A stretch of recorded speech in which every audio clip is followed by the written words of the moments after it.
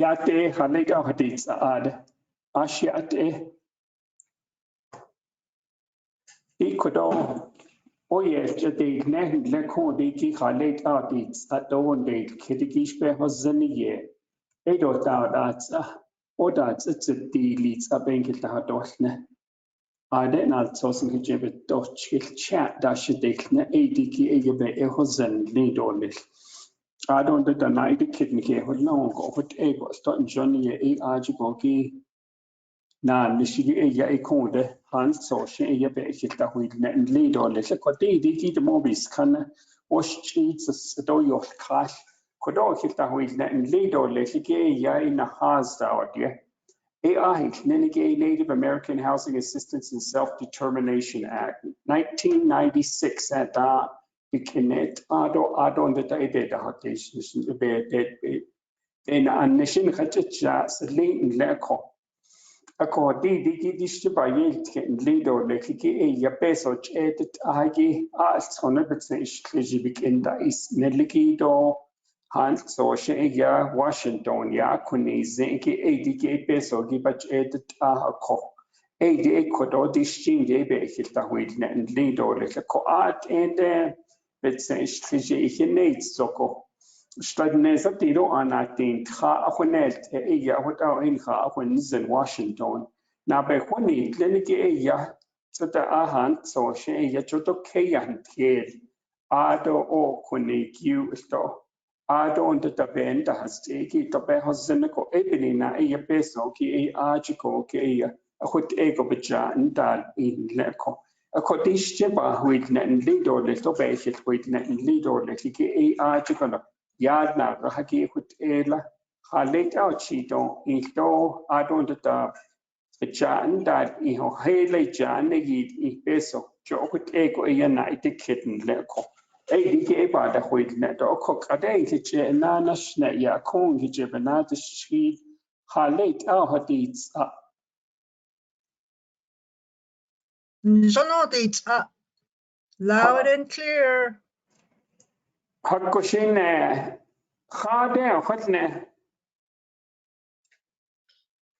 Pablo Pintado de Oh Pablo Pintado Hanan ajo nada eat niha ajo. Oh, that's all. I can't just let Oh, yeah, det kunde na shinke nada talgen lido le ko o kwa kide ya o e hozno ya ku de gift at de net or le kunde na go shi ya ba ha do jish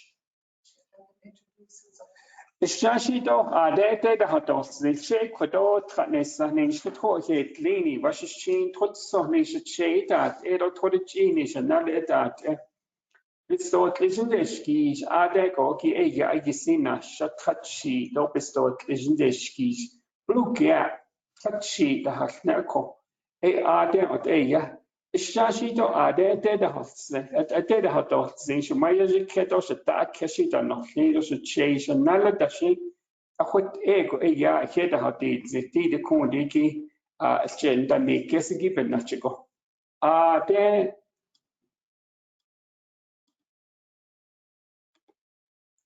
ya Erlene Henderson in Shadow Pablo Pintado da president.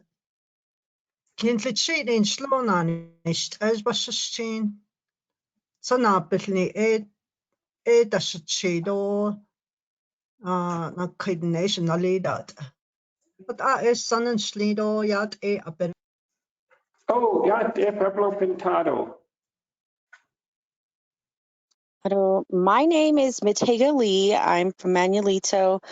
I am Ashi Bethlehem Kiani in Bilagana, working for Southwest Assets Coalition. Oh, good morning. Oh, yeah. Nahasa. Percy Anderson, East last. Yat Mr. Percy. Yat, good morning. Earl, can you hear me? Oh, Jono Hadits, KTN Indo, de Hodnet Nahadon, Jono Hadits. KGAK. Oh, KTT, I'm sorry. Navajo hour all the time. Oh, Yate, good morning. Yeah, I'm Percy Anderson. I'm a chapter official, the secretary treasurer for Manuelito tuning in.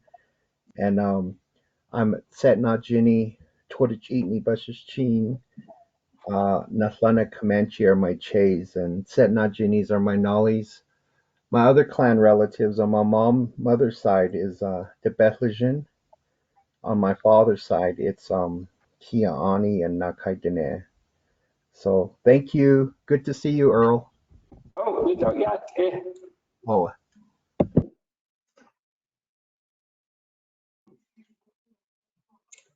Tashnana, how about Miss Vicente?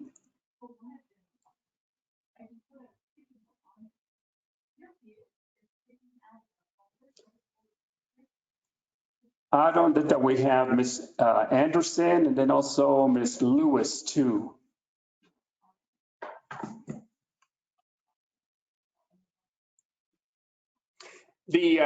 Some of the questions that you may have in respect to the funding source here.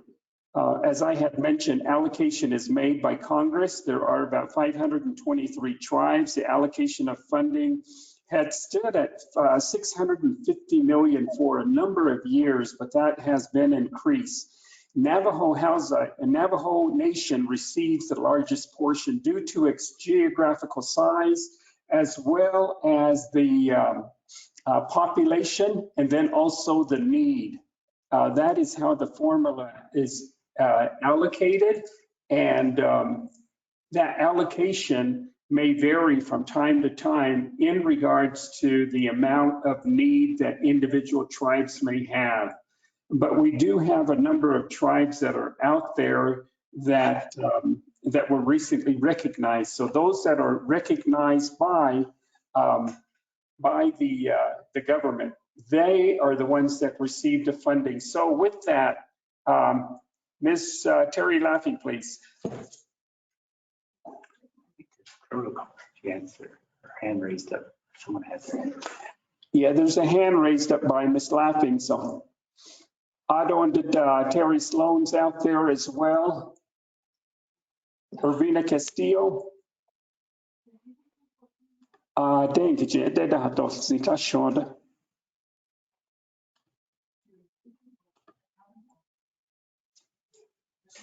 Halek allocated zas nke ask in the go yene yolot a yabis chini ye eight a yankee kidney neat de kujo tega hot sun jo tega hot sun do kudo yankee sta we let jo konjono or ash ad on the yan lini a yan jono a dot is leko do a yak kosen da do da ko hot a go yak yankee has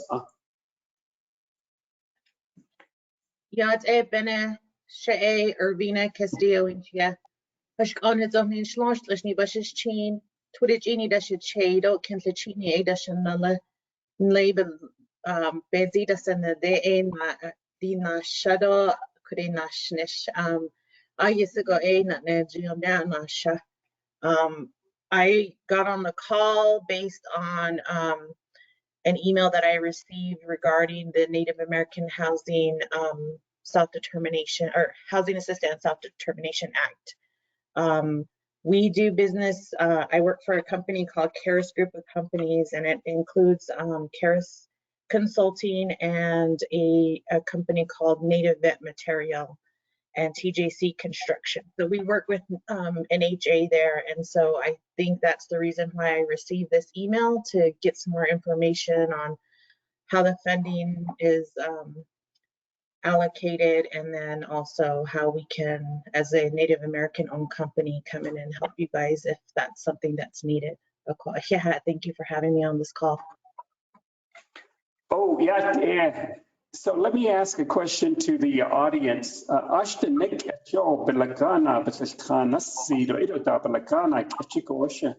would be the preference of the audience in regards to sharing this information? Would you prefer to have it in English or mix?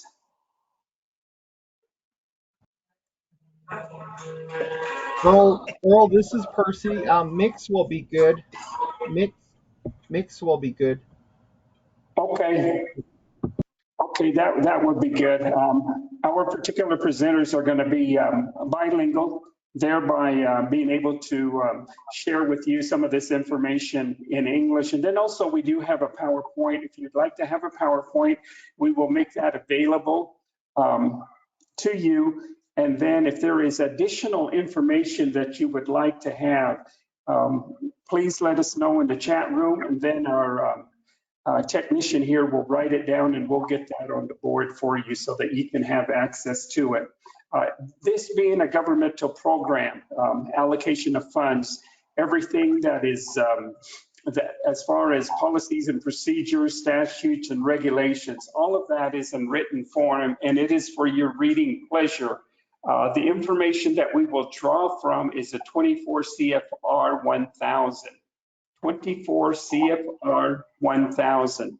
That is where you can find the description of Nahasa, and then also that will give you an opportunity to take a look at some of the aspects as far as what is required, and then also what are some of the policies and procedures out there. So the estimate amount that we are going to be talking about in the Indian Housing Plan for 2023. What will happen here is that there are certain allocation. The estimated account that we're talking about is 82.9 million. And that is the amount that is out there. There are certain allocation, let's say for instance, formula current assisted stock, FCAS, the money that is allocated, there's already a percentage that is out there allocated for maintenance and then operation. And then also there is a planning and administration. As far as the needs portion of it, which is where we will be explaining to you, in that amount is $39.5 million. That is the amount of funding that will be made available in regards to the certain aspects as far as program activities are concerned. The areas, the geographical areas that is out there, basically we understand that a good portion of Navajo Nation lives off the reservation. And for your respective areas, I am sure that you know where a number of our people are residing. Like in the Albuquerque area, we have a high number of Navajos that are living there. We have a high number of Navajos living in the Phoenix area, Los Angeles, Denver, Salt Lake area. We have a number of Navajos that are throughout the continental United States. We even have some up in Alaska as well.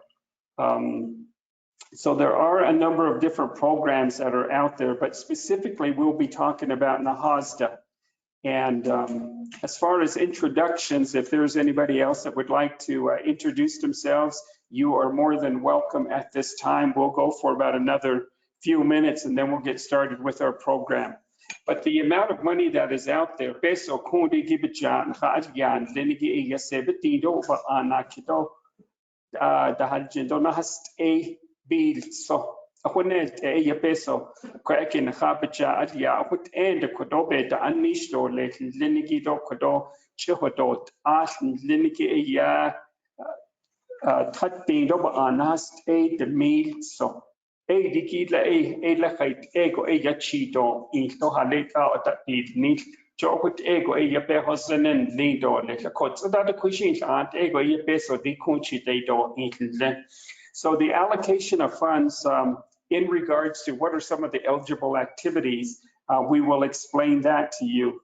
And as mentioned, there are Navajo's population is not basically centralized here on the Navajo Nation. There is a high percentage of our Navajo people that are residing off Navajo. To give you an example, Gallup, more than 50% of Gallup, New Mexico residents are Navajo. So with that, that would be an opportunity for you to ask some questions. Again, also, there are a number of other programs that are out there that you may be interested in. Currently, we are running the ERAP. The aspects of ERAP is the Emergency Assistance Program for Navajo families that are residing on and off Navajo. So let me make this clear. For those non-Navajos residing on Navajo, they are eligible as well, as long as they are on Navajo, and this is for those that have a lease.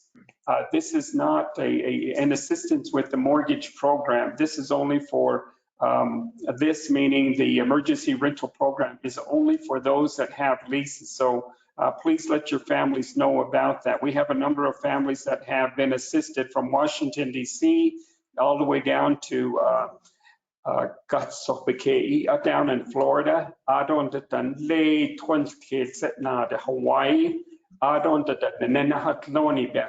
up in Alaska. So a number of families have been assisted with this emergency rental assistance program. In addition to that, we do have the ERAP program that is out there as well. So that program that is out there is for your particular information. If you'd like to have more information on that, you can call 871-2600 and ask about the emergency rental assistance program. This is for emergency rental assistance for those individual families that are residing out there. And then also we do have the VASH for our veterans, those that would like to be reunited with their families, those that have been living off the Navajo Nation. That particular program is available for you as well. Then we have Section 184 for those individual families that are not living on the Navajo Nation but would like to receive assistance and have home ownership. We do have a number of our other participants that are going to be on the program, so we'll go ahead and get started with that. And I will turn the time over to Ms. Maureen Curley. She is our CEO. We will give the opportunity. Okay, so excuse me for that misinformation. We will go ahead and get started again with some of our introduction, then we will get into this particular program. Okay.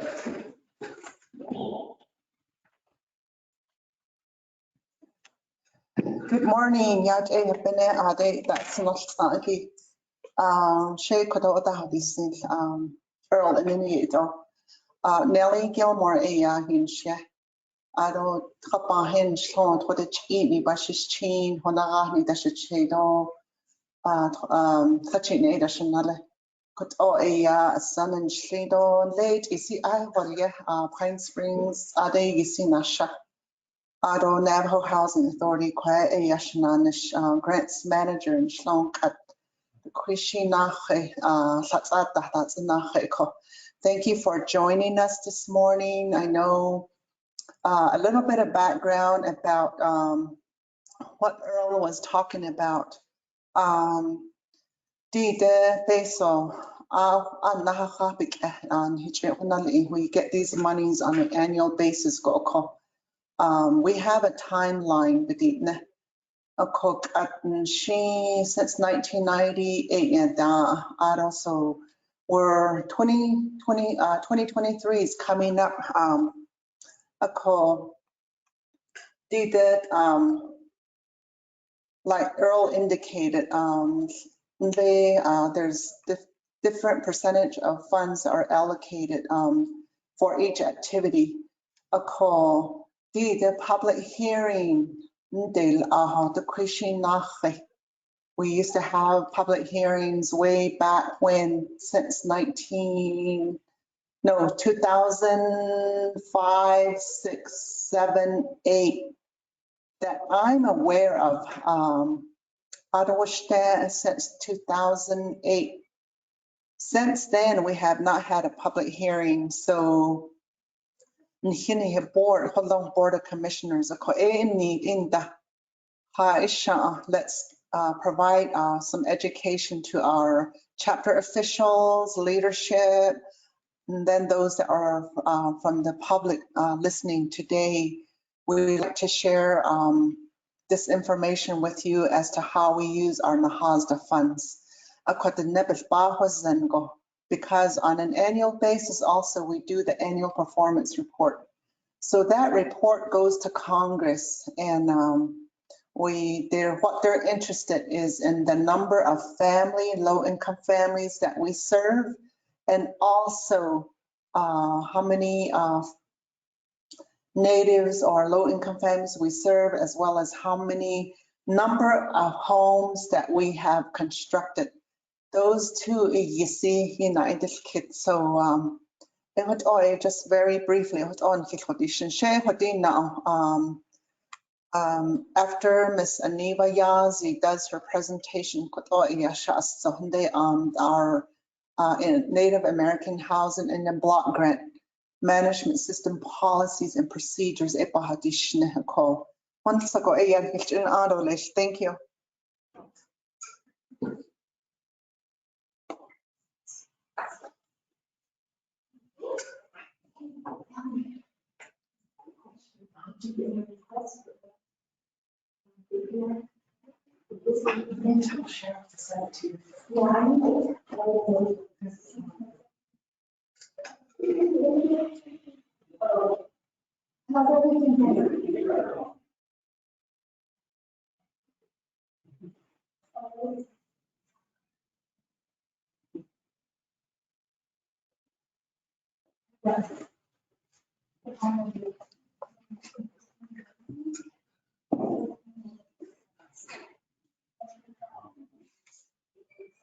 We're waiting for Maureen, but Okay, what we do have is that Dwayne, at 9 o'clock, we will go ahead, and we do have a program, and then so it's a program to allow information to go out into the various chapter areas. As far as the agenda goes, this is that today, March 7th, we are going to be doing Eastern Agency. So if you would let your counterparts know out there as to where we will be broadcasting to, that would be important for them to know as well. Tomorrow, March 8th, is going to be at the Fort Defiance Agency. We will be focusing on Fort Defiance Agency tomorrow. On Wednesday is going to be Western. The chapters that are out there in that particular vicinity in Western Agency is going to be on Wednesday. March 10th is going to be Northern Agency. And then also we are going to end on Friday in the heart of the Navajo Nation Central Agency. That is where we will have our particular broadcast made to specifically to some of those areas. They have been separated because individual communities have different land base, and then also individual different border towns that you are working with. We did hear this morning from Ms. Castillo that she is out in the, from what I understand, she is out in Albuquerque. So we do have a number of our families that are living out there as well. So we did our introductions. If there is no more introductions, then we'll go ahead and we will get started with Nellie's program. And we do have Miss Maureen Curley, who is the new CEO. She is with Navajo Housing Authority. The deputy CEO is Aniva J. Yazi.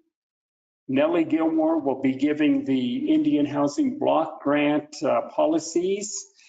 She is the grants manager. And then also we do have two gentlemen from construction services, Mr. Dwayne Wicetta. He is the chief operations officer. And then also Mr. Ernest Franklin. As I had mentioned, the team here are bilingual and they can answer your question either in Navajo or in English. Oftentimes being bilingual is an advantage because we're able to articulate our particular message and tailor it to you. So we would like to go ahead and start with Nellie if with this particular program. Hello, Earl. Yes. This is my name. Quickly, I want to introduce myself. My name is Terry Sloan. I'm with the City of Albuquerque, the city's intergovernmental tribal liaison. And I'm joining this meeting as a part of a Navajo Nation housing justice group that's led by Councilwoman Amber Crotty. So that's why I'm on this meeting today. Thank you. Oh, and, Hakushine. yeah, and I'm born of the Kiani, born for the Todlini. Thank you. Akoshik is in Lena Jaytoge, Lini, Bashish Chain, as dot na ash. Good morning, Earl. Can you hear me? Yes, we can hear you.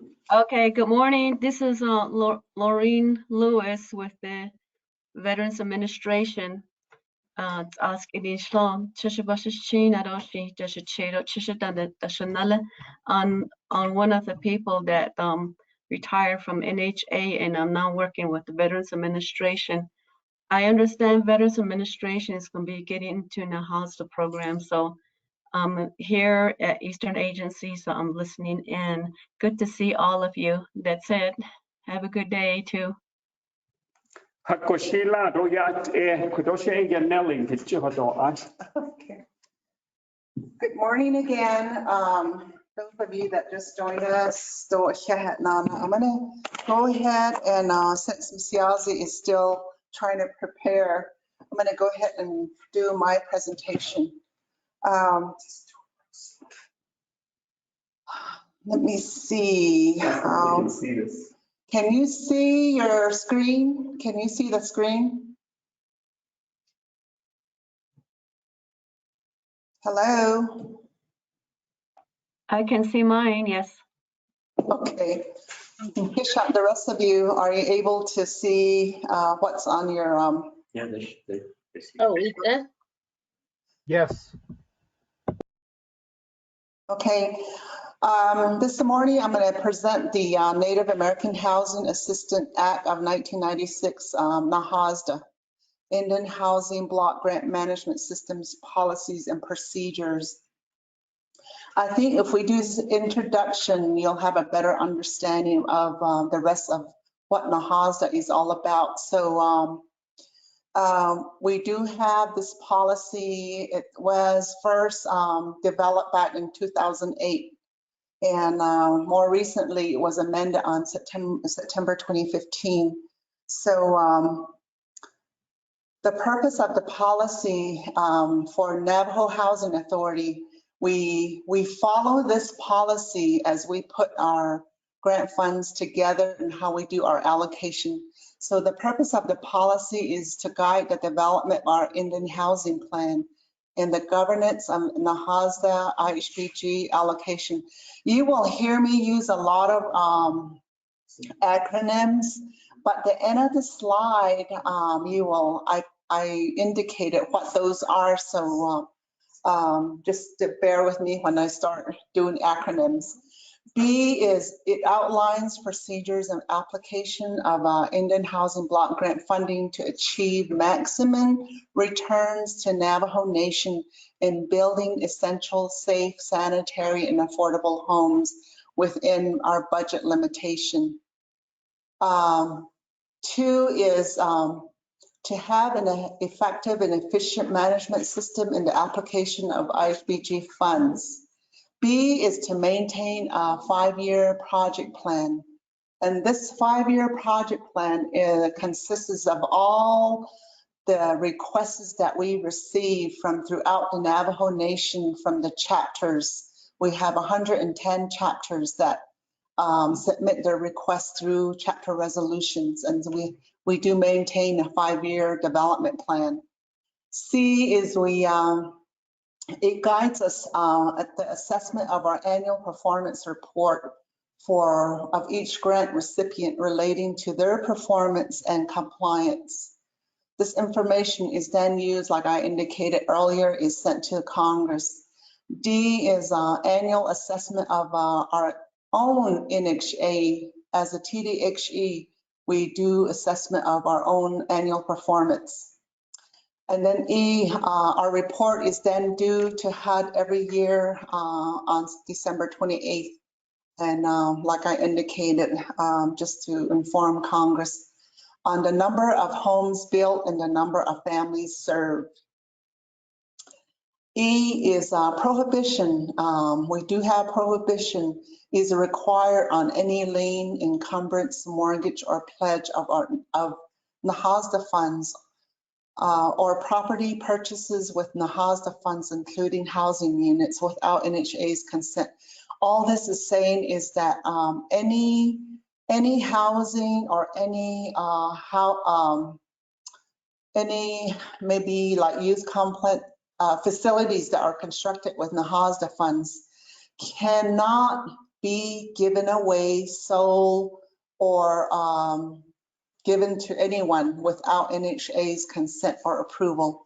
That's one of the policy. And then sub-recipients under F are required to report and submit program income to NHA for reallocation to new housing development.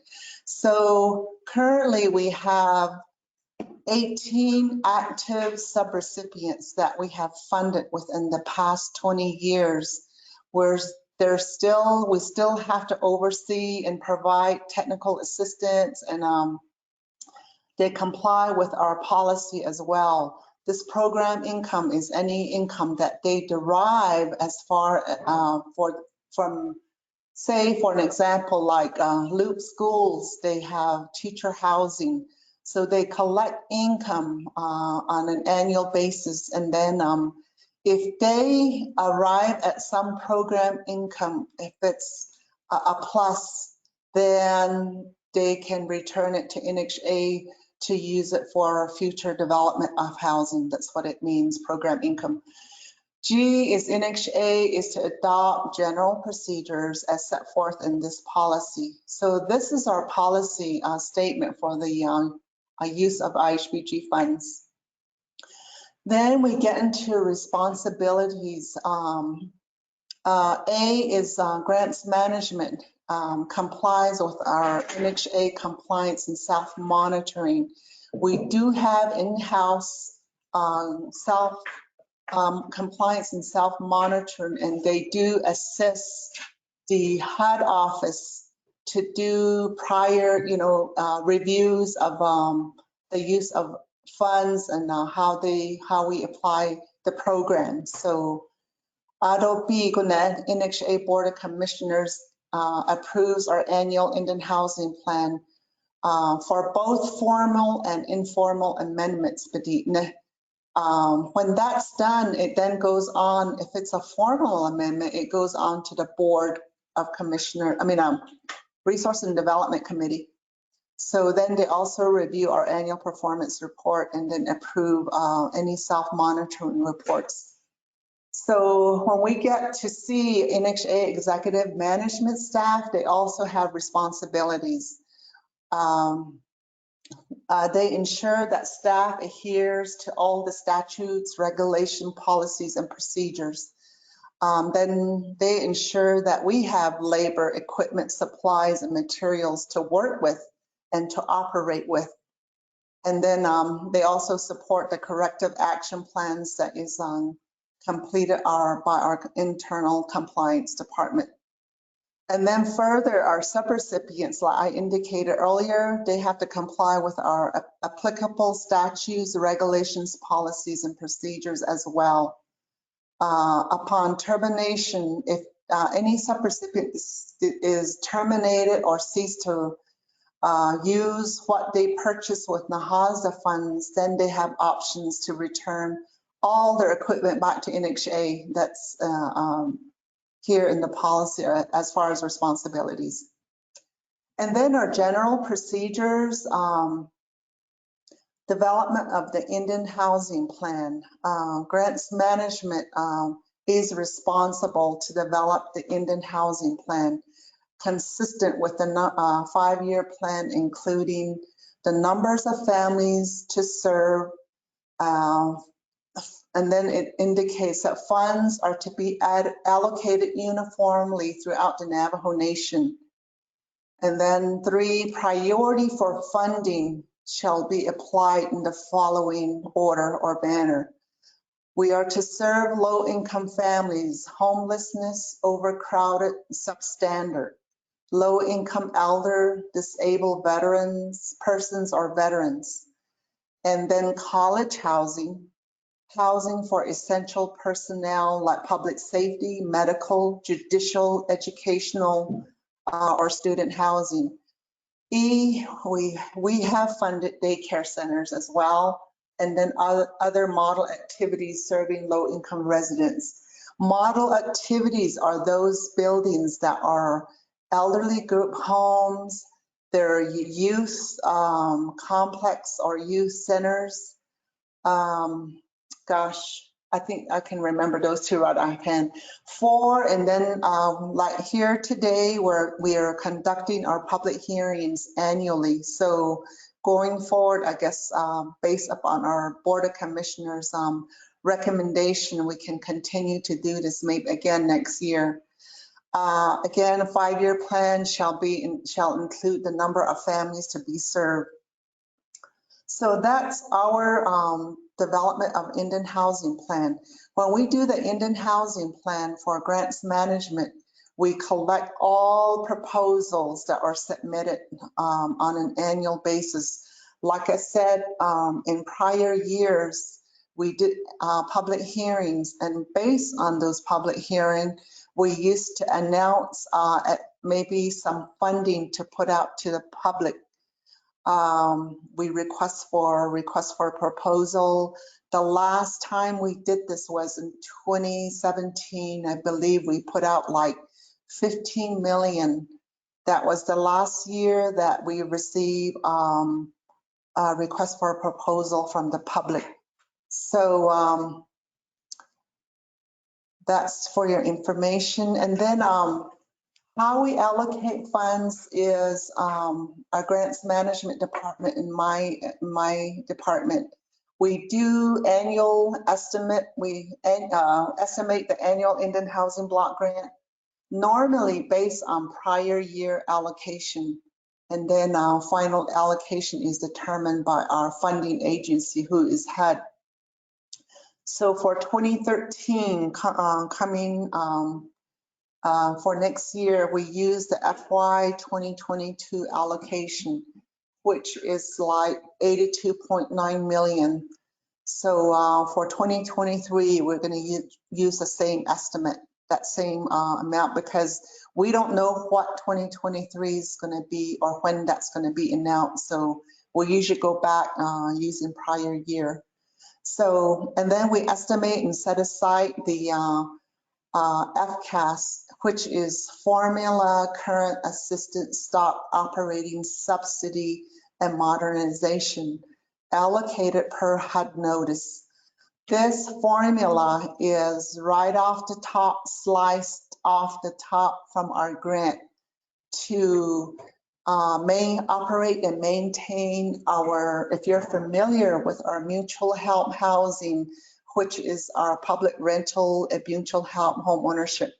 Throughout the Navajo Nation, we have more than 3,000 units out there. About 30 million is taken right off the top of our grant. So that is a given. We have to abide by that. And then we collaborate with our Chief Financial Officer to develop our budget, which includes the administrative operating costs, and then which cannot exceed 20% of the annual grant. And then our allocation is reviewed and approved by our Board of Commissioners. So again, here is the priority again that's it mentions this here again in our policy. Number 1 is new residential housing construction. Those projects that are project ready for home ownership. And then number 2 is our public rental, those projects that are project ready. 3 is new residential housing planning and engineering services for home ownership and public rental. 4 is existing residential housing, renovation, self-help repair, construction ready projects for both home ownership and public rental. 5 is our existing residential housing renovation Some chapters in previous years were able to do this. So say for like an example, Rama chapter, we funded them for many years and they're able to do their own renovation and self-help housing repair.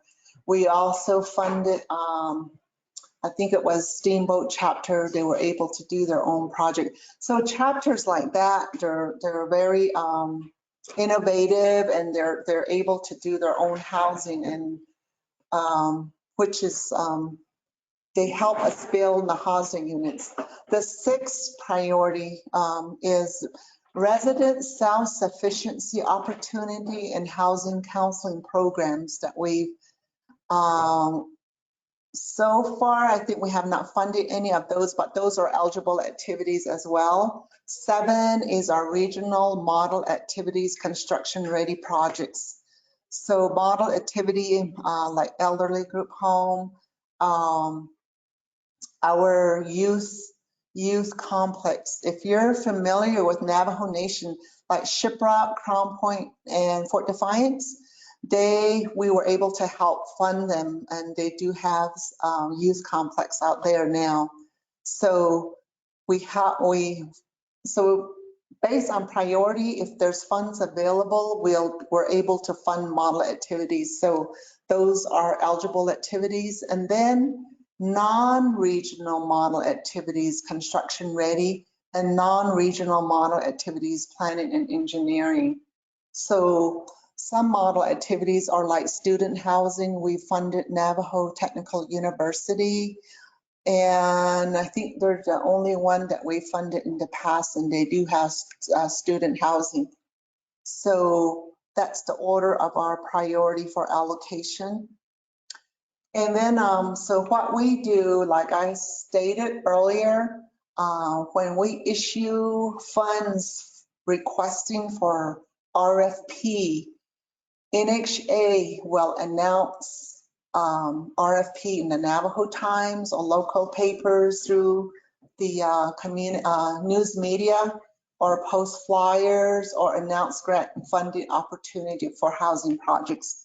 So that's how we usually let the public know that if the board decides, and if the CEO decides to put out funds for RFP, then proposal by policy are due no later than February 28th of each year. And then the RFP is then evaluated internally for based on the following criteria. We look at administrative capacity. We look at the proposal content. We look at funds leverage or from other sources. And then we look at your audit report, financial reports, and then your past performance. And then if you have capacity to operate and maintain your facilities or housing units. That's what the ratings are based on. So internally, again, we do evaluate. We do have an evaluation team. That's our grants management, myself, other staff within NHA from executive, accounting. Then we also have Navajo Nation Legislative Services. We've invited them on several occasions to help us evaluate proposal, and then also someone from the president's office as well. So those are our internal evaluation team, our housing management staff, legal staff, and also our board, one board member. So proposal hadadili. And then the selection criteria or process is that any proposal with a score of at least over 75% thresholds are prioritized for funding based on score and funding category. So again, it just goes into detail that the cutoff point is when funding for one category is depleted. Say somebody is going to do construction, so we allocate like 10 million. So once that proposal is up to the limit of 10 million, then we do a cutoff. But those projects that did not get funded will be reconsidered in the subsequent year, which is like the next year. So again, our selection process requires our board review and approval by April 30th. We do have an appeal process. We've never used this. We have not, we're not able to, we have not, no one has challenged us or we have not used this policy.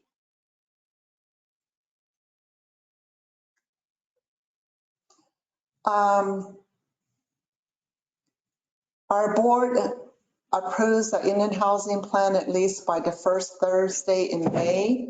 RDC, like I said, our Resource and Development Committee approves our Indian housing plan sometimes in May or June.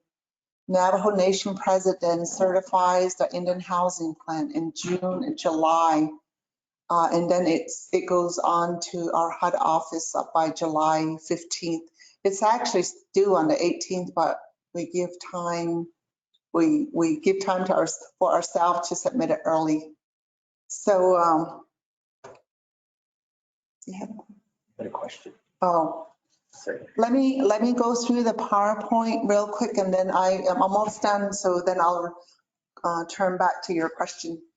The last one is number K is our land use restriction agreement, which is our LORA, we call it LORA process. There is a requirement, I think, with every mortgage or home ownership, there's always, we have to comply with our local, like home site leases. We go through Navajo Nation Land Department. Likewise, HUD has a restriction on the use of our funding. So number one is his length of useful life for Nahasa. It's from 6 months to 20 years.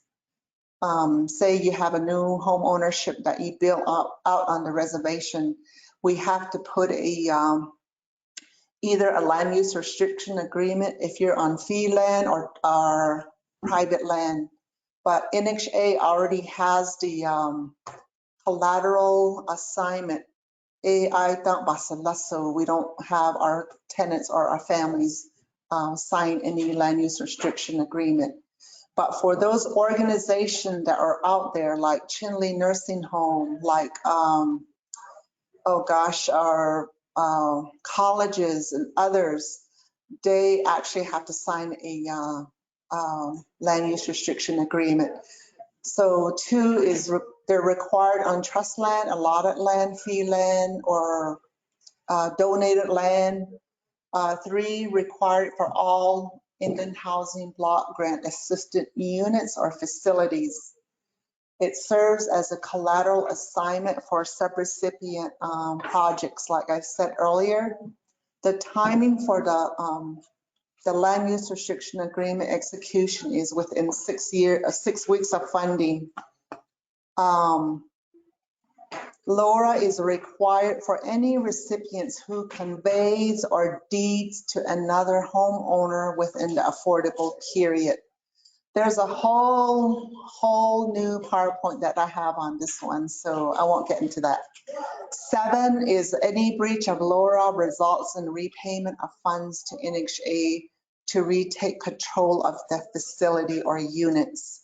So in other words, in a nutshell, it just says that any homes, facility that are constructed with Nahasa funds is from 6 to 20 years, and you cannot within that period sell, give away, or lease it out to anybody. That's the in summary, that's what it means.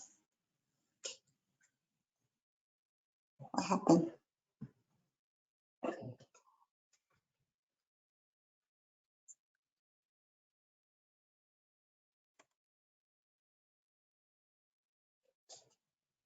I think it's right there. Yeah. Okay, sorry.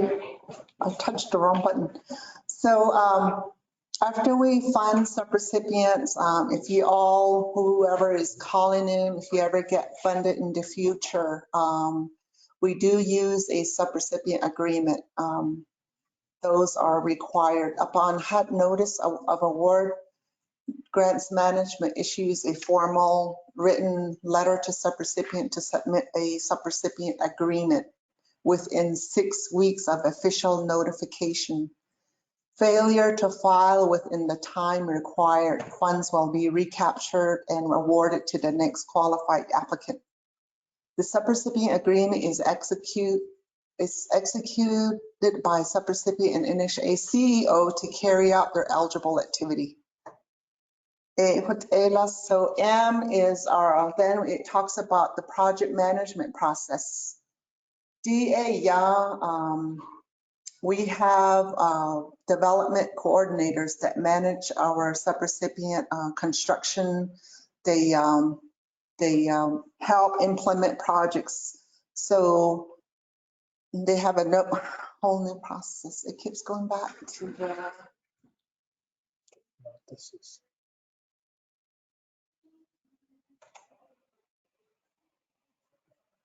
Let's use this. Okay. Use that. It's all right here? Yeah. Sorry, I keep,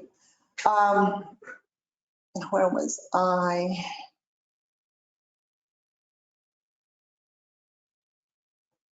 You need to go back to the previous slide. Yeah, I'm sorry. Okay, project management. First one is pre-application requirement. Pre-planning, legal survey, environmental, archaeology, right away, and then NEPA, which is a National Environmental Protection Agency. We follow those. We follow those process. 3 is our environmental and engineering services, archaeology and environmental services. 4, they do construction contracting, including they help subrecipients do project management. In other words, they help to hire contractors, including subs, and then purchase of materials. They also do project closeout activities. Our construction services division development coordinators are assigned to provide technical assistance. It's in part of the policy. And then the last one is our Indian Housing Block Grant funds shall be expended within 2 years, and it cannot exceed more than 1 year extension. So we have 2 years to obligate funds, and that's one of the requirement too. So that's why we always try to inform our subrecipient that their projects have to be project ready.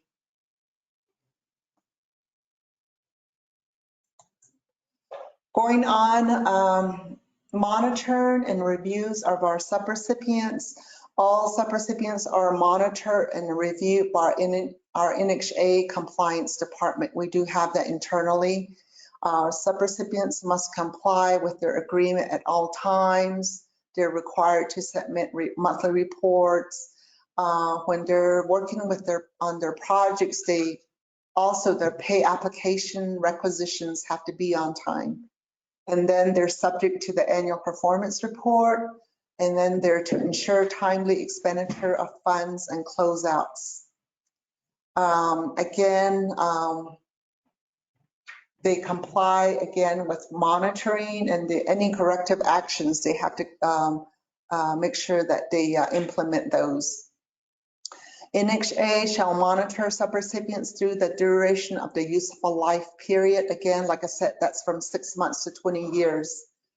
5-year plan. NHA shall prepare a 5-year plan consistent with housing priorities of the Navajo Nation in concert with Navajo Nation chapters and communities. We do public hearings annually. I think this one right here, it talks about the 5-year plan and consistent with the 5-year plan. It does say every 5 years, but it's annually. A 1-year plan is required to be submitted with your proposal. We use this 1-year plan to gauge all the progress of your the projects that we monitor.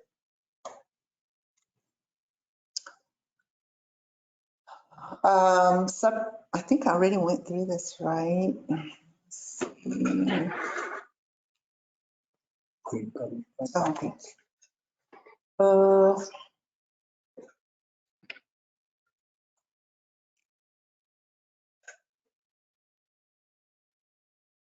Okay, assessment and maintenance of a 5-year plan.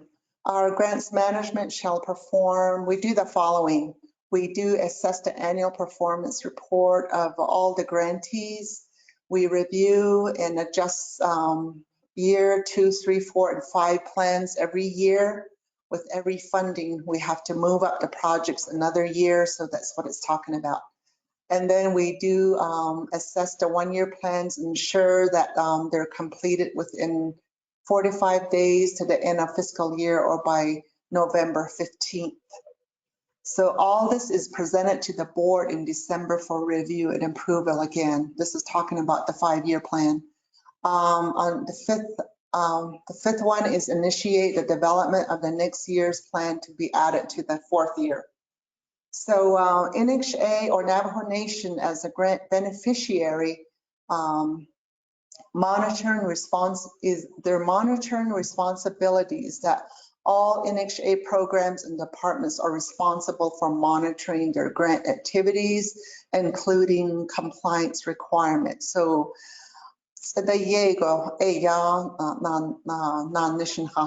we have to make sure, because these are federal funds, that we're really, our policies are very stringent. So even over and over, I have to indicate that we have to comply. So the last one is number R, and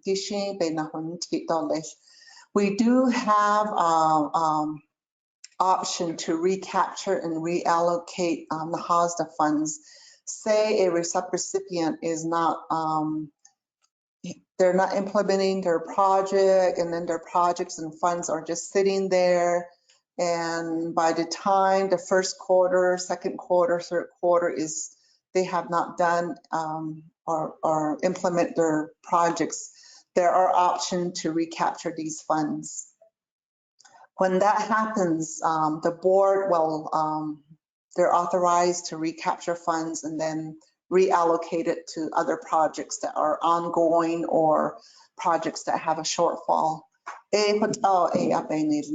Policy. So I have a huge responsibility, and I have to make sure that these are complied with every year so that our grant funds are submitted on time, and that we get funded on time, and that NHA is not trying to keep NHA in compliance. So it's a lot of responsibility. This is the end of my presentation. If you have any question, so there's all my acronyms at the last page.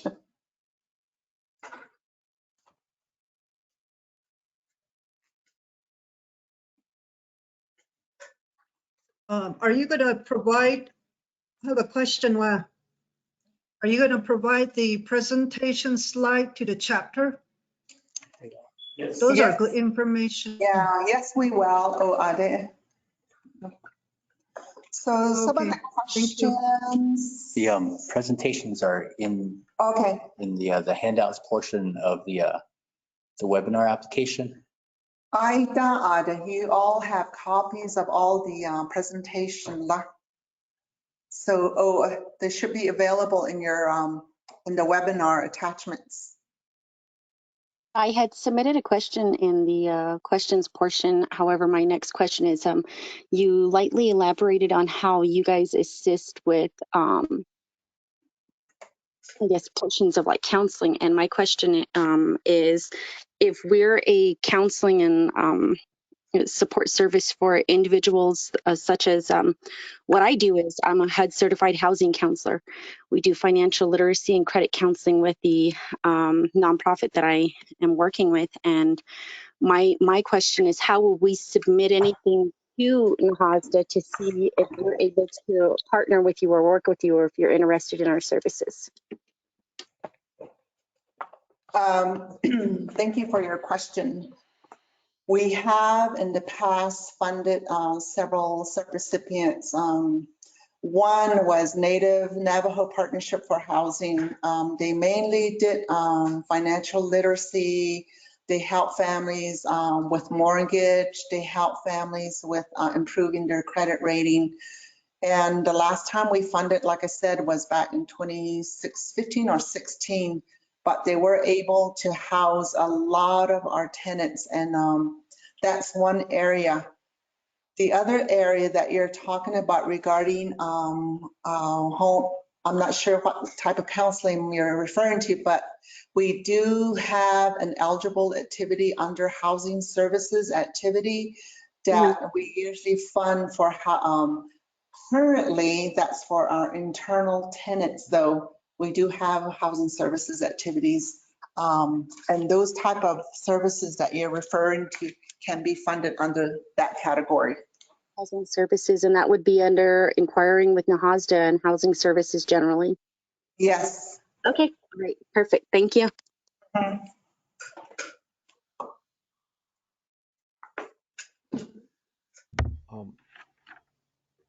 Hello, this is Percy. I have a question regarding the presentation by Nellie Gilmore on the Indian Housing Block Grant process to get projects onto the 5-year plan. I was just curious to see if maybe the Manuelito chapter's housing development project for the Rocky View Valley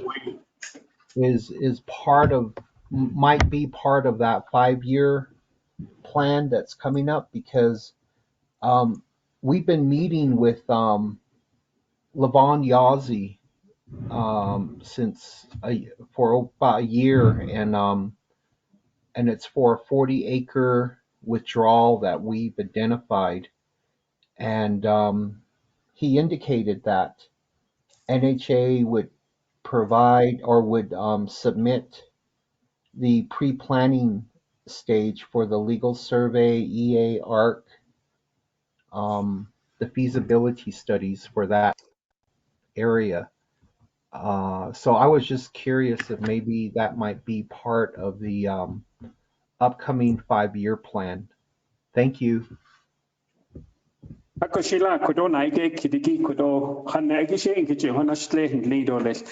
2 gentlemen that are going to be presenting a little later on, Mr. Dwayne Waceta, and then also Mr. Ernest Franklin, who can articulate and respond to your question, Mr. Percy. So if you could put your question into abeyance or even into the chat line, Mr. Waceta, as well as Mr. Franklin from the Development and Construction Services Department. So in regards to our presentation this morning, we do have a number of presenters that are going to be providing information to you. And then also I would just like to let you know a little bit about what we mean by low income. In regards to low income, a number of families do come in and then they will indicate that this particular service is for low income. And so the definition of low income is what we use is the U.S. median income, which is provided by HUD on a yearly basis. And that particular document that is executed on a yearly basis, it comes in the springtime. So currently, let's say for instance,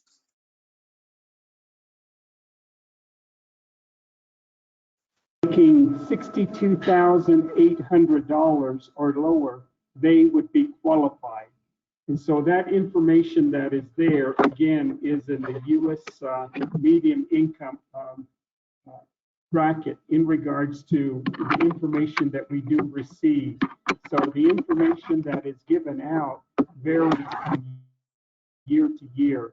And so low income does not necessarily mean very, very low income, but we would like to. The screen, do you have it?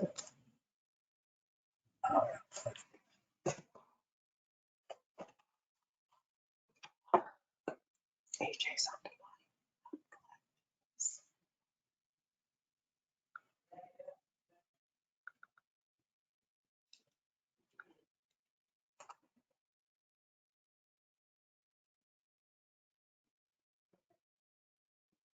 She hold in.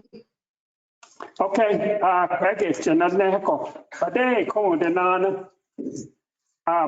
So in regards to the low income, Ninigi to the eye, you see peso yan, Hoyakote, Inigi yam, Eba hot, Johan named, Kon Digi immediate, and Digi yes, and Leko.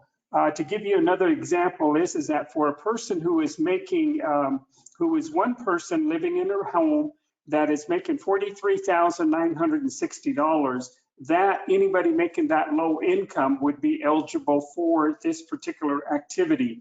In regards to some of these activities, again, as I had mentioned, we will give you the information on the Housing Authority website and so that you can have access to it.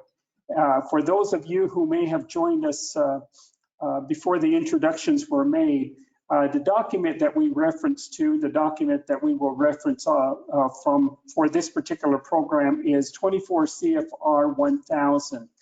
That is the Nahasa, Native American Housing Assistance Act of 1993.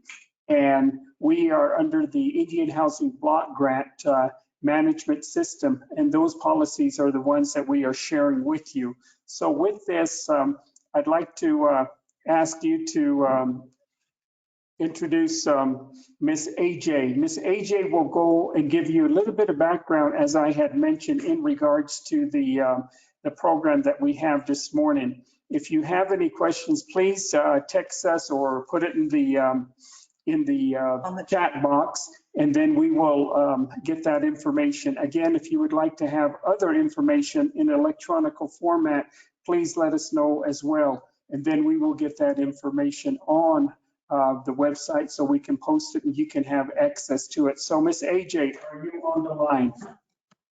Very good. Yeah, can everyone hear me? Yes. Yes. Yeah, okay. Earl do Nelly Kyle J do Shikedo Shedene. Good morning. Yate She Aniva Yazin She Sinajin in Sloan, Twadachine, Bashachin, 1200 Dashiche, Hotsoe Dashanala, Ahut A Sananshna, Le and Ledo Baslade Nasha Adishigahoa. Tohatchi High School, the East Cup. And Cougars, Lady Cougars, I hear are on their way to the state basketball tournament. So I just want to make a shout out to my Lady Cougars from years ago. So I'm going to present now the Nahasa basics. February 7th this year, I came back to NHA to provide and contribute what I know and have been helping other tribes. I've been given this opportunity to come back and help our Navajo families to get housing. What I'm going to be presenting are some Nahasa basics. Le Bahas Anin, Le Washington, then A Yahai, I'm going to be presenting that to you today. So this afternoon or this morning, we'll see the PowerPoint shortly being loaded. And this provides a lot of information from the Federal Oversight Agency, the U.S. Department of Housing and Urban Development, that helps us with their oversight of how we implement Nahasa here for our Navajo people. We're going to have this next slide up. Christian, whenever you're ready, let me know. You'll do that from your end? Yeah, yes. Okay. So it's great to be back. And so we'll certainly be out in your communities with the CEO, Maureen Curley, who came on in January. So we're relatively new coming to the organization. I'm coming back and providing my contribution. I have been working as a TA, training and technical assistance provider for HUD and the National American Indian Housing Council, ACOCO. We had presented modules for training, and so I'm coming back now to help my tribe. So, Why isn't it working?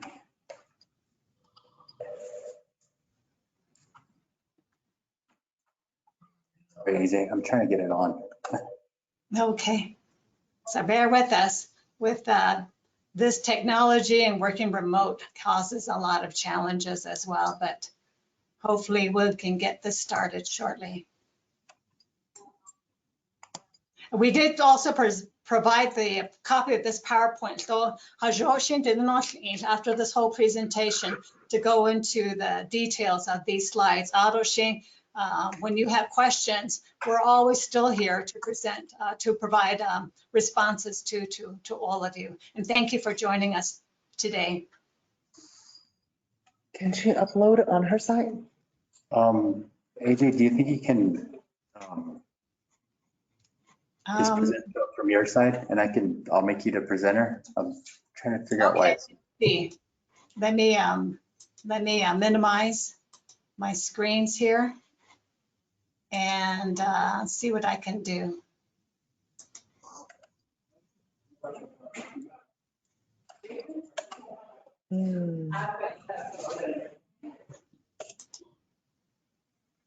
Okay, so I have my screen on. How do I join you all back now? Do you see it? Show my screen, okay. And I'll do. There it goes. There it goes. Okay, I need to do a slideshow. How do I do that? Let me see. Down at the bottom toolbar, Oh yeah. there's looks like a little desk down all the way at the bottom, or you can start from there. That's. Okay. Is that all right? Can you see that? Yeah. Okay, so we'll get started with this. Is that on? It's on the preview mode, but we can see the first slide, but the next slide. So everyone can see it, right? Yeah, we can see it. Okay. All right, very good. So we'll start with this. Nahasa, it stands for Native American Housing Assistance and Self-Determination Act. So we're going to provide some basics with this act. So what we're going to cover in this next hour is to look at, and it's to get a good understanding of how Indian housing was delivered by the government in the past and how we now move forward with Nahasa present. And the reason for that is that there are some elements of the old law, the 1937 Housing Act, that got transferred under Nahasa and what that might mean for us today and how that is utilized and applied to help our families under Nahasa. And the second thing we're going to be covering is the Nahasa guiding principles and objectives. And some of the perspectives from the government and Congress, how they created this, so that you understand how we're looking at these funds. And part of that overview is to really understand the self-determination component of Nahasa. So we're not just limited to what is provided in statute and regs, but those areas that may be unique to us for the Navajo tribe is where we can look and be innovative as to how we can address some of our housing needs. Although the third category is to look at the overview of the statute and other federal laws, not only Nahasa, that we need to be aware of in implementing this program. The regulations of Sloan, it becomes technical, but it's something that a lot of tribes have been utilizing already over the past 20 years since Nahasa was enacted back in 1996. How many years ago is that? About 25 years ago? Yeah, if I do my calculations right. So this next slide talks about Indian housing past then. So when NHA was created back in 1963, it was funded by the U.S. Department of Housing and Urban Development under the old law, what we call the old law, the U.S. Housing Act of 1937. There was the establishment of housing authorities. So now Navajo Housing Authority, that's how the name was originated here. And there was a oversight body called the Board of Commissioners, which was created for all Indian housing authorities, including public housing authorities. So like the city of Albuquerque, city of Santa Fe, all those also follow the same law, IDA. And so HUD had assisted with the publishing of ordinances that spelled out the Board of Commissioners' powers and authority and bylaws that govern the roles and responsibilities of Board of Commissioner meetings and their oversight over the Indian housing authorities.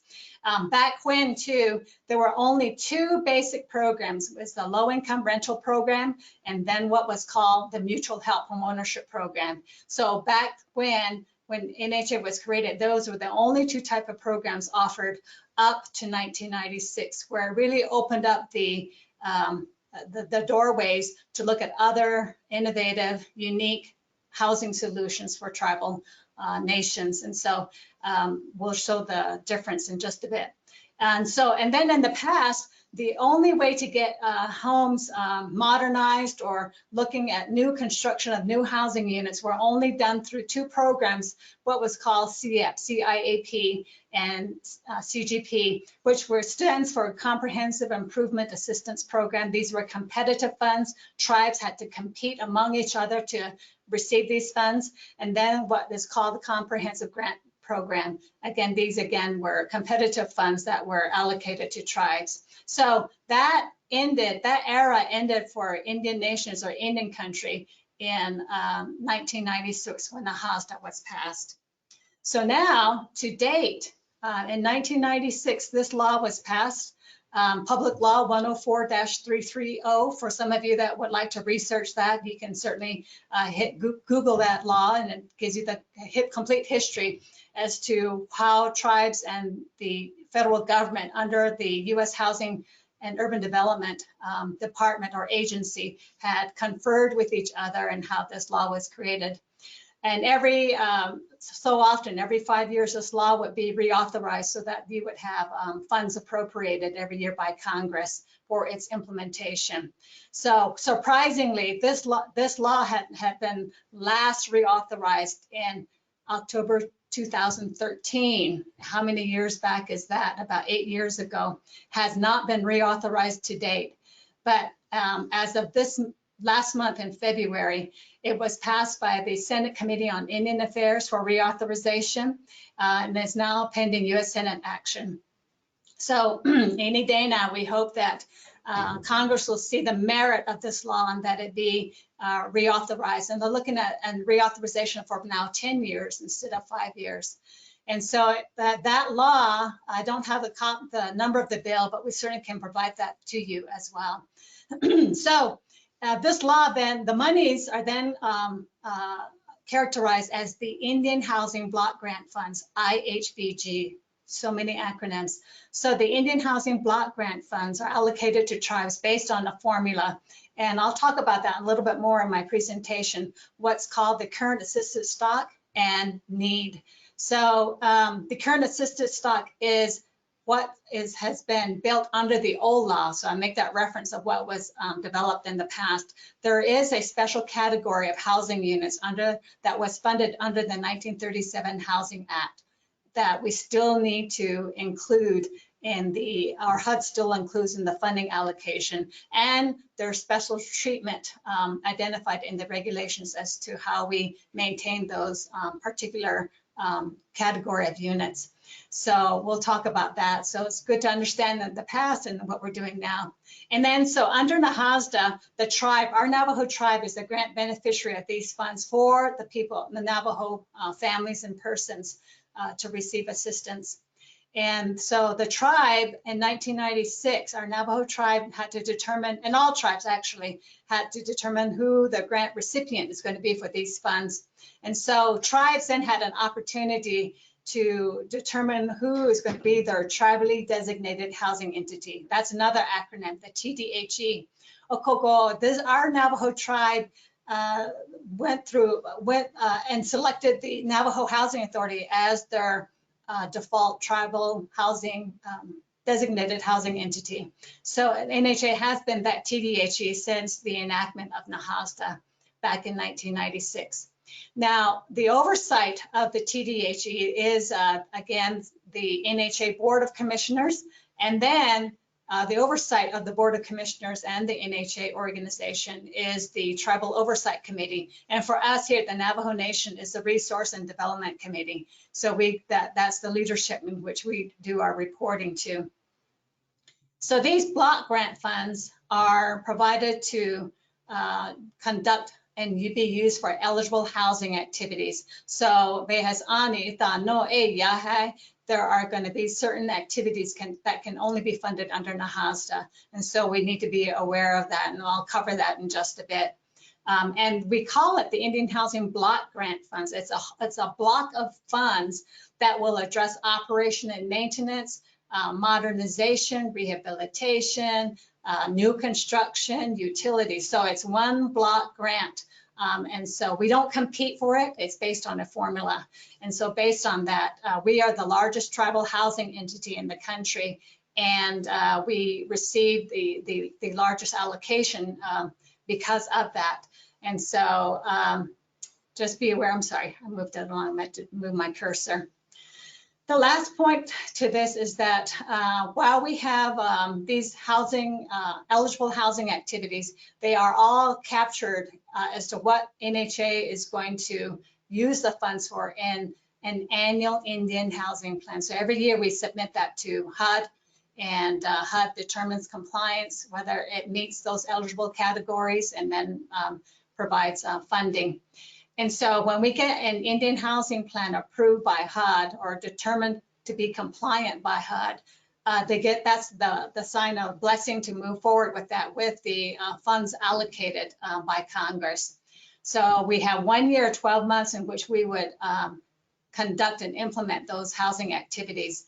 And the end of the year, the end of 12 months, every year, we put together an annual performance report of what got accomplished and what did not get accomplished. And so there are going to be those instances as to what we've done during the 12 years. So it's an accountability as to what's been done, how much has been spent. And that is a public report that's provided to our Navajo Nation as well as HUD. And so just be aware that that had been the process since 1998, when actually we got our first, tribes first received their Indian Housing Block Grant allocation per the Act of 1996. So these next two slides are really key in terms of the premise in which Nahasa was created. And so there were guiding principles that was established by tribes back when, and that included Navajo and the government, the U.S. Housing and Urban Development team. So we talked about what are going to be some guiding principles that we're going to base in developing these laws and this law and these regulations. So the first one was the federal government has a responsibility to promote the general welfare of Indian tribes. So that was the first observation that needed to be looked at. Secondly, there exists a unique relationship between the U.S. government and the governments of Indian tribes, and unique federal responsibility to Indian people. So for Navajo, we have that treaties. So we have treaties between tribes and the government. And so that needs to be looked at with respect to that specific tribe. Thirdly, the United States has undertaken the unique trust responsibility to protect and support Indian tribes and Indian people. So there is still that onus of that trust responsibility recognition. Fourth is the Congress has assumed a trust responsibility for the protection and preservation of Indian tribes, and for working with Indian tribes and their members to improve their housing conditions and socioeconomic status, so that they are able to take greater responsibility for their own economic condition. This fourth note, this fourth assertion is that that underscores why this law was created, to improve our housing conditions and all the socioeconomic condition of our tribal nation, and then to have greater responsibility. So there's that it's leading to the self-determination component of what we can do with this law. not only are we to provide housing, but we can look at other ways, innovative ways in which we can address some of the unique situations that we face here on the Navajo reservation.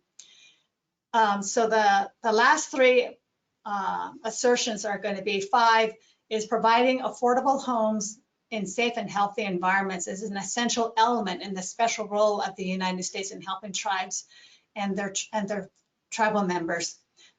So part of this is safe and healthy. Those are key characteristics of how we should be looking at housing, and then looking at how we address all our housing conditions and needs on our reservation. We have 110 communities over 3 states, and so it really becomes challenging for us because it's not going to be a cookie box recipe for a lot of our communities. Every community may have a different situation that may be occurring, and different, obviously, topography and different physical challenges with terrain in addressing housing, shania. So we want to be aware of that. Affordability then is the word here, affordable homes. A lot of our people don't have, we have a high unemployment rate here on Navajo tribe. So what does that mean in terms of affordable homes versus what Earl mentioned a while ago about the income level? So we'll look at that in more detail. And then how does that impact our families with respect to some of the cost burdens that we look at? If we have to travel far, a lot of our budget goes to gas just to transport ourselves, to buy food and groceries and go to the hospital and the like. So those are going to be some factors that we need to look at when we talk about affordability here on our reservation. Number 6 says the need for affordable homes in safe and healthy environments in Indian reservations that is acute, and that the federal government should work not only to provide housing assistance, but also to assist in the development of private housing finance mechanisms on Indian lands to achieve the goals of economic self-sufficiency and self-determination for Indian tribes. Now that says a lot, but that really is the basis for the fundamentals of what we do as a tribal housing entity, is to look at a development of private housing finance mechanisms. And I'll talk about some programs that HUD offers to allow that to happen. But we're not just limited to what HUD can provide. We can look at what states would offer, what other federal agencies have available. So there are opportunities that we really need to tap into. And so we'll look at that in just a bit too in this presentation. And then last but not least is this last one. Federal assistance to meet these responsibilities should be provided in a manner that recognizes the right of Indian self-determination and tribal self-governance, and making such assistance available to tribes under those authorities similar to like those tribes that are operating under Public Law 93-638 in contracts. So we want to look at ways of how can we take advantage of the self-determination component of Nahasa. So with respect to the guiding principles.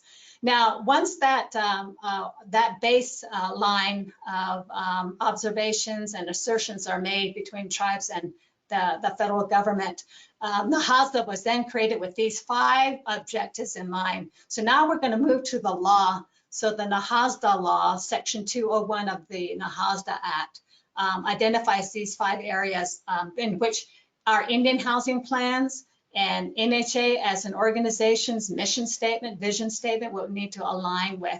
And so the first one is to assist and promote affordable housing activities that develop, maintain, and operate affordable housing for occupancy by low-income Indian families. So that is the premise in which NHA has created their current housing policies, and we can talk more about what those housing policies are for NHA. Second is to ensure better access to private mortgage markets for tribes and individual tribal members. And so we want to be looking at housing assistance that not just renting, right? The ultimate goal is to own your own home on your own piece of land on our reservation. And so how can we do that to look at even private mortgage markets? You know, the outside world off our reservation, they have mortgage mortgages for a lot of homes that they purchase. And those mortgages then accrue equity. They accrue some value that you can use to tap off to maybe have your child go to college and the like. We don't have that same process here for a lot of our trust land. So those are some challenges that we want to look at. But we can then look at the outside world to see how we can help our families to participate in the private mortgage markets. And then it would be ideal to even create a private mortgage market within our boundaries of our reservation as well. So some innovation there, and to partner with other entities that could help us in that vein. Thirdly is to coordinate activities to provide housing with economic and community development. You know, there is this notion housing is economic development. You have opportunity to hire a labor force, opportunity to engage vendors. So it is a form of economic development. But anymore, when we talk about housing, community development, we need to start working together with the Tribal Economic Development Division and our Tribal Community Development Division for this reason, is this next factor I'm going to touch on, and that is to plan for and integrate infrastructure resources with housing development. And it's true, infrastructure, utility infrastructure becomes very necessary because you can't build a home without infrastructure. And so it really necessitates us to work together as a nation to incorporate any kind of business development in a community, any kind of community facilities in the community alongside housing development, because you're going to be sharing that same utility system for water, sewer, power, telecommunications, roadways. So anymore, we should be integrating our development plans at the local level. And that also starting and originating at the local level. So that's the intent of NHA, to work at the community level in addressing their housing needs and how we could utilize these Indian housing block grants to further that vision for our communities. Last but not least is to promote the development of private capital markets in Indian country. How can we help ourselves to really garner economic development and bring in other forms of revenue so that we can make these communities sustainable over the long term? So with respect to just this overview of where Nahasa moves.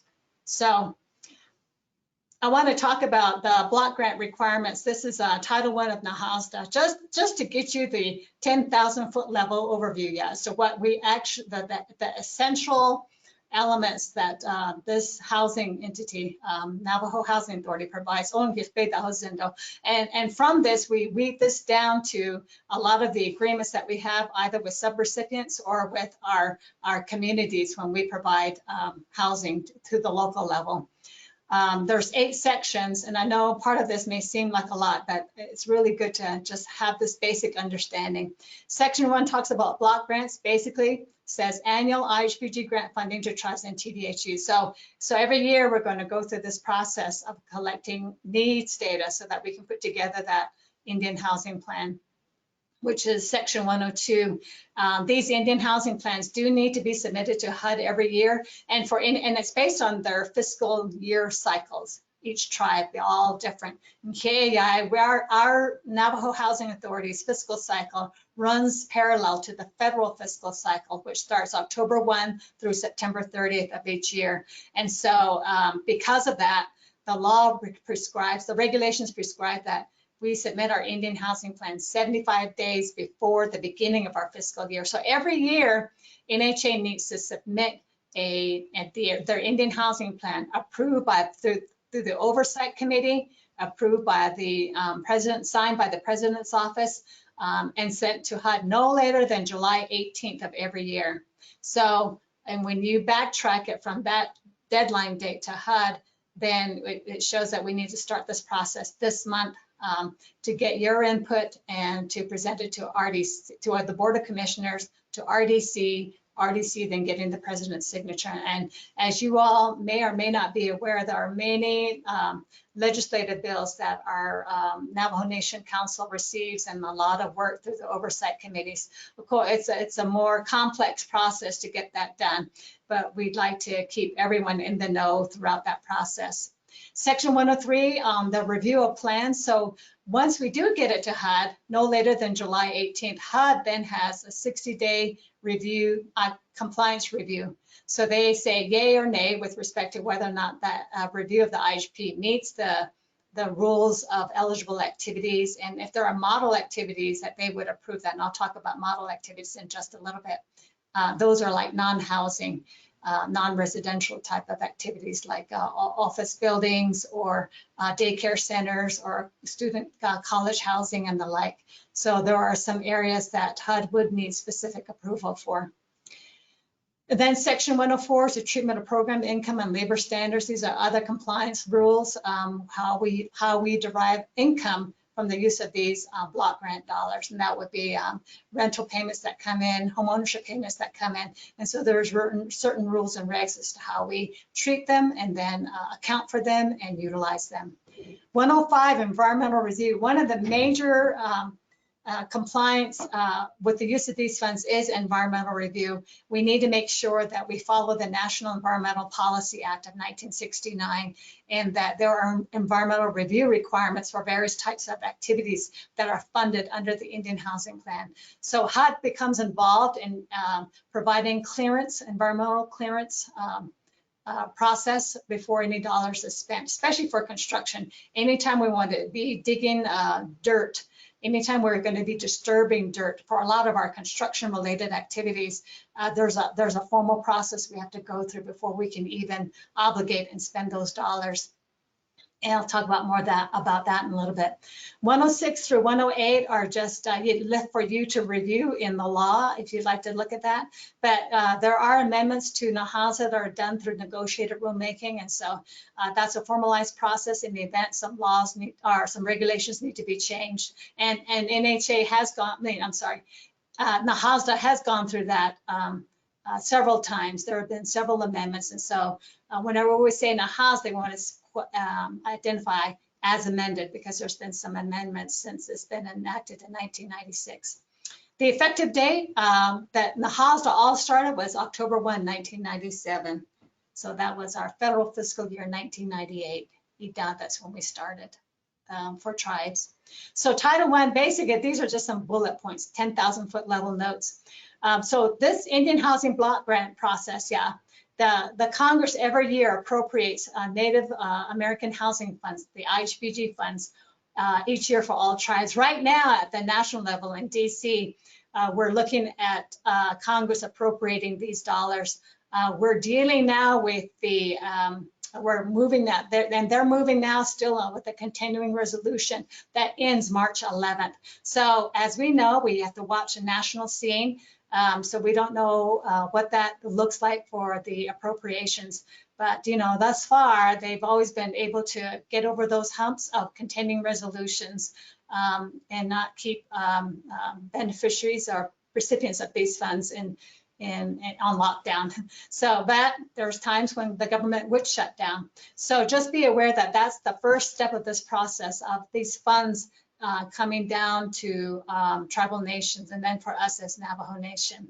So once Congress does appropriate those funds for Native American Housing Program through the IHBG funds allocation, they send it off to the federal oversight agencies. And in this case, it would go to the U.S. Department of Housing and Urban Development, or HUD as we call them. HUD then takes these appropriated dollars and allocates them to tribes based on the formula. And I'll touch base on the formula in just a bit, and sends these allocations to grant recipients. And because NHA is the TDHE for the Navajo Nation, we are the grant recipient. And so there is a formula in which that's allocated to tribes. So as the grant recipient, NHA draws down these funds from the U.S. Department of Treasury line of credit control system. So the federal banking system is through the U.S. Department of Treasury. So Treasury has a system called line of credit control system. That's where our funds are kept at. And it's not in NHA's bank accounts. It's given to Treasury, and Treasury holds and allocates that for all tribes. And the way we would pay for expenses that are in our Indian housing plan is we would do electronic funds transfer request based on supporting documentation. So all of that has control measures in terms of how we draw down those funds and how we would pay vendors or pay sub-recipients and the like. And they all have to be based on eligible housing activities.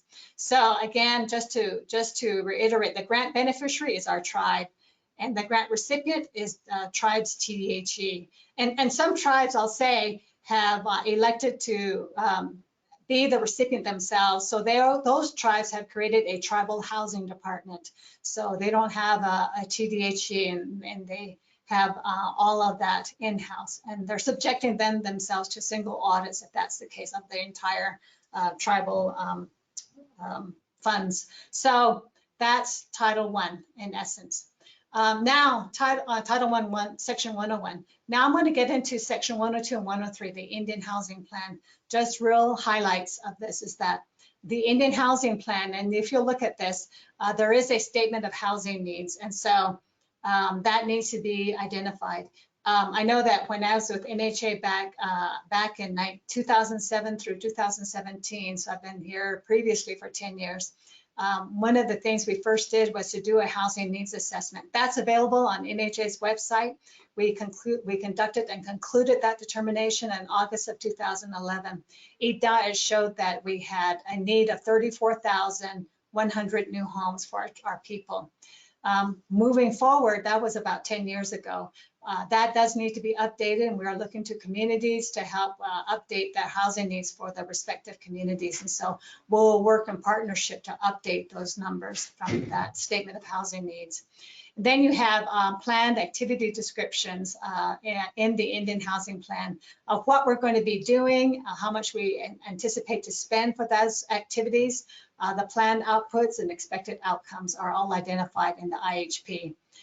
Financial sources and uses of funds, including any leverage resources. I'll talk about those leverage resources too, that we really need to take advantage of more so than ever, given the cost of inflation and everything happening that the pandemic impacted in our lives as of late. Certificate of compliance, I'll talk about that. I'm going to make sure that, again, these federal dollars do come with compliance rules, and so there are some requirements that they like to see that needs to be certified every year. Tribal certification statements are some things on behalf of the tribe that need to be certified as well. I mentioned the 75 days before the beginning of the fiscal year, so July 18th is the date in which we need to get this to HUD, or we forfeit that allocation. So it's very important for us to submit it on time. And then HUD then has 60 days to review the compliance. Section 105, high environmental reviews. Just want to highlight this a little bit. Again, NEPA falls into play. This is another federal law that we need to comply with because of the rules that the government has placed on federal dollars. So it's not just Nahasa, it's all federal dollars that NEPA has an overview of in terms of environmental review, determinations and documentation. But tribes have two options. Either they can do this under Part 50 or 24 CFR, or HUD can come in and do it, or we can elect to do it under Part 58, which we can do. And so because we have the capacity, we elect to do Part 58 under our tribe and then within NHA. So we need to follow the NEPA rules with respect to exempt activities, categorically excluded activities, or those activities that need environmental assessments, and then even environmental impact studies. So just depending on what is being considered, a lot of ours for construction would be under the environmental assessment and getting a finding of no significant impact, or where there are impact, what are some mitigation measures we're going to be following. So all of that would have to be done with an environmental review record to the file.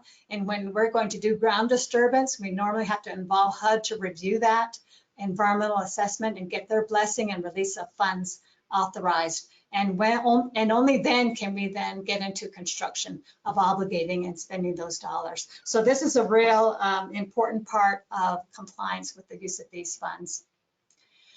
Title II, affordable housing activities. Now, this is where I think a lot of you would want to know what are those affordable housing activities? What are eligible activities, right? So we talked about the national objectives and eligible families. We're going to talk about the affordable housing activities, what you can do and can't do, and what are some baseline program requirements of TDHEs. And then we'll talk about lease requirements and tenant selection. The rest I'll leave to you all to review. So those that are in bold here is what we will cover, because those are the more practical points to know and to understand. The rest I'll leave to your leisure to read, but has no real impact or practical application at the local level. Something internal we need to be mindful of just the same. So Title II, here's when we talk about eligible families. Earl mentioned earlier about the primary recipient of these funds are low-income Indian families, and that's how the law was created. Because they are underserved population of tribal nations. And so those are persons with income 80% of area median income, AMI, another acronym. And I'll show you in just a little bit what Earl was portraying earlier in total. This is what we have to follow. So the families that we need to look at for is income eligible basis, eligibility basis for how we serve people. So this is issued by HUD annually, and we'll look at an example of one in just a bit. The incomes have to be verified. And one rule at the statutory level is that these housing payments should never exceed 30% of a family's adjusted monthly income. So across the board, that's a rule. That was a rule too under the U.S. Housing Act of 1937, and still is held to that. But you know, if you look out, if you probably have some family members that are living in the metro cities, and you actually looked at their income, they're paying about 50%, almost half of their adjusted monthly income to housing. So this is a rule that we don't exceed it over 30% for the affordability provisions. But NHA has been more lenient in that regard, and I'll identify that in just a little bit as to how we're affording it below the 30% threshold. And then there's preference for tribal members, Navajo tribal members, then other Indian families that are living in our reservation. And then NHA too, in its eligibility, occupancy, and admissions policy. That you can look at other preferences like for elderly, disabled, veterans, and the like. So we do have those eligible preference in our application process. The exceptions to low income, because there's no private housing market on our reservation. Thankfully, we can look at assisting some non-low income, though we have to be aware of certain conditions in which HUD would allow for that.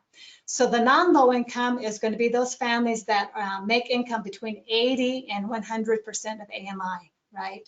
It's above the 80% income limit. But that can't be no more than 10% of our Indian housing plan. So our Indian housing plan dollars that we project for the 12-month year of assistance, that we can only allocate no more than 10% of those funds. So 90% of those funds really is to help serve the low income, because that's what our statistics show, that housing needs assessment, that a lot of our non-low income families need housing. But we have some 2-earner income families on our reservation that bump up over the 80%.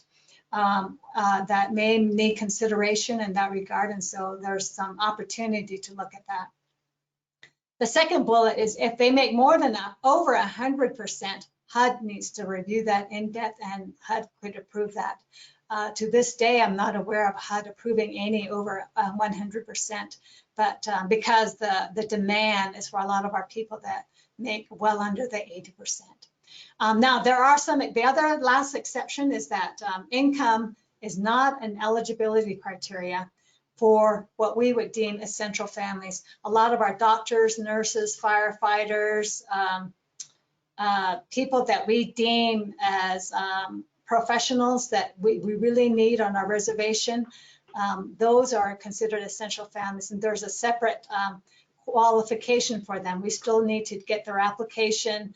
We still need to vet them for credit and the like, but they are essential families, and they're not, and if we list them in our essential families policy, which NHA does have, we want to make sure that we follow that and provide the documentation to HUD for providing assistance to that category of families. And the other special exception is law enforcement officers, that we don't have to look at their income, but we have an agreement, a memorandum of understanding with our law enforcement agency here on our Navajo reservation that we can look at to help and work in partnership with them to help us offset, get them housing, they can give us services in our communities. And so we have that type of relationship as to how we can assist and provide housing for law enforcement officers.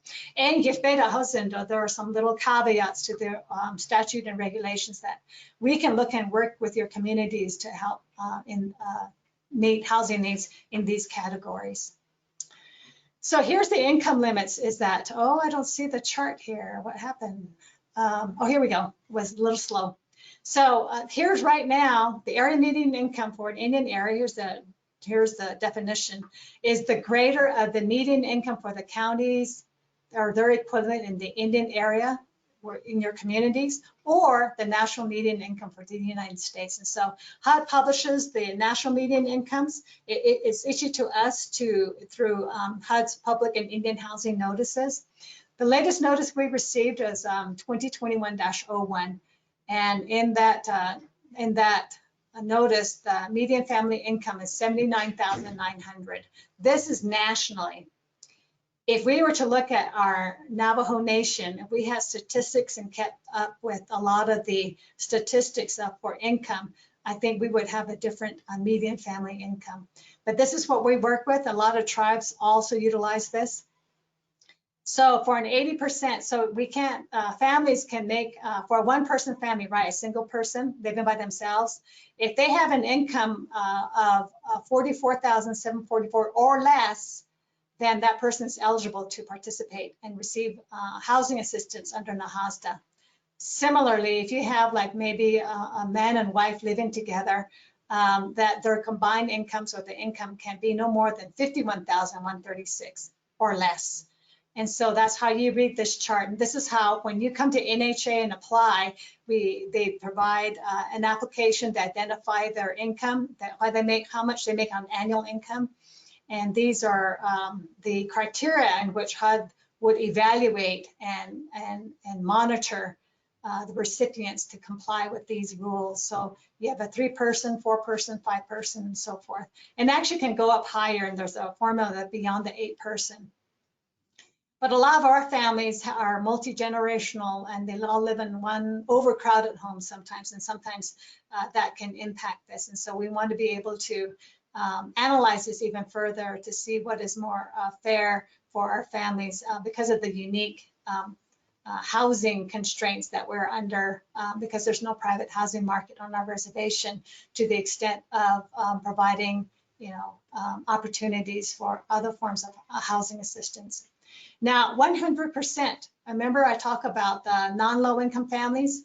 So you have some families that, like for a 1-person individual, this person in this case, maybe it's making 50,000. So they're not 80% or below, they're not low income according to this income limit, but they're also not over 100%. So they're a non-low income making between 80 and 100%. We can assist them provided that we have in our Indian housing plan monies allocated to assist those that are non-low income. They just missed the threshold by just a bit, and that they still need housing and have no housing.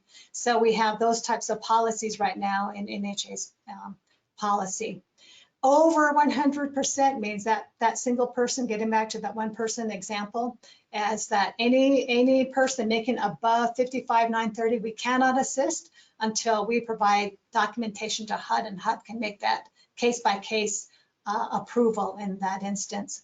So this is really the basis in which HUD conducts their monitoring reviews and how independent auditors would evaluate NHA's policy that conform with this requirement.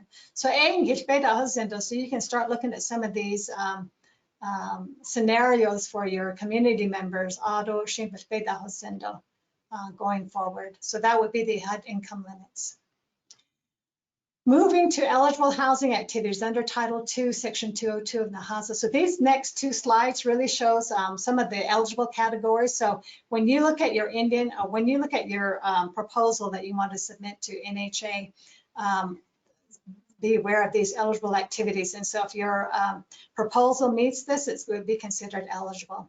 Indian housing assistance, this is really for NHA. We're operating, maintaining, and modernizing a lot of our 1937 Housing Act. So part of our dollars by formula are to be diverted to assist these 37 Act units back when, that we still have in our housing stock portfolio. And so we have that. Development. This category of development could be new construction, reconstruction, demo and rebuild, moderate or substantial rehabilitation, real property acquisition where you're going to purchase existing housing, site improvements. There's some things you need to do to improve the sites, perhaps to deter flood washes and the like. Development and improved infrastructure and utility services. Conversions, maybe moving, converting a non-residential to a residential and what have you. Demolition, energy efficiencies we can use to pay, mold remediation and other related activities would be considered development. Housing services would be, as Nellie mentioned earlier, these are going to be those entities or communities that need housing counseling, establishment support of resident organizations, resident management corporations. There's an opportunity for resident organizations to become incorporated and be a corporation. The conduct of energy audits, resident self-sufficiency, and other related services would be housing services. This next bullet, housing management services, is internal to NHA or Indian housing entities. Is rental and homeownership applications, where we actually are taking rental applications, homeownership applications, processing them, determining, selecting tenants and selecting home buyers, conducting unit inspections, and O&M of Nahasa developed units. Crime prevention and safety activities. This is in any community looking at safety, security, law enforcement activities to protect residents. This is like law enforcement patrolling our development sites. We can look at that. Model activities are activities under model programs like daycare centers, college student housing, warehouse buildings, and the like. These are a special category of eligible activities that need HUD approval. So HUD would have to review this in the Indian Housing Plan and do more assessment and determine whether or not we can do that. And based on their approval, we would move forward with that. Then there's reserve accounts, there's the deposit grant amounts. So a lot of smaller housing entities across the nation, they don't have enough to even do construction. So they're allowed to put part of their Nahasa funds in reserve accounts until they can build up enough to build homes and do development. So that really is what that would be. So that's basically it in a nutshell for eligible housing activities. So come back to this, look at your proposal and see where this fits in your category of submittal for funding request. So this is just a quick overview of Nahasa activities. So just to give you just some idea of eligible and ineligible. So we have some proposals that may be submitting under development and housing services. This could be acquiring and purchasing existing housing to be used for home buyers. This could be creating down payment and closing costs and direct lending assistance programs for potential clients. Self-sufficiency for residents, that we can create resident organizations. Child care and transport subsidies, job training are some of those avenues for resident self-sufficiency for existing communities. Receiving assistance already from NHA. Housing management services, this is staff providing tenant selection and inspection or loan processing. Crime prevention and safety, and here in this case, there's a fencing we want to provide in some security lights or street lighting or speed humps in the communities. Those are some examples. Model activities, daycare centers, we've done that, NHA has done that in the past. I also built some student housing in the past, and then office building retrofits. like to meet accessibility, widening doorways, doing site accessibility from the parking lot to the house, to the office building and so forth. So those are like some model activities. Now, what's ineligible, I just want to get an idea that, say like in your proposal, you want to serve non-low income families over 100%. So that would not be considered eligible as something that HUD would have to approve beforehand.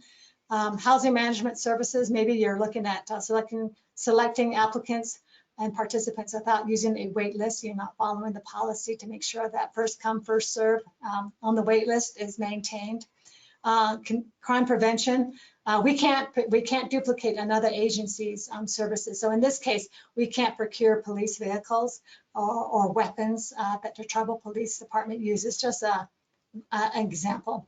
Model activities too, be using the IHBG for the development of tribal administrative facilities. Things are just off, tribal offices and spaces and tribal operating programs we cannot fund using Nahasa because that would be duplication of services.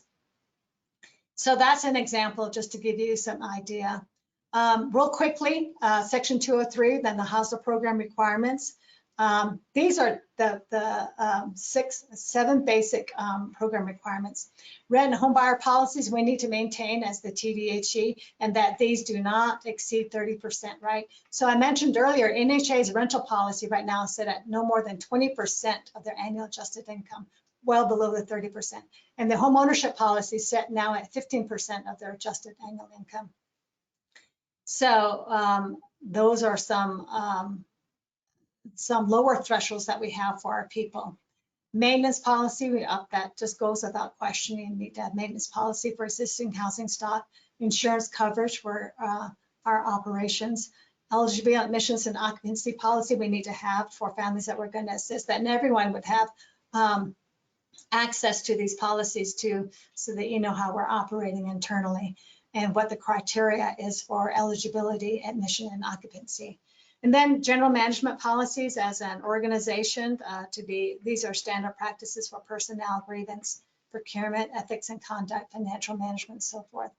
And then we have the carryover provision under this section of IHBG grant funds that may not have been fully expended in the 12-month period, or the project has not been completed and we need to move it to the next year to finish out. We have that, Nahasa allows for that authority to happen.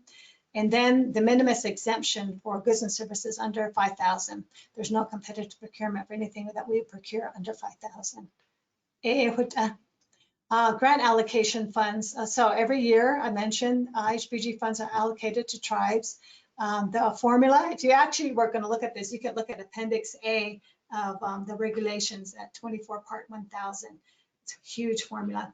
But just the same, they're based on a formula that's based on the number of 1937 ag rental units we have in our housing stock. We have the number of the initial home ownership units not conveyed. So those are some dollars tied to every tribe's housing stock portfolio. So it's more in depth in terms of the allocation formula, but that's how every year NHA would receive funding on behalf of the Navajo tribe. Almost getting there. Title IV, like I mentioned earlier, every federal dollar has a compliance string, right? And we have to report to the federal government accordingly. So there's a provision under Title IV for compliance audits and reports. So just real quickly, compliance is meeting with all the rules and regulations of the law and the regulations. And so when we find we're not following that, we are in the mode of non-compliance. And HUD does come out every year to NHA to do monitoring reviews. It kind of got suspended because of the pandemic just more recently. But now, as we overcome that, hopefully they'll be back on site to conduct these annually. But in the event of some non-compliance that we're not following, they can terminate the IHBG payments to the TDHE or reduce the IHBG payments or limit our access to the line of credit control system. And in the real severe sanctions, they can replace the TDHE. So the federal government has that prerogative. And then there's opportunities for hearing in the event that we remain non-compliant. And then monitoring is done every year. And then we do a self-monitoring too. There's a requirement to do self-monitoring. And in the annual performance report that is issued every year, we report out that self-monitoring. So when we self-monitor ourselves, self-evaluate ourselves as an organization, we have to report that in our annual performance report. And that report is available to the public, to you all, if you ever want to review that. So for last year, that should be there, and you can look at the entire report. These APRs are public, to be made publicly available, tongue twister. We submit it to HUD, the Secretary of HUD, and they go out to review these APRs. The General Government Accounting Office also has full access to all our records and files. That's what this law is saying, that GAO has that prerogative to do at any point in time. And then HUD reports the progress of our Nahasa program annually to Congress, and that report to Congress is also to be made publicly available from HUD. Last but not least is Title VI. We talked about federal guarantees for financing, right? So also known as the Title VI loan. So this part of the Nahasa does allow for the federal government, HUD, to guarantee this loan and under these provisions, Section 601 to Section 606. So there are some loan terms and limits that talks about the authority. The borrower capacity, this is like NHA being the borrower on this Title VI loan. And HUD would, we could look at a repayment pledge guaranteed by the United States. And it's up to 95% of the loan limit. And I'll show an example in just a bit what we could do from NHA under this provision under Nahasa. Repayment, HUD guarantees a repayment of the principal and interest to the lender, right? So we can go to a participating lender to borrow so much to do housing, or one of the eligible activities, and HUD will guarantee that note to that lender up to 95%. There's training here on the Title VI loan training. HUD provides it under Section 604 when we request it. And annually, there's a limitation of these guarantees every year, and it's all based on appropriations, and HUD would identify how much they are going to be guaranteeing for the upcoming year. Again, this all was effectuated under Nahasa, October 1 of 97. So here's an example. It's called the HUD Title VI Loan Guarantee Program. So NHA, as the grant recipient, as other tribes and their grant recipients, are eligible to work under this program. And I'll talk about other leverage funding sources. So under the HUD Title VI Loan Guarantee Program, we can ask for a loan up to 5 times of our tribe's need component. And so the need component right now for NHA is about 50 million. So this is an avenue that we want to look at once we get a really good view of what the needs are and updating the housing needs assessment. So this is an area not attempted by NHA in the past, something we should be looking at. 95% of that loan is guaranteed by HUD to lenders. So that reduces the risk for lenders to provide that loan. 20-year loan notes, and then we can pledge repayment from the IHB, future IHBG payments. So that needs to be something considered by the leadership. And you have qualified Title VI loan lenders that are participating in the program right now.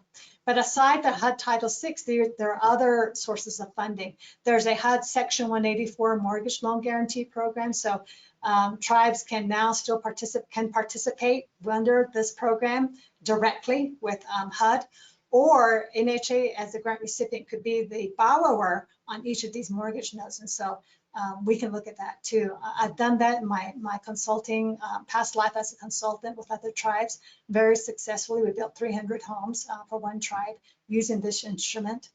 U.S. Treasury has an IRS program called the Low Income Housing Tax Credit Program, where you're looking at investors coming in so that they can take a credit on their business, but at the same time provide housing opportunities for underserved communities like Indian nations. And so a lot of tribes have taken advantage of this. This is something we want to look at and participate in. USDA rural development, state infrastructure finance agencies, we want to work with these agencies to help with needs to build housing. And what's the real barrier for us right now? One of the barriers, I should say, is utility infrastructure. We all know that nationally there's an infrastructure bill being considered by Congress for a lot of communities. But these systems have aged, right? And especially for the utility systems on our reservation, they are maxed out in a lot of communities. And so you can't tap on until you bring in, either expand that system or bring in new system installations so that we can have water and wastewater capacities in the communities. And so electrical power as well. And then telecommunications and broadband, that all of the above is what we need to have a really good assessment in preparation for that infrastructure bill. But there's other state infrastructure finance agencies that we can partner with. And so that's a goal of this new administration here at NHA. Indian Health Service, under the sanitation deficiency systems process for water and sewer, they still offer that. And then we can get into, because of self-determination, other private financing. We can do bond financing, tax-exempt bond financing, or taxable bond financing. We can look at philanthropies and private foundations and really network. For the very first time, we've got some highlights shed on Navajo because of the pandemic, and people are wanting to help to come to our reservation to assist. So I think forging and forming those partnerships will be very fruitful for us at this point in time, and taking advantage of that opportunity. One caveat though, when you are going to be looking at other sources, bringing in other revenue, you have to meet the compliance rules from those other funding sources. So if you want to work with tax credit, we need to understand the tax credit and what are the compliance rules under that piece of federal rules and regs. And then sometimes there's conflict between the two federal programs. So we want to go with the stricter compliance. That way you're in compliance with either other of the funding sources. And then these funding sources may also impact housing services provisions. And so we want to make sure we understand what we're getting ourselves into when we start talking about using other federal agency funds, and that we're not conflicting or unintentionally imposing stricter requirements upon our families. And then in some cases, we prorate for mixed finance developments. Anymore, we want to serve the very low income to maybe the highest income and offset some of the subsidies we need for the low income using housing payments received from non-low income families. So those are variations and which we can start looking at in our communities. And I know that since time beginning, a lot of the communities are being more progressive. So we want to be working and be in your community very soon to see what land you have withdrawn, what are your needs in terms of income ranges and housing assistance, even for our disabled and our veterans, how are we looking at, and our seniors, how are we reaching out to assist in those categories. And so I think this is a new year coming and emerging out of the pandemic. We hope that we can work together and be of more service to you than ever before. This is ultimately the last two slides, okay? So while we have Nahasa, there are federal laws that we also need to be mindful. Just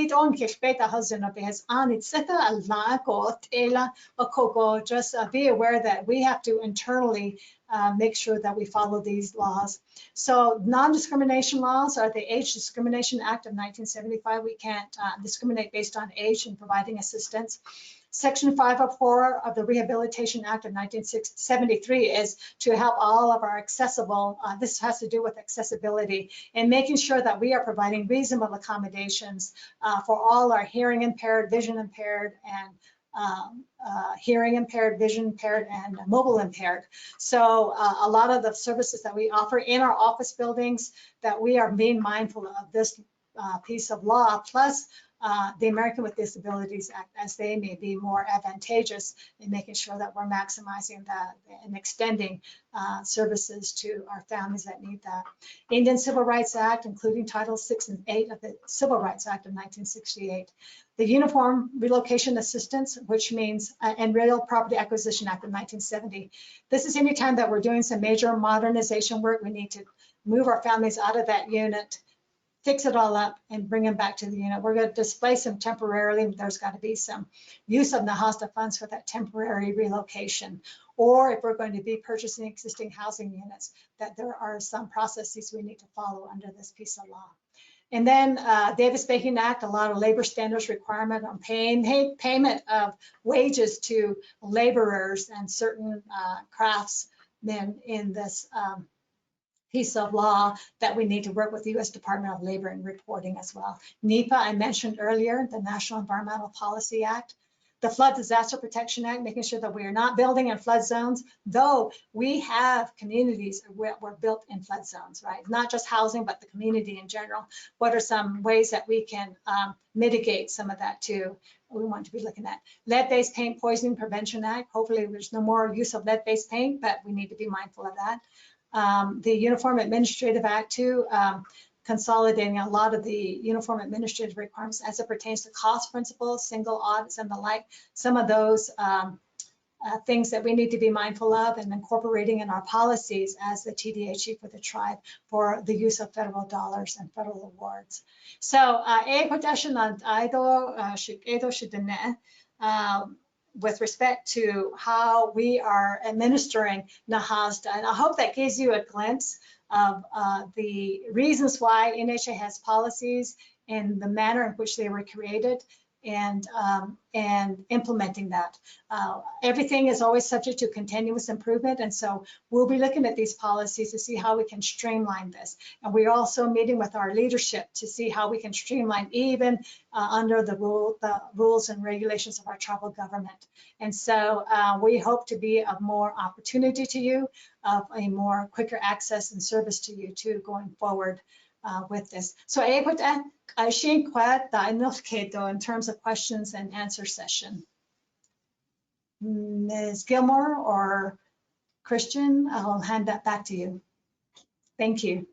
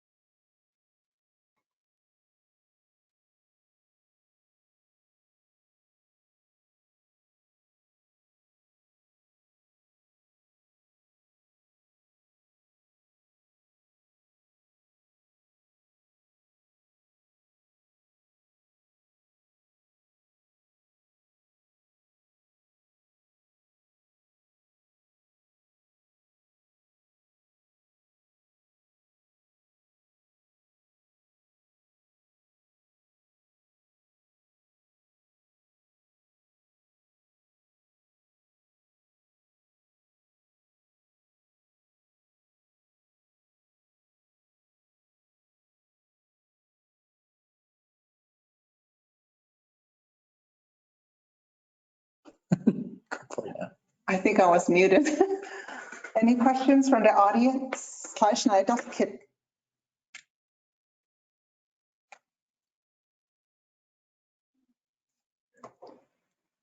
they all left.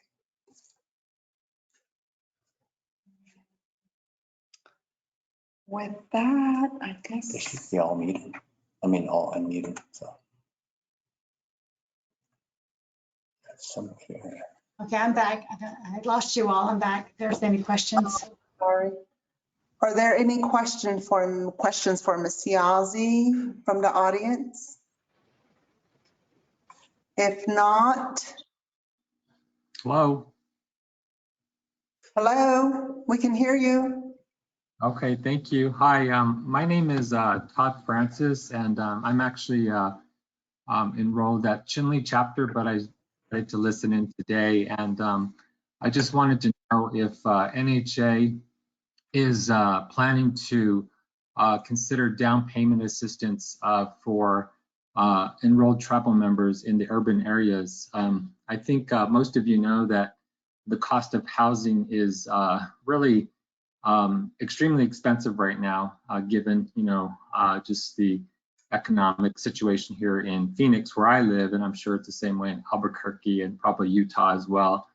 And NHA has funded a program, a down payment program here in Phoenix back in 2006, and we were able to put 20 Navajo families into homes. At that time, I think the homes were about 200,000, and those 20 Navajo families now probably have about 200,000 in equity. So it's a great investment for very little leverage.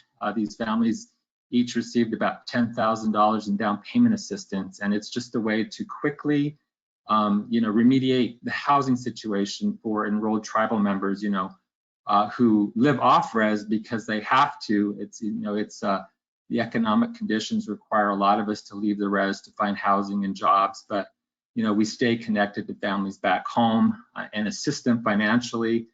And so I just wanted to know if there was a plan to make more of that happen for the urban tribal members. Thank you. Thank you, Todd, for that question. And Nellie, if I could, yes, I think we're now under the new administration.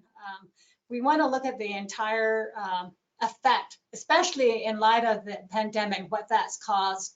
And so there's some anomalies that are happening more than what we had seen before. And so we are in that assessment period to see what that entire housing needs outlook looks like, not only on the reservation, but all of our urban centers.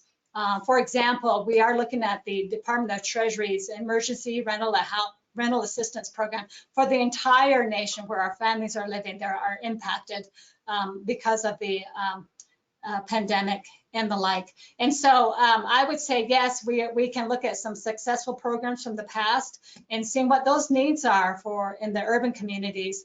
But it's also then partnering with entities to help us do that.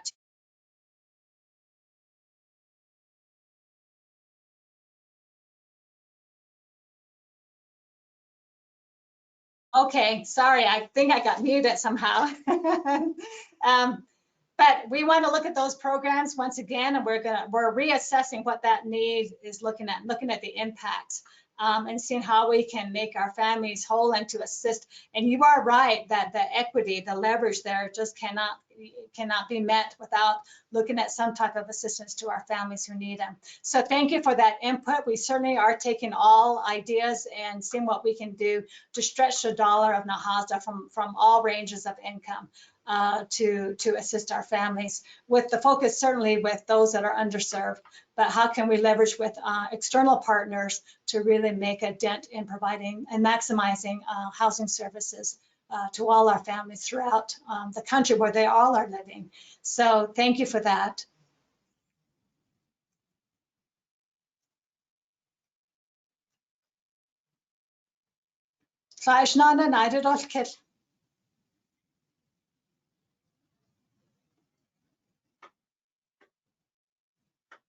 Hearing none, I'll hand this now back to you, Nellie. Thank you. Ms. Gilmore.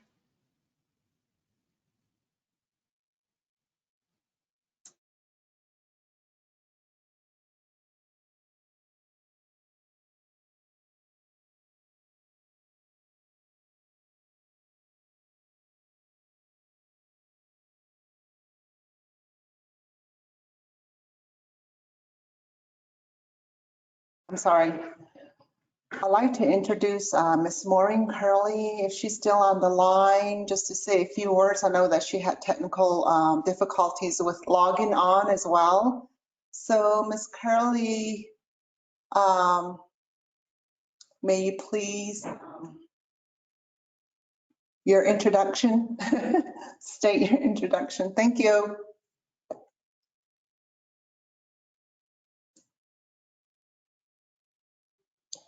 She's still having problems.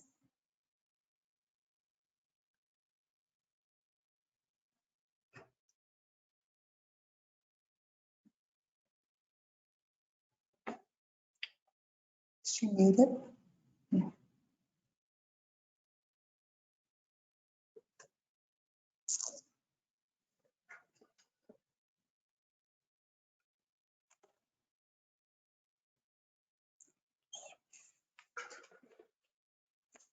Okay, I guess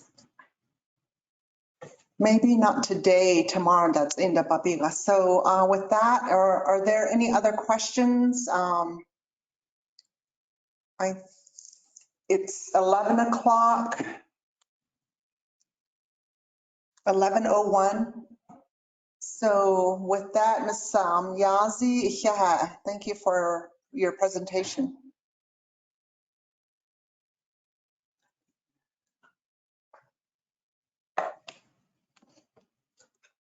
That one, I don't know if you want to. Okay. There are several questions and go ahead. You're asking for questions? Hello? Yes. Yes, good morning. My name is Sherry and I'm a homeowner under the Veterans Program. Let's take that video down. There's nothing there. Huh? There's nothing there. Do the video. Take the video. Hello? Hello? Hello, we're here. Okay, so my question is, what, considering the ARPA funding,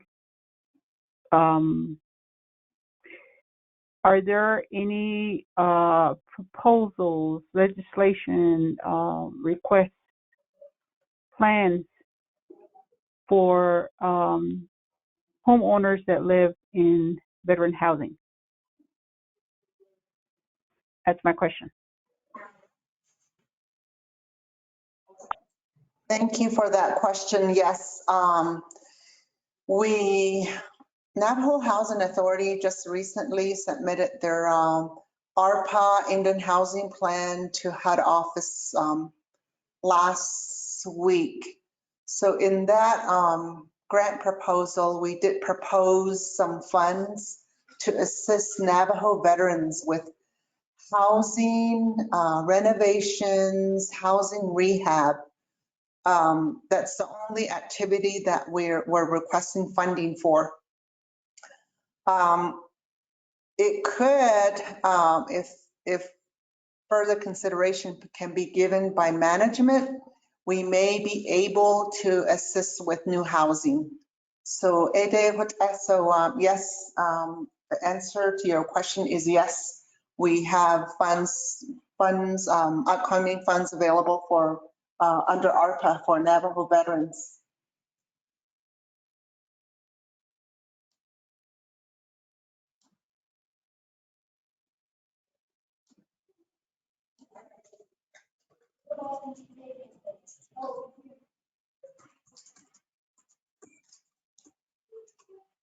Any other questions?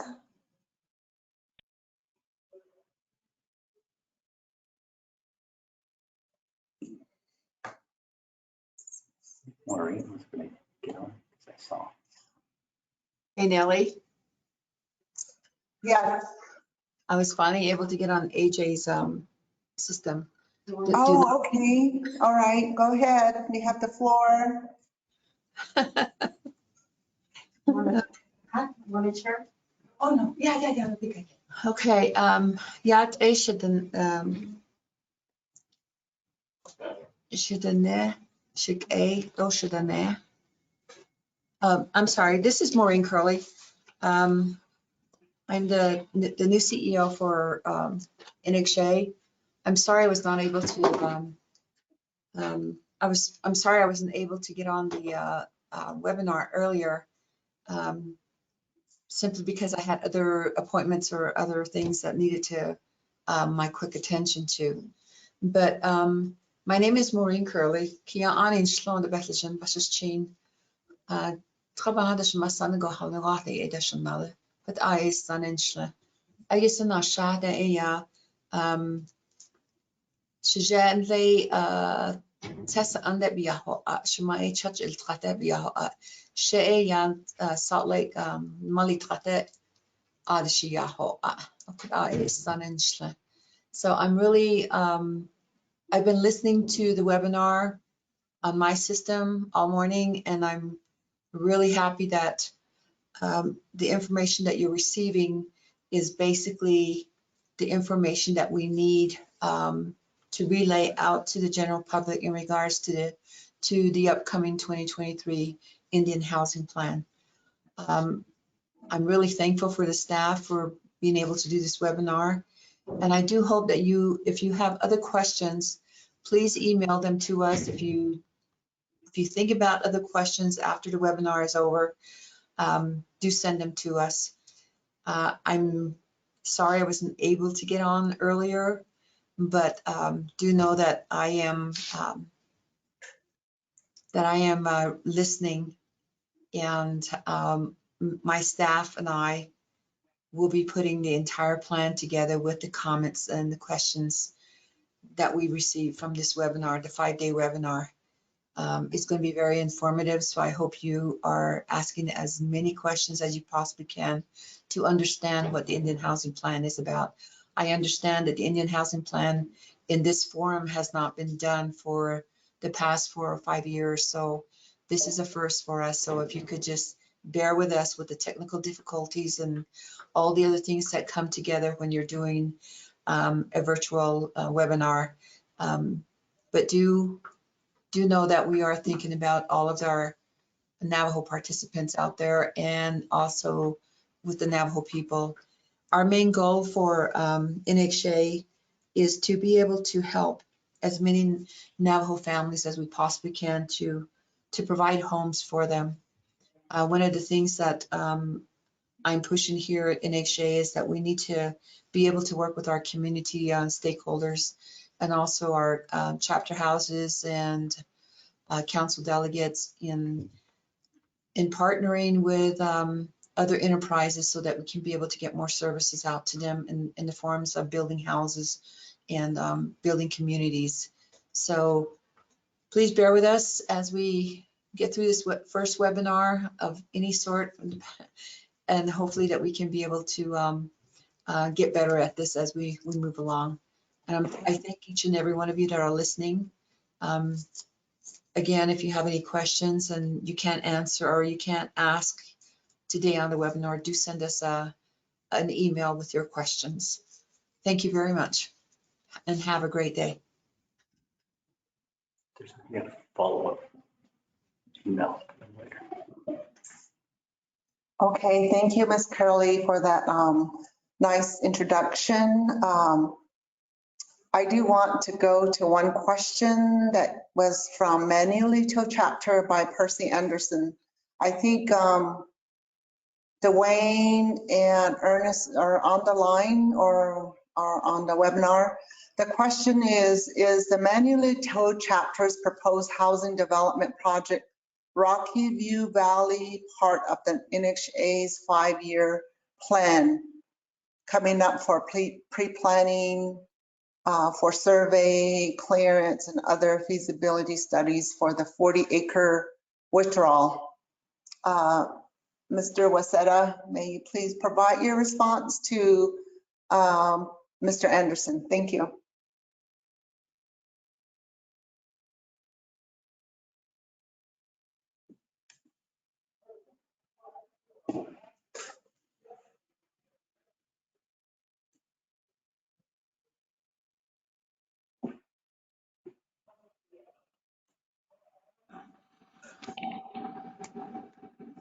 Good morning, everybody. This is Dwayne Wassia of Navajo Housing Authority. That was going to be part of our presentation later this afternoon with the planning aspects of what's we're doing with the chapter profiles and community. So Manulito is part of our evaluations of possible sites. So we'll give you more detail in terms of the status, but it is part of this evaluation presentation that we're doing in terms of housing developments for the Navajo Nation. So they are part of the consultation aspects of what we're doing, trying to determine that the feasibility of that property is feasible for housing. Thank you. Okay, thank you very much. Percy, are you still on the line?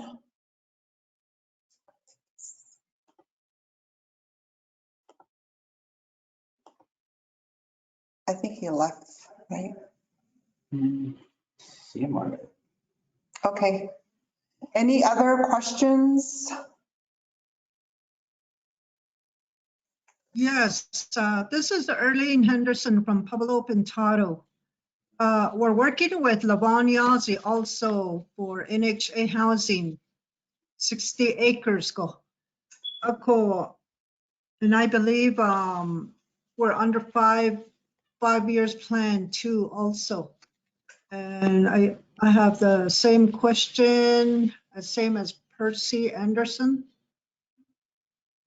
But your presentation will be until this afternoon.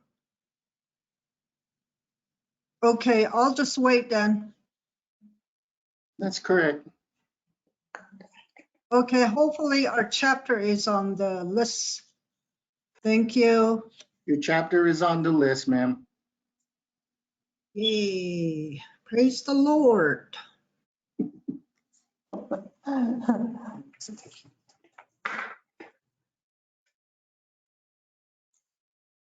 How many people do we have on the call? There's 9. Currently, we have nine chapter officials on the line. So Dwayne, I have a question. I think because we don't have other questions, you may have time to present yours if you're ready. Currently not. I'm trying to get everything set up to be uploaded. Okay.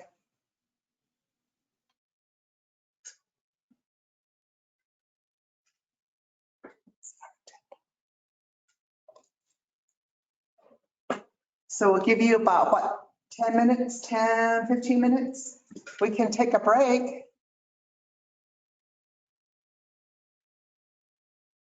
Maybe take a 10-minute break for everyone. Excuse me. Go ahead.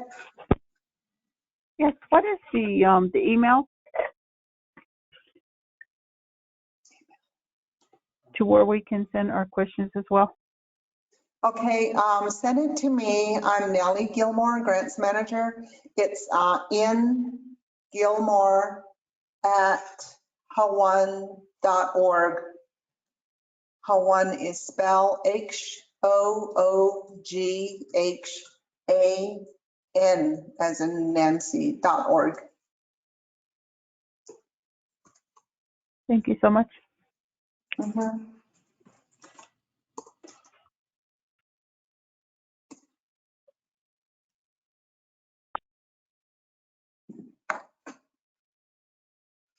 So we can take. Ms. Gilmore, I'm probably going to need access to the screen so I can upload the presentation. Okay.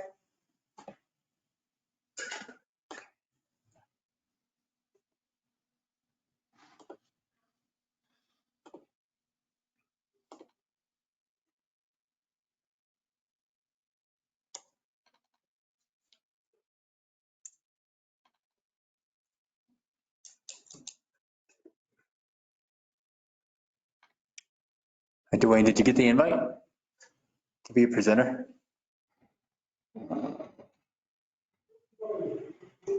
Oh, you did. Okay.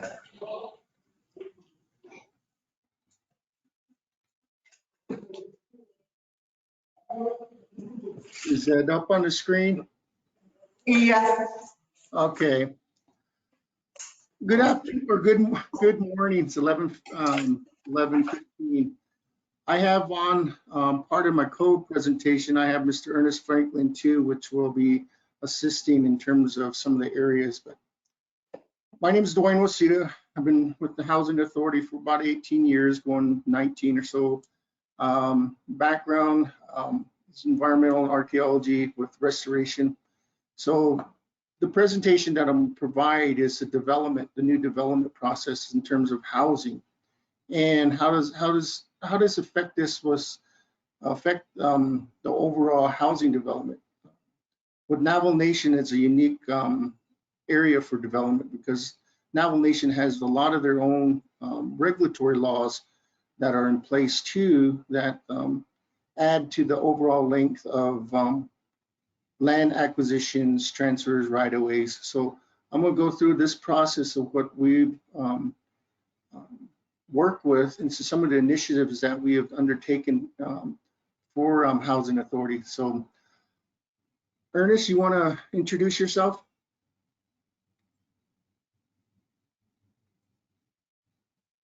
Yes, good morning, everyone. She, Atao Sanchez, Ernest Franklin Jr., Stanley, Bas Late, Twin Lakes, New Mexico, Arashi Hasley, Alokia Ani, Inchino, Nakai, Nebas Chain. So, okay, that's another door, Tudicini, it was a check.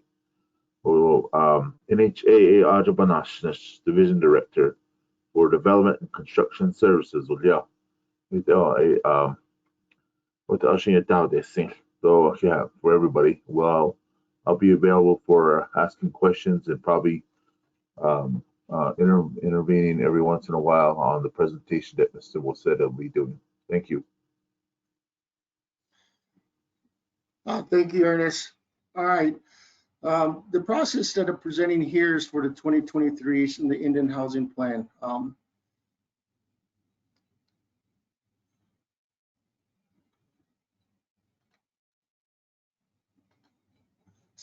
So giving you, provide a little bit of overview. Housing Authority has two different types of housing sources currently. We have some 1937s that were created in the early 70s through the 80s. These are units that are either in public rental or home ownerships. These are a lot of the units that are beyond the 20-year threshold. And we have the Nahasa units that we have in place. In terms of the housing stock between the 1937 for what we have in terms of everything, we have a little over 8,000 units between public rental, home ownership, and these ones are a collective of 1937 public rental and Nahasa units, and then home ownerships and of 1937 and Nahasa. We roughly have about 29. We have roughly 29 administrative facilities across the reservation that we have under the organization. Part of the area here, earlier presentation from Ms. Shiazi, we talked about out in the Indian Housing Plan, the eligible funding activities.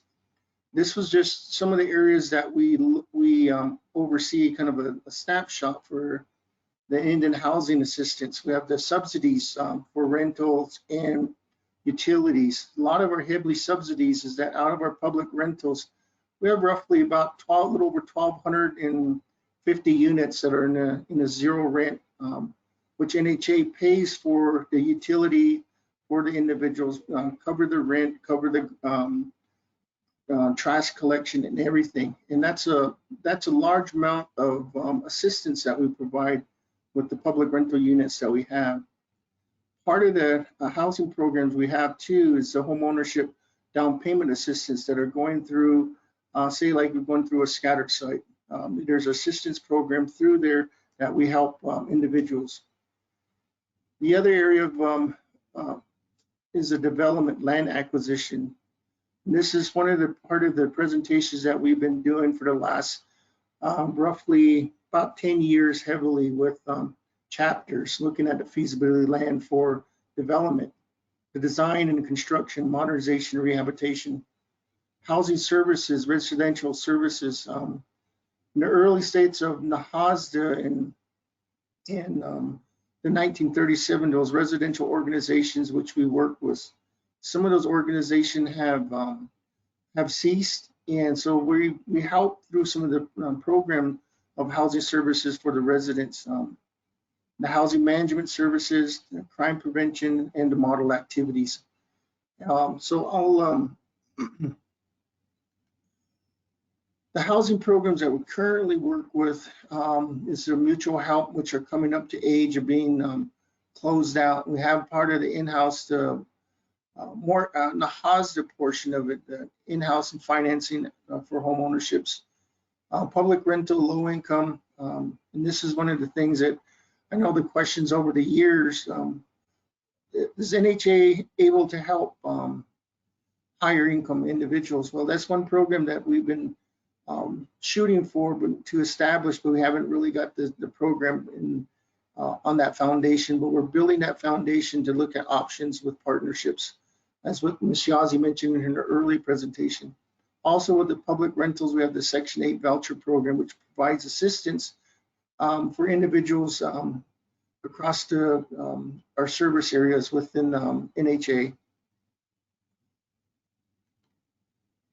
And I know that the last presentation, everything that we based on in terms of housing need, we look at the base medium income. I know that everybody's question, is there a way to take get away from the income-based requirements?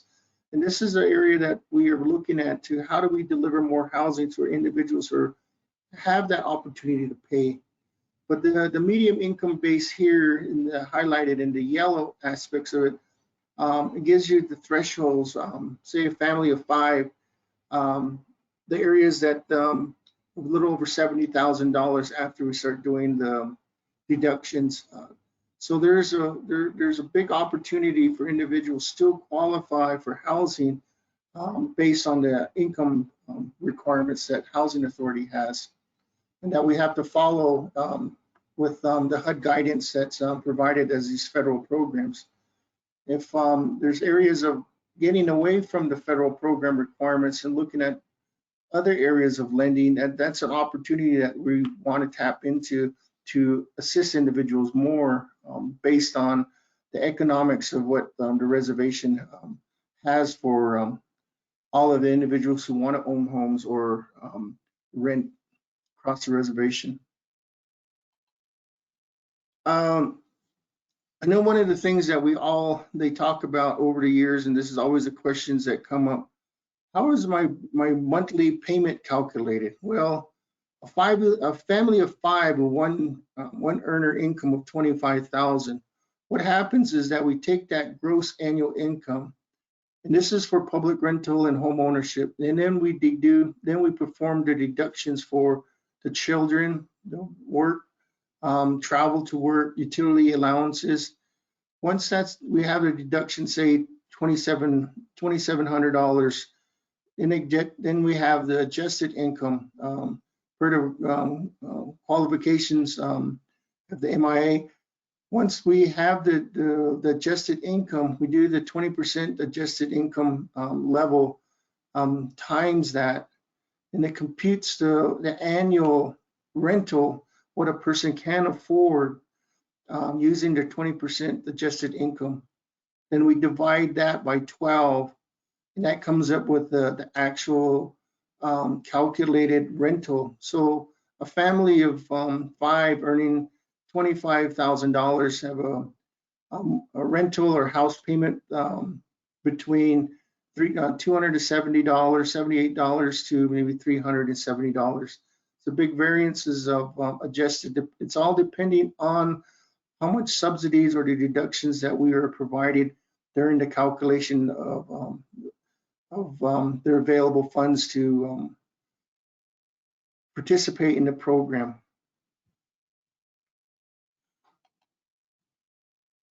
In this next slide that we have is the housing timeline for new housing development. As we look at the presentation, I mean, people say, and over the years since I've been with housing, why does it take so long? Well, the most challenging areas is the identifying the feasible lands. It varies, the land withdrawal process, and then identifying in the housing plan monies to secure for monies for design and construction. So land feasibility varies, going through utility commitments, utility infrastructure analysis, soils, looking at what is out there, and then the access aspects of it. Its averages run about 2 to 8 months to get through this process. The land withdrawal process is averaging between 6 months to a year. Once we go through the requirements in terms of environmental archaeology, if it's land right-of-ways, roadway access. Sometimes when we get into the areas where we have to hit multi-different land status, say we're trying, there's a little bit of allotment tied to a tribal trust or tribal fee land, those timelines can be added to it. Then you add that to the HUD funding process about a year after you go through the actual initial phase of actually asking for the money, getting the requirements done, because during the land withdrawal process, the environmental review process is a federal requirement, because the land there that is being still held in trust by the Bureau of Indian Affairs, which is the federal land manager of the trust land, we still have to meet their requirements. Then we have to meet the HUD requirements. So there is some overlaps, and we're working on streamlining that to condense those timelines. So when we get to the actual design and construction phase, when we get everything approved, it takes about a year to 3 years from start to finish. So when you look at this overarching area, and this is part of a analysis that we've been doing for the last several years, the length of time, how it takes to start from where we want to build, the process of the withdrawals, the local community engagements for getting the land secured, determine the feasibility, and actually securing the funds to move forward for the housing. It can take as much as 4 to 5 years. And it's unusual because on Indian country, that's one of the biggest challenges that they see from other reservations too, the challenges of areas of the timeline to develop housing. Well, one of the areas, how is funds allocated to chapter or community housing development projects? One of the things that we request, and we work with the chapters, the chapter submits a resolution to Navajo Housing Authority requesting technical assistance to identify feasible sites for housing developments. Within this area, we ask chapters at least give us 3 to 5 locations that we can look at. And those feasibilities all going to focus around the areas of utility infrastructure access and the environmental lay of the land. Once we determine that we found a feasible site, then we ask the chapter help with passing a resolution so we can proceed with land withdrawal for development. So those are the areas, the 2 areas of how funds are allocated through Nahasa portion of it. Chapters responsibilities, which we ask, we work with, like I mentioned earlier, submit a resolution, identify at least 3 potential areas. Chapters prioritize possible areas if more than one site is feasible. And they assist with the land withdrawal documentation of the feasible site. And that's real critical as we're working together, because it's we have been in some processes that we went through the land withdrawal, and there's been a change in say grazing. Well, the previous graze permit holder allowed the development to go through, but the new individual that holds it now was contest the site. So those areas like that does play some conflicts on some of the areas, because when we get into right-of-ways for utility infrastructure, roadways, we still have to go through the grazing to have those permittees authorized and allow us to use those areas. Stakeholders, this is one of the biggest things that we focus on, and this over the years we've been looking at the partnerships. The chapter community stakeholders is the chapter officials, club, grazing, farm board, and the community members. That's at the local level stakeholders. The tribal and federal stakeholders that we look at within the tribal governmental system is the Navajo Land Department, Tribal Utility Authority, the Indian Health Service, the Bureau of Indian Affairs, and other Navajo governmental programs or entities that are across, because we got to look at areas as we plan communities. how are these individuals and get service? It's one of the things that we look at schools, looking at hospitals, looking at fire stations. All of that plays into community development. Those are all part of the stakeholder aspects of it. I know that over the several years, there's been a lot of requests for public safety. And that's one of the things where some individuals do have to travel. How do we bridge that in terms of planning across the reservation is one thing that we continue to work through within the Housing Authority. Technical assistance, like I mentioned earlier, determining feasibility site potential areas by performing site visits, provide guidance with the chapters on some of these areas of how do we prioritize that. One of the other areas that we've looked at is the coordination. With some of these sites here that we have, we got to get utility commitments from the utility providers. Those systems that are currently near these potential sites, do they have the capacity to provide services? I know there's been the past several areas that there was some land, we had these high voltage KV lines that deliver power from one power plant to another power plant.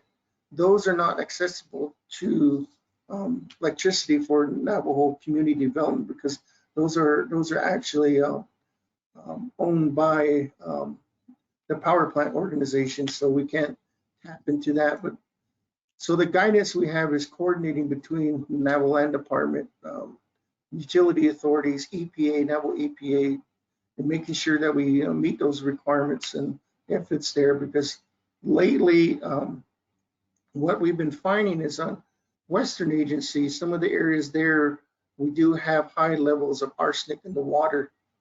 And that's because of a natural depleting of our water source and some of those natural occurrence of arsenics getting into the water source is predominant because of the drought that we're having. The other areas of assistance that we provide is the area of legal descriptions for the proposed site. We have our survey program, a small survey program that we have within the Housing Authority that we provide those information, identify, look at the legal description of those sites. Part of the other areas guidance that we provide is archaeology, environmental clearance approvals. What levels of approvals do we need for different levels of activities that are being needed there? Technical, the areas of assistance that we provide is once the resolutions that we have determined that there was a feasible site, we work with a chapter to request IHP funds for the planning and design part of it. NHA at the same time will procure design consultants.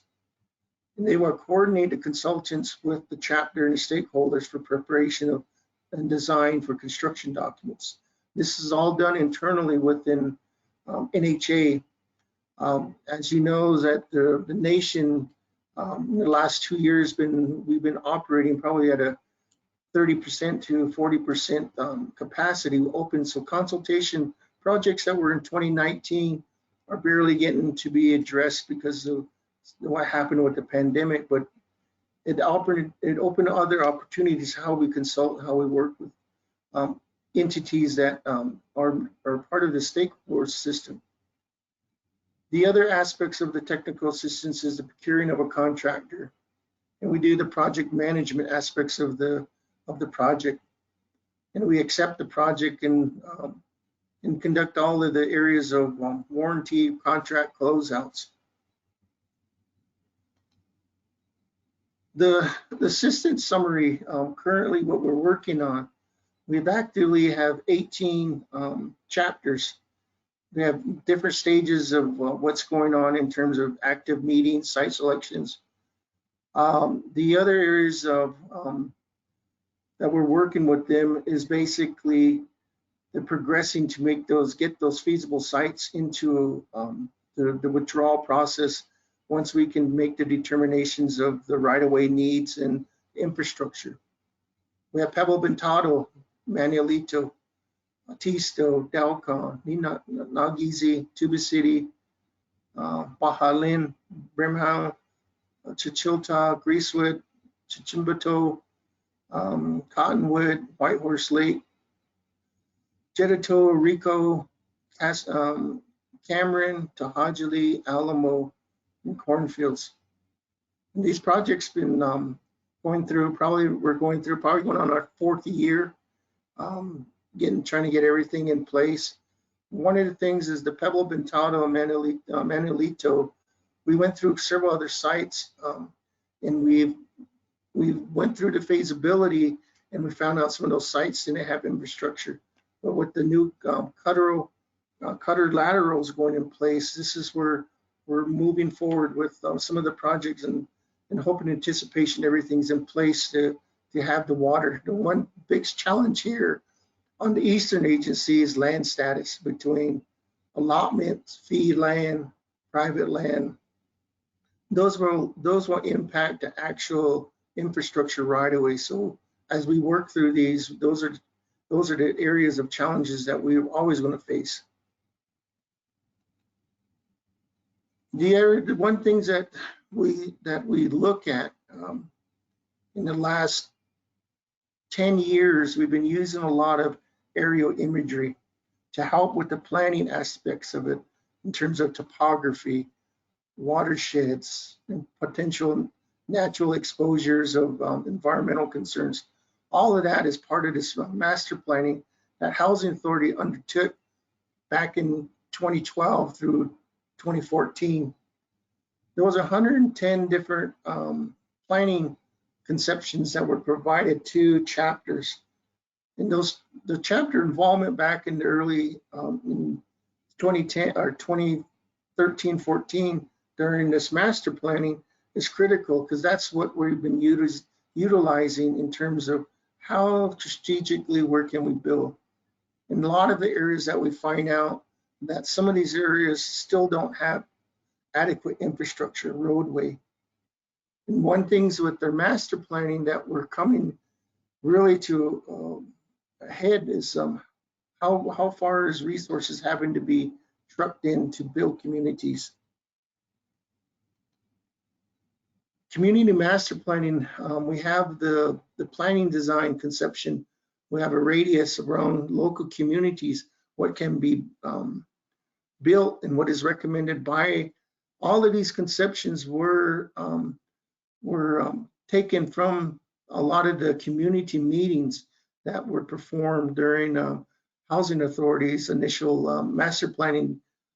These areas here identified where's potential area of housing growth can happen with the commitment by the communities as we move forward. How do we build them is one thing that, and what are we going to build is part of this community master planning. During the presentations and meetings that we had low density single family homes, 1 acres. There was the other areas that we've looked at. As you know, you go across the reservation. These are medium density single family homes, 2 to 3 units or housing areas in called clan pods. These clan pods were conception of family members building next to each other. And then you had the high density clan pods, or which maybe be part of a larger development areas. And this can include subdivisions. With the 2019 application drive, we found out that a lot of younger individuals want to live in a subdivision, access to internet, access to roadways, access to the amenities versus living out in a scatter site. Out of 1,100 applications, a little over 700 were requesting subdivision, either from public rental or home ownerships. The other area was some of the requests was for apartments. Some they can work that we could house them just for the work week versus them traveling 2 to 3 hours to the work destination, and every day they would there was a request at several communities requesting for apartments. The subdivision is one of the things that we've looked at, and part of the 32 development sites with that we're evaluating with the 18 chapters we have. A lot of them are subdivision developments. The subdivision developments are areas of dense housing, cluster pattern housing, and those are some of the areas that we've looked at that from the application of some of the younger individuals requesting those type of housing. Part of this presentation is I had a pre-feasibility site fees report, which every site that we've visit, there's a pre-feasibility questionnaire form that we utilize. We determine the sanitation system. Is there one there? If there is it adequate? Water system, is there a community system, or is it is there a larger system as a service system versus just a small 2-inch line individual? Electrical determination, what type of system, single phase, 3-phase, or there's no systems near there. We have, during this part, we have requirements that we have a criteria for scattered sites. All utilities must be within 1,500-foot radius of the proposed home site. Our subdivisions have a different criteria depending on the service of those utilities. The reason why that we have these criteria when we do the pre-feasibility is that utility costs to put in a power line through NTUA's cost estimating, they can, to do power line from say 1,000 feet to 1,200 feet can cost a minimal of $18,000 or as much as $40,000. And that's all based on the design of that system and at the same time, the materials.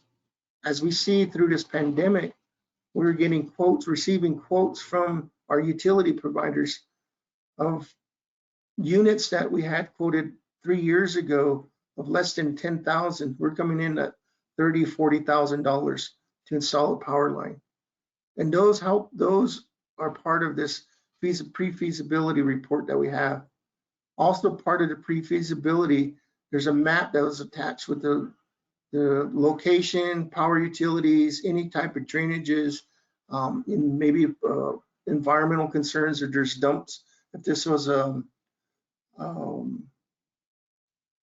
subdivision, that will determine any kind of environmental potential hazards out there. One of the things that I have seen over the years with reviewing some of the home site is that back in the day, some of these home sites where they change oil at homes and they would just dump the oil on their home site. That is a potential environmental issue when we have to do the feasibility, determine if there's areas there, because once we go in and look at the development, it's the actual, how much is it going to cost to treat that land? Because we can't just dig up the dirt and dump it somewhere. It has to be, if it's part of AHA, we have to adhere to those environmental concerns.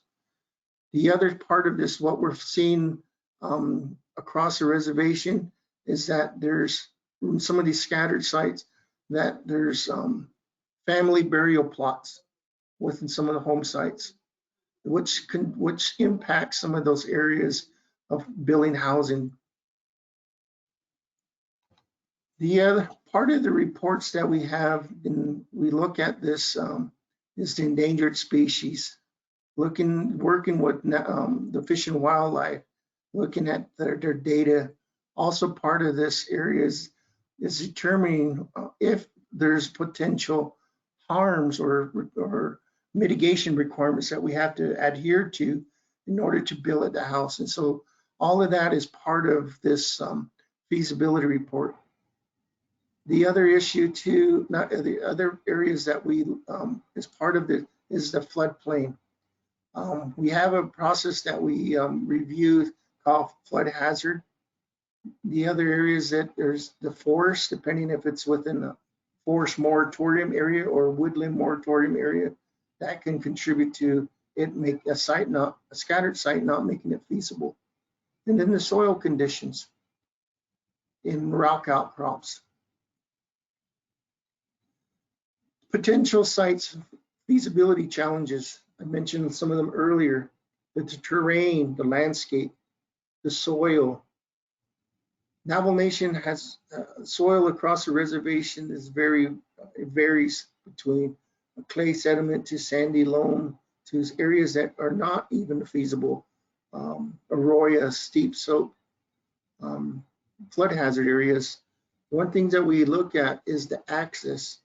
If we're going to build a home out there and they have to cross a drainage to get to that site, some of those areas are not feasible because we would put more of a burden on the families.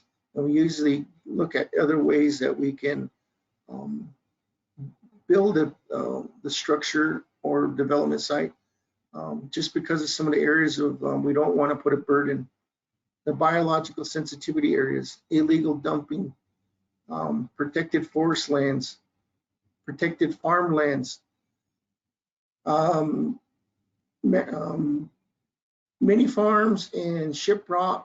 A lot of these areas there, those lands were deemed farm, but we were building housing there. So those are some of the challenges that we find is that's the land status of how those, because some people have had farmland, but they built the home there. And as we go through this is the lease modification requirements, because every part of this housing development, there's a requirement under HUD called the land use restriction, which the land is actually, if it's under the program, it's going to be held by housing authority as the person of responsibility. Grazing permit holders, I mentioned that. The utility service incapacities. Over the past years, that's one of the biggest challenges, water, wastewater, water service, electrical service. Access and the distance to maintain the road. Those are some of the areas that are challenging with housing authority. And this is where the partnerships, we're looking at areas. One of the big recommendations that we're working on is a partnership for infrastructure improvement. Because one of the things that, as through the pandemic, we've seen a lot of our system are aging, and as you all know, with across the reservation is being impacted by a severe drought. And how do we build homes when we have a 50-year-old water system that's only, the well is only say 100 feet deep and it's dried up? Those are areas of how do we improve that, and that's through partnerships. The areas that what we're looking at for some of these changes that we have, identifying the laws and policy needing revisions. As you all, the chapters officials, the U.S. government passed the HART Act, and this was supposed to streamline the land assignments and right-of-ways. Well, housing with the Navajo Nation, some of the areas that, as you all know, to get home sites, it's a challenge. Sometimes there's been laws created or adjustments that added more complexity to acquire land, and we're looking at those and seeing what's the needed revisions in order to streamline this. Because through this whole ARP, through the nation, through what we're doing with our American Rescue, is that we have roughly 10 sewer systems that Housing Authority has in several different communities. And those sewer systems are over 40 years old. And we've been requesting to improve those systems, but the allocations through some of the agency, IHS or NGOA, can't support that. So we're undertaking ourselves to improve those systems across the reservation. Another area to combat some of these challenges, the transfer of data with Navajo Nation programs. This is one thing that we participate in the ARP with the Navajo Nation is transferring of information, so we don't have to duplicate studies. If there's been a study for a certain area, have that information available.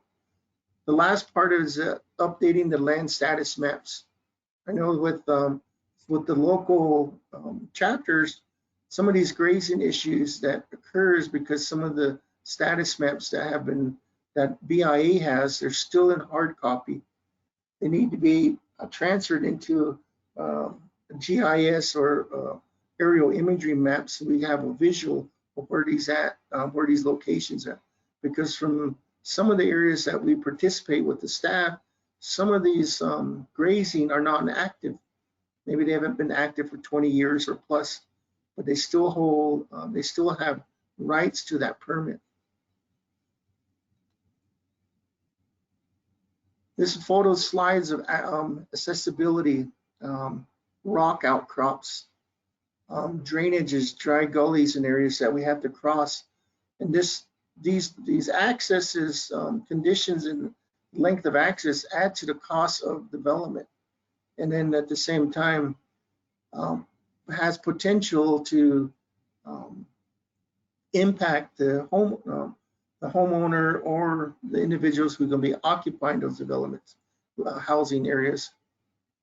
The on-site conditions, illegal dumps, heavy forest areas. 10 years ago, when we're having a lot of the forests burning up across the nation, there was one of the areas that we were looking at within, say, Wide Ruins. Wide Ruins had a heavy fuel load because of a lot of their pinon tree, juniper, were drying up, and because of the location, that impacted us on how we want. There was sites available to build, but because of the potential heavy forest area, that put a challenge on that. On-site conditions, steep slopes, like I mentioned, rock outcrops, congested areas within a 1 acre location, multiple structures on there. Archaeological, as mentioned earlier, as Housing Authority evaluates a lot of this, it's not just the Nahasa, it's also historical sites, herb gathering, depending on rituals that have happened out there that meets those requirements of the historic preservation. Housing Authority works with Navajo Nation. Navajo Nation has their own tribal antiquity laws that were created in 1940s. Plus we have the National Historic Preservation Act. So we have two laws that we work with for the land, for housing developments. One of the big things that over the last 15 years that we've been working with, because of the change of climate, there's a lot of areas that we're challenged with for flood hazards. As you know, when we had wind erosions, it changes topography of some of these drainages.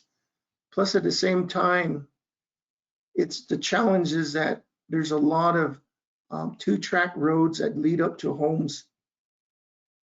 There was a scenario that we had for a flood hazard where we built the scattered site.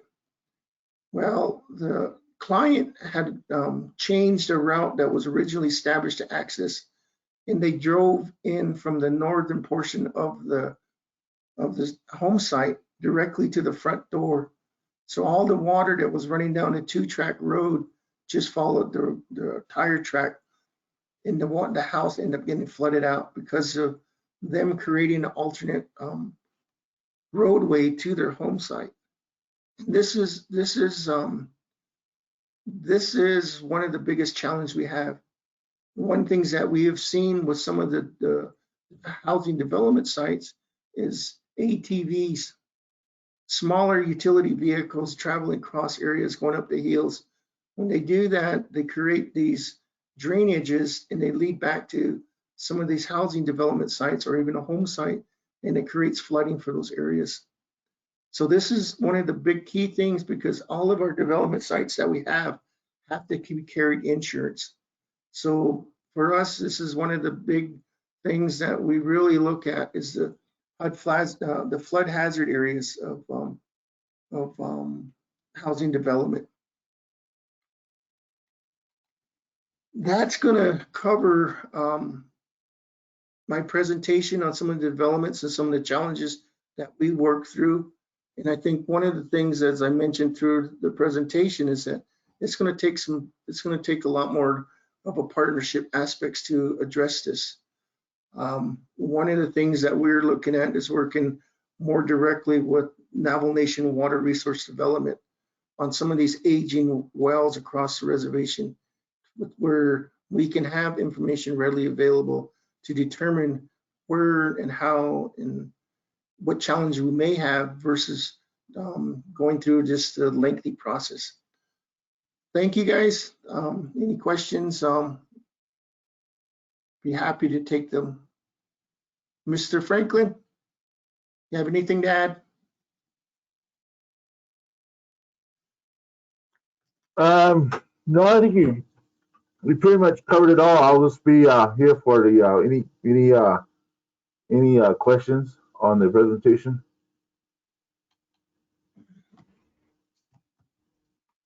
Hi, Mr. Wasita. Yes, sir. This is Terry Sloan with the City of Albuquerque. I want to commend NHA on this presentation you guys are doing today. It's fantastic. It's very informative. It's telling us how the process works and your challenges, and it's a lot of work you guys are having to do, especially on the reservation. And I appreciate your team reevaluating the process to help streamline and quicken the processes. My question is, I have several questions.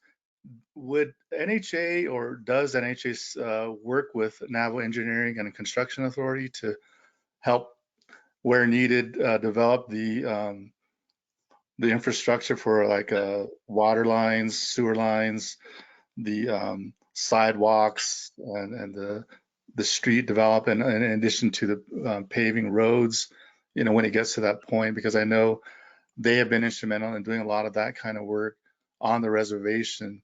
So I think does NHA work with them at that level too?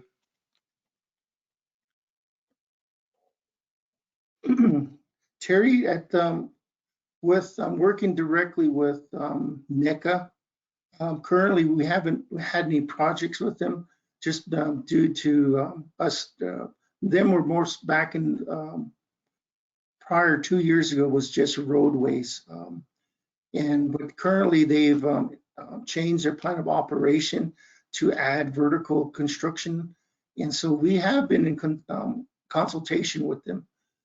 Earlier in 2019, we looked at call it an IGA, Intergovernmental Relation Agreement, which will bring some of these entities with the nation together to work, because we are strapped with contractors and just the remoteness out here.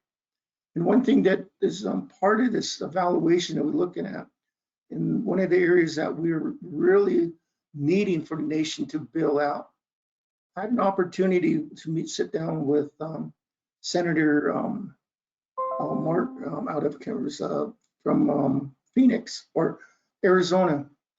One of the things that they asked is, why does the nation challenge with a lot of old roadways not improve? Well, the one thing that we all need to understand is Navajo Nation is very unique. What I explained to him was that the Navajo Nation has a lot of beautiful scenery, which is sandstone, right? And I told him, explained to him, is that Navajo Nation also too does not have available dedicated basalt type material, hard roadway construction material on the reservation. If we do, the nation has some restriction, moratorium on them because of traditional cultural requirements, which we can't mine there. Fine example, Sonsala Butte. They used that in the 70s to mine gravel. Well, after the NFPI left, it was closed down because of the Navajo Nation Repatriation Antiquities Act. And so some of those areas are challenging. And this is where we're looking at working with some of the areas that with NECA, they have some borrow sources.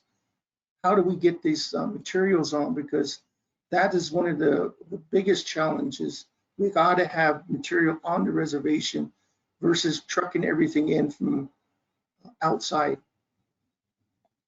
The average home that we have, and this is one thing analysis that we took, to pour 1,300 square foot foundation. If you buy the concrete in Gallup, pour it and got within 25-mile radius of Gallup, it's only going to cost you $11,000 to pour that thing. While you bring it up to Chin Lee and it needs 3 truckloads to pour that thing, we're looking at $70,000 just to get the material out there, get the labor force. And so those are some of the areas is that we, as nation, with partnerships and working with some of these areas, having those resources that we can use on the reservation. The other part of this area that even not with NECA is with Navajo Nation economic developments. What type of developments are we have to sustain ourselves, for individuals to have a job, for individuals to support themselves, is one thing that we're looking at in terms of how do we build a reservation, how do we provide those housing. I hope that provides you, I answered your question, sir. Thank you, Mr. Wasita. That's incredible, the extent that you guys are really evaluating the home housing development, including, looking at our cultural resources, and I'm assuming you guys do also look at, sacred sites that also may be affected on the reservation. And then one quick question, I don't want to pull away from the need on the Navajo Nation itself, but would it possibly be an idea that NHA could work with, like, say, cities and other rural areas in an urban setting to help develop housing developments in the urban setting, like, let's say, the city of Albuquerque? I know NHA considers that part of their housing service area. Because one thing we're looking at here in the city is we want to build, housing developments for native families, because here in the city we have 60,000 native indigenous people and representing over 400 tribes. And so we know there is a big need at that level too, but also that's wanting to address our homelessness issue here in the city of Albuquerque.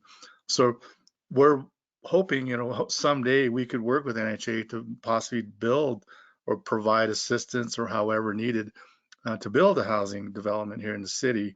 And so we're looking at, possibly buying land, getting land from APS or however we think, but, something like that is really needed here in the city. So that's also something we're looking at. So just to throw that out there, that would be an idea that maybe NHA could think about or entertain down the road. Thank you. Dwayne? Yes, go ahead, Ernest. Yeah, Mr. Sloan, this is Ernest Franklin. Ernest. Hey, just to add on to what Dwayne said about NECA, not only are we working with NECA, IHS, and NTOA as far as enhancing or restoring some of the aging systems out there, we also are we are also in the process of hiring some professional engineers here to enhance our ability to do a lot of the design services, because that's what's really needed out there is to analyze and put together a holistic design, a scalable system that will meet the future needs of the Navajo Nation. So that's kind of how we're looking at this whole thing. We have our American Rescue Plan Act monies that has been given to us from HUD is really geared towards restoring aging utility systems out there. So we did draft up what Dwayne referred to as a tri-party agreement. We want to push that forward so that we can enter into a partnership with NECA and NTOA and really get those systems back up and restored. We have a lot of BIA facilities, our BIA utility systems out there that was built way back, and they're out of compliance right now. We want to bring those back up because a lot of our clientele, we have over like 500 clients now that are on those systems. So we listed all those systems as part of our investigation throughout the looking at our utility analysis across the Navajo Nation. So I just want to add that. And as far as I'll let Dwayne address the urban development part. Thank you. Great, thank you, Ernest. And I also appreciate the fact that you're looking to work with, professionals in a region or in a location, help provide them work and also their professional assistance. And I'm assuming too, down the road, we'll have a huge influx of jobs at these various projects. And I appreciate that too for the communities. Thank you guys for all your work. Yeah. Terry, this is Dwayne. To answer your last question about urban setting, back in 2019 or late 2019, we done travels out to Congress. During that time, the tribes were all meeting with congressional leaders. And we had to sit down with several Pueblo tribes out there regarding the same discussion that you brought. I forget the individual's name. She was out of Isleta. She was an attorney. And she brought the Navajo, Acoma, Zuni, Laguna, San Domingo, several of us together with an open dialogue discussion about how do we help some of those individuals in those urban settings. At that time was, we were looking at a lot of the tribes were saying, well, we don't want to take money away from the reservation. We got to look together as tribal housing program to work in unison to ask for that money for the individuals out in those rural settings. So the collaboration part, it was discussed at that time, but it never was developed to bring in the other programs to look at areas of potential fund allocations or grant writing to help some of these areas, because there was stories that they were having of different Pueblos that were living off the streets in Albuquerque. And it's not just Albuquerque, we have Flagstaff, Phoenix.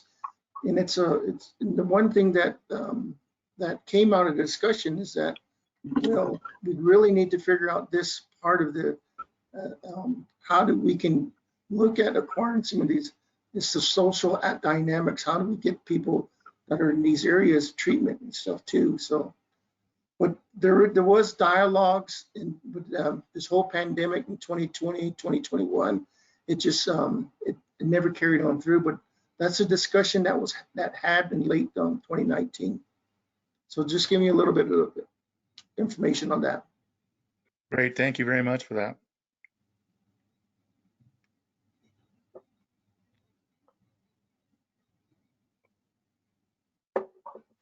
Any other questions?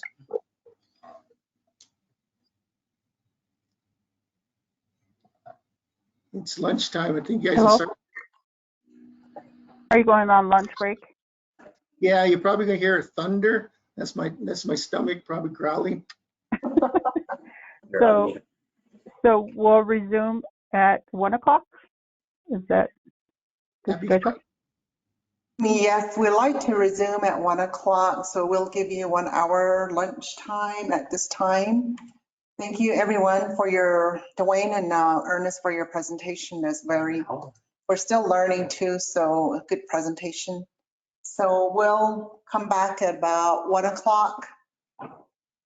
We're right at the end of our agenda. However, we'd like to also give an opportunity for some chapters to really talk about their community and what they're facing and their needs. That's what we like to hear. Thank you. We'll see you. Okay, I'll ask my question at 1 o'clock. Okay, thank you. Thank you. The stream will be it's still on, so all you have to do is log back on to the link that was provided.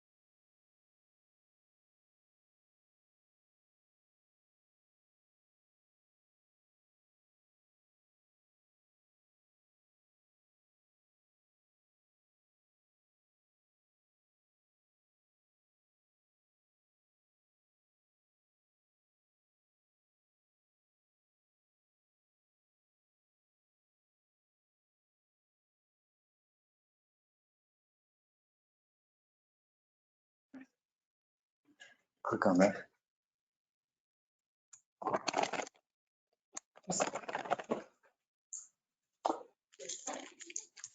Got the, are we back on the, is everybody back from lunch? Got about 7 individuals that are back from lunch and would like to just go ahead and check the audio again, see if we are. Yeah.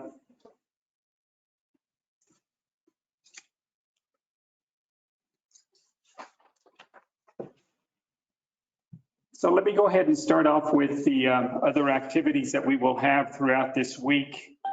Tomorrow is the For Defiance Agency chapters, which is March 8th. March 9th is going to be the Western Agency chapters. March 10th, Thursday, is going to be Northern Agency. And Friday is going to be Central Agency. The time that we have set aside for this is from 8 to 5 or from 8 till people get their questions answered.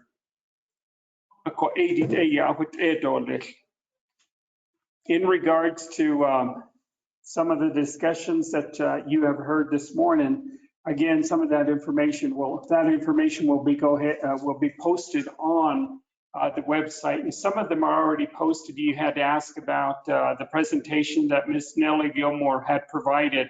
That particular document is on the web page, and you should have access to that. The other aspect of this is that this is where we come to you as chapter officials.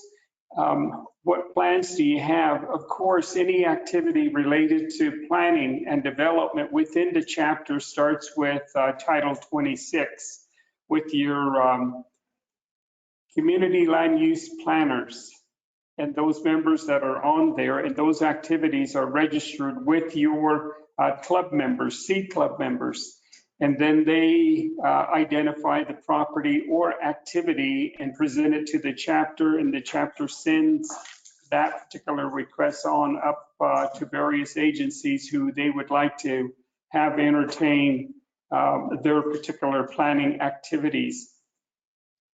So that is pretty much the rollout that we do have. We do have questions. I know that there was one question prior to lunchtime, so we will go ahead and ask if you have any questions at this time.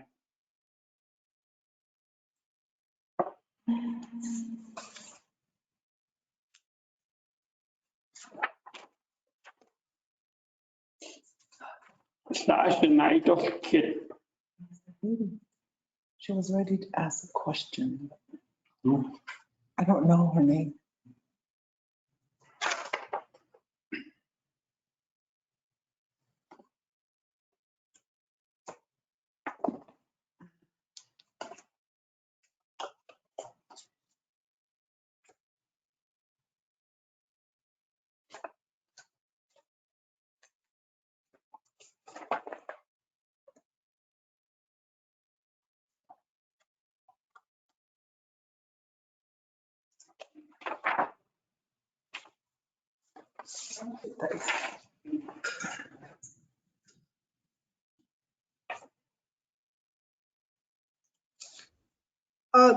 Good afternoon.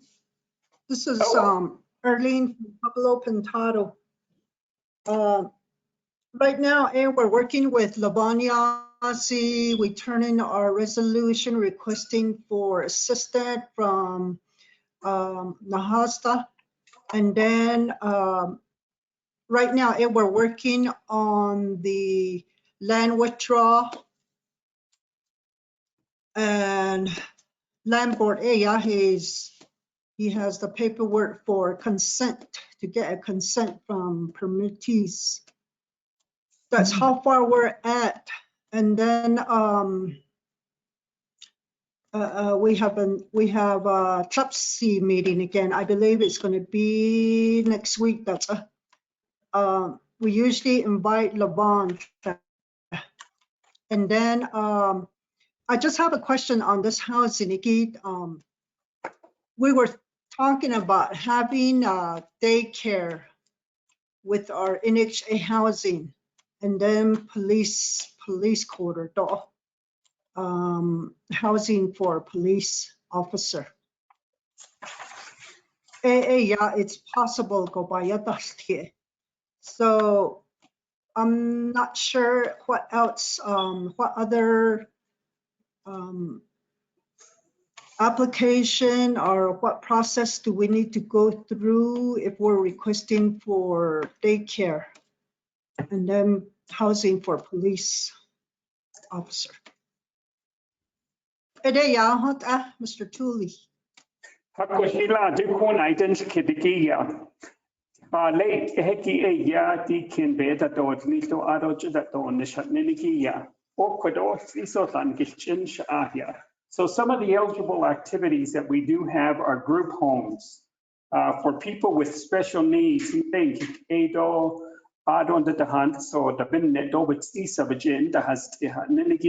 individuals that have special needs that may have a disability.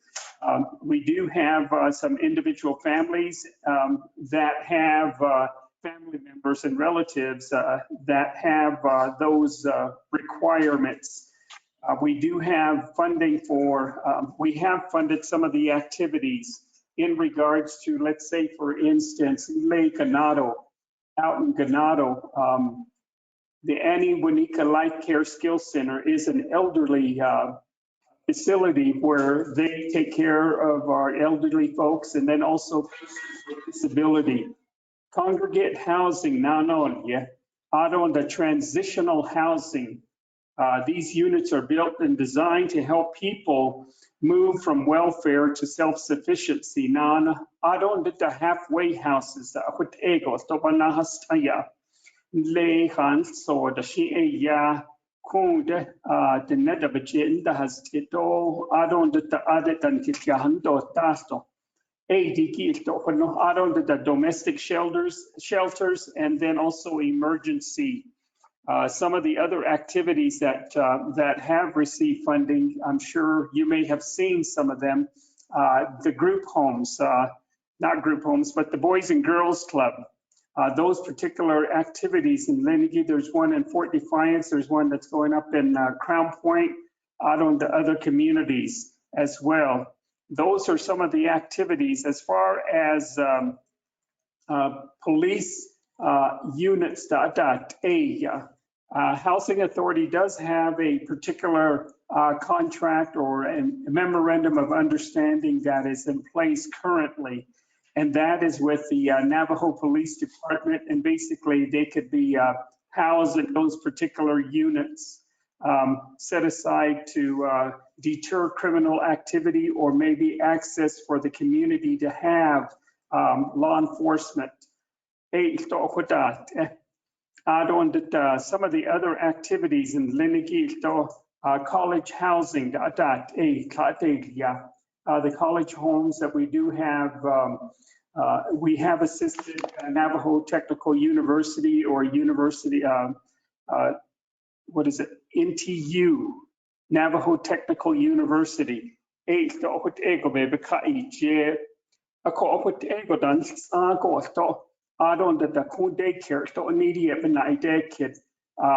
have Littlefoot Daycare Center, and then also there's one up in Navajo as well. And so those are activities that are provided so mothers and fathers, parents, or individuals that may be seeking full-time employment and they don't have a local facility to take care of their children. Those are some of the activities that are allowable. Pablo Pintado, Ms. Henderson.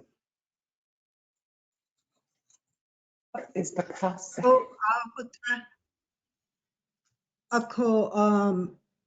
On this activity building, Nikki, do we just include them with our housing requests on the resolution? There's separate issue. One of the activities that would include, and I will just say this, is that in your technical assistance, when you are requesting, and Lavon's going to be going out there, you had mentioned, If you have a community layout, also a community master plan, that would really, really help out. And it would be important for individual communities to understand that whether it's 1 acre or 100 acres, the same amount of paperwork and the same amount of or volume of work is initiated in each one. So I'll give you an example. There's one chapter that withdrew 100 acres. And that 100 acres was not only solely set aside for housing development, but they also had some of the other C-store activities, and then also other activities that would include developing their communities. So once you have an individual out there, basically, if you were to lay out the community master plan as identified by the community land use board members, and then also certified by the chapter, that would give us a good footprint for us to initiate these activities. It will go into the design, how big of a septic system or how big of a lagoon system, how much water is it going to take, and then also how much electricity.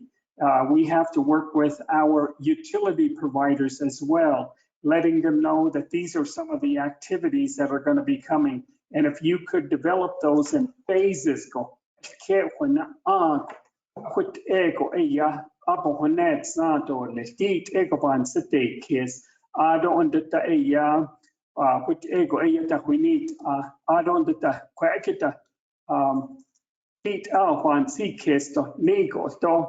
Adon the halit ya dan order that space of a car a year the stock jonato is a put ego ipan hati Adon the when so go a ya han kitchen when and lean dollars. Community assessment for the need. And then also show quick store set a hanel need ninigi ya. Basically, need would be how many individuals in your particular chapter. And some chapters have had a discussion in regards to, let's say, partnering with your local activity. Let's say, for instance, you have Pueblo Pintado, you have White Horse Lake, you have Torreon that is out there, counselor. And some of those communities might be able to network with you as far as the chapter is concerned, so that you can have a regional development. And that activity would be really important for you as a community, as you are sharing your particular council delegate with other chapters, then it might be feasible for you to consider some of those community assessments as well as regional assessment for need of daycare. Yeah. Akoti de hanelt at last chiniyaja adon de hanelt at the quilabeta khajat and anahitiche adon de tanle saho akut eko adliago hunelt hatati laha nigo. Then that gives us an idea as far as what to be planning for. And I would believe that some of those other activities that you might consider is some communities have requested daycare for senior citizens as well. So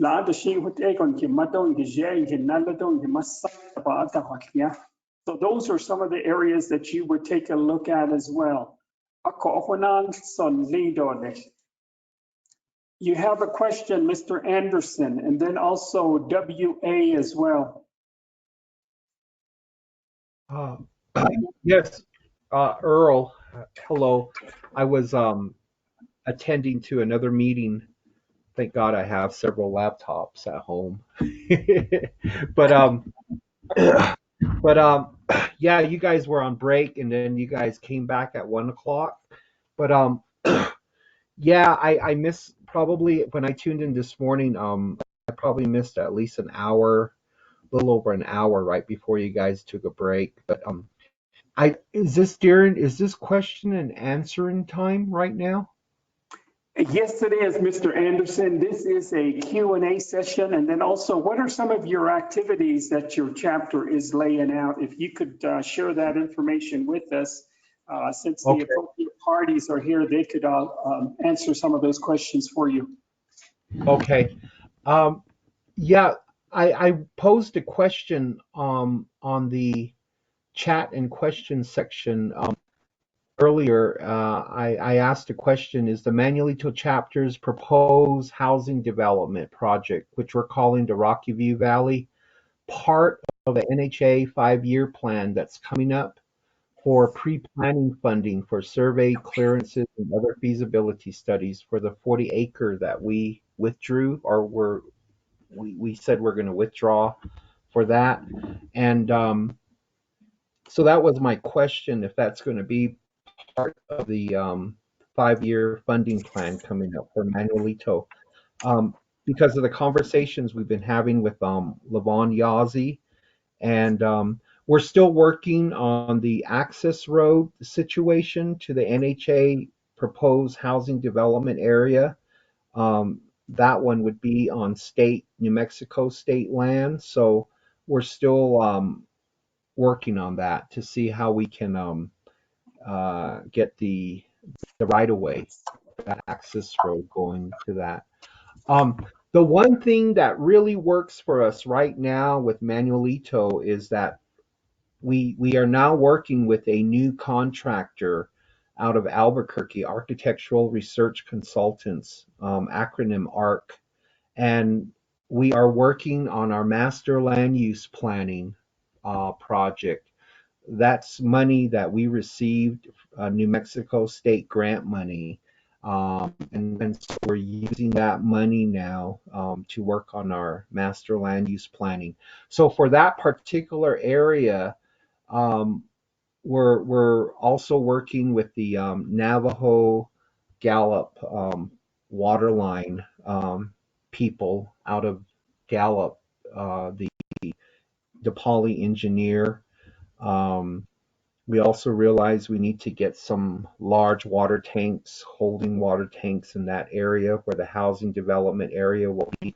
We also understand that there's also land that sits right next to that 40 acres, 320 acres of BLM land that we understand is also part of the Nellie federal legislation, that Navajo Land Exchange federal legislation that Senator Lujan will be introducing into Congress, and that would be the land exchange between the Navajo Nation and BLM lands and other type of lands. So everything is all coming together for Manuelito, and but we just need to continue staying on top of these things for that housing development area. We also have other things planned for that area, and for like daycare centers and Head Start centers and community activity center, things like that can be incorporated into the housing development plan. The other thing too that we've really been talking about are gardening centers too for the housing development area, because we need to start encouraging families and the communities to start taking up gardening, to grow healthy food. And we are of the understanding that current NHA policy, and correct me if I'm wrong, NHA guidelines prevent homes from setting up water catchment systems near the homes to collect rainwater. And I don't know if it's the whole thing with the federal guidelines that, any type of water collected needs to be treated. But for this particular situation, it's just only to collect the rainwater, where large water barrels or whatever can be set up near the homes where the rain gutters are at. And so families can use that water for their gardening. And because rainwater is the healthiest form of water to use for watering gardens and farms. So that's the other thing too I wanted to bring up with you all, is about the gardening situation, where the home areas are at. And then the other thing too is the ability to raise chickens, having a little chicken coop. So families can, collect fresh eggs, for their families. eggs are very expensive these days. So, egg collection, family projects would even be good too for NHA homes. And and the other thing too, as you mentioned earlier when you were answering the question to Pueblo Pintado about all the different ways that NHA can assist, like with transitional homes, daycare centers, activity buildings, and so forth. That's the other thing too. We've been talking about from Manuelito with various groups, organizations, is about the homeless. Um, how to attend to individuals or families that are homeless. And, Gallup has a really good project going in terms of sheltering individuals and setting up hotels. And then you guys, NHA purchased those buildings that are constructed, that building downtown Gallup for apartments and so forth. And we were really hoping that NHA would get involved when Lexington Hotel was being put on the market for sale, for transitional housing. But that never happened. That was during the pandemic, and that was something that Myron Lizer supposedly was supposed to be spearheading for us here, but it never happened. And so yeah, those areas there, I just wanted to bring up, and we really appreciate the involvement that Levon Yazzie has been providing to us, and he's just waiting for us right now to get moving on that access road situation. But he did tell us that he was going to put in the funding requests for the pre-planning process, for all the feasibility studies to be done for the 40 acres, and I just wanted to know about that. And I am also tuning in with the Housing Justice Group, the one that was mentioned earlier this morning with others, and we do talk about various issues when it comes to housing for individuals.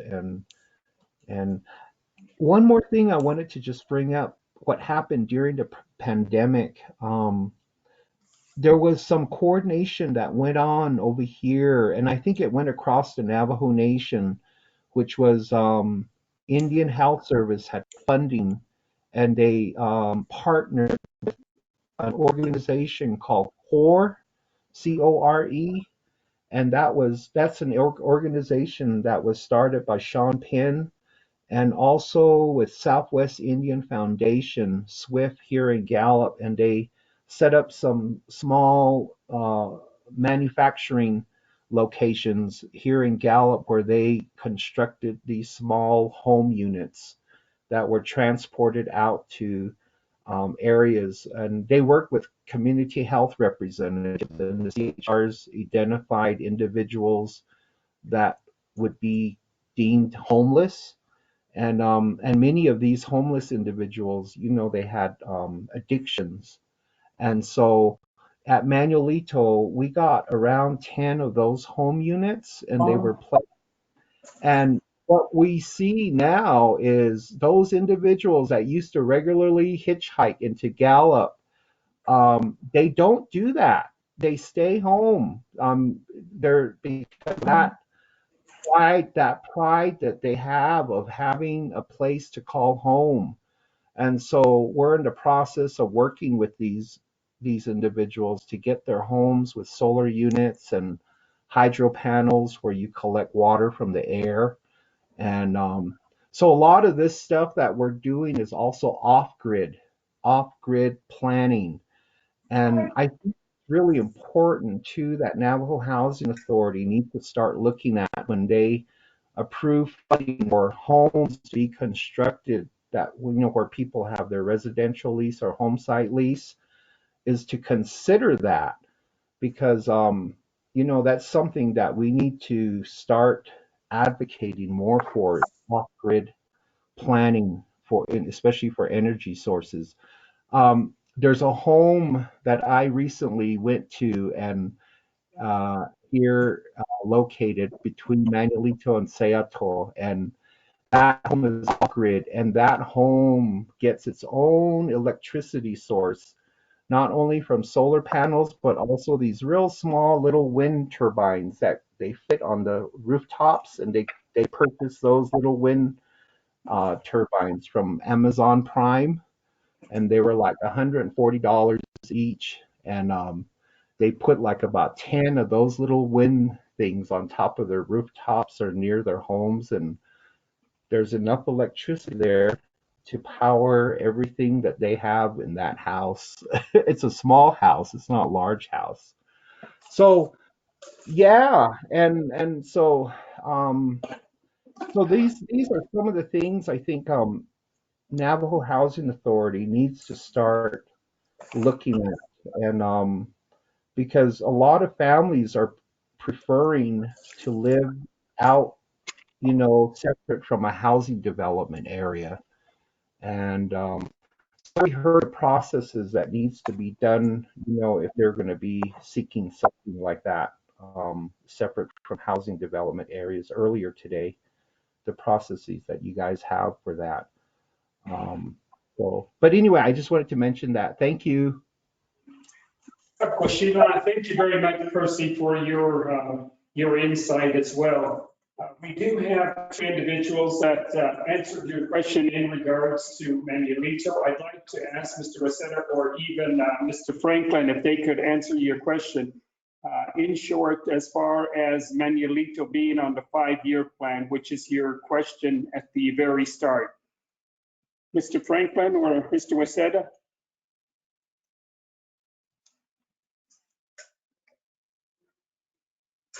Julia, I don't know if Dwayne's on board, but as far as the question of that being Manuelito being on the 5-year plan, it is on the 5-year plan. Okay, thank you very much, Mr. Rosetta. Mr. Frank answered that question earlier this morning. And so, Mr. Rosetta, would you like to elaborate even more?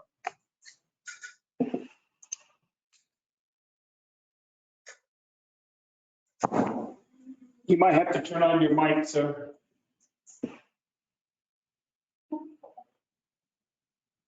Nada.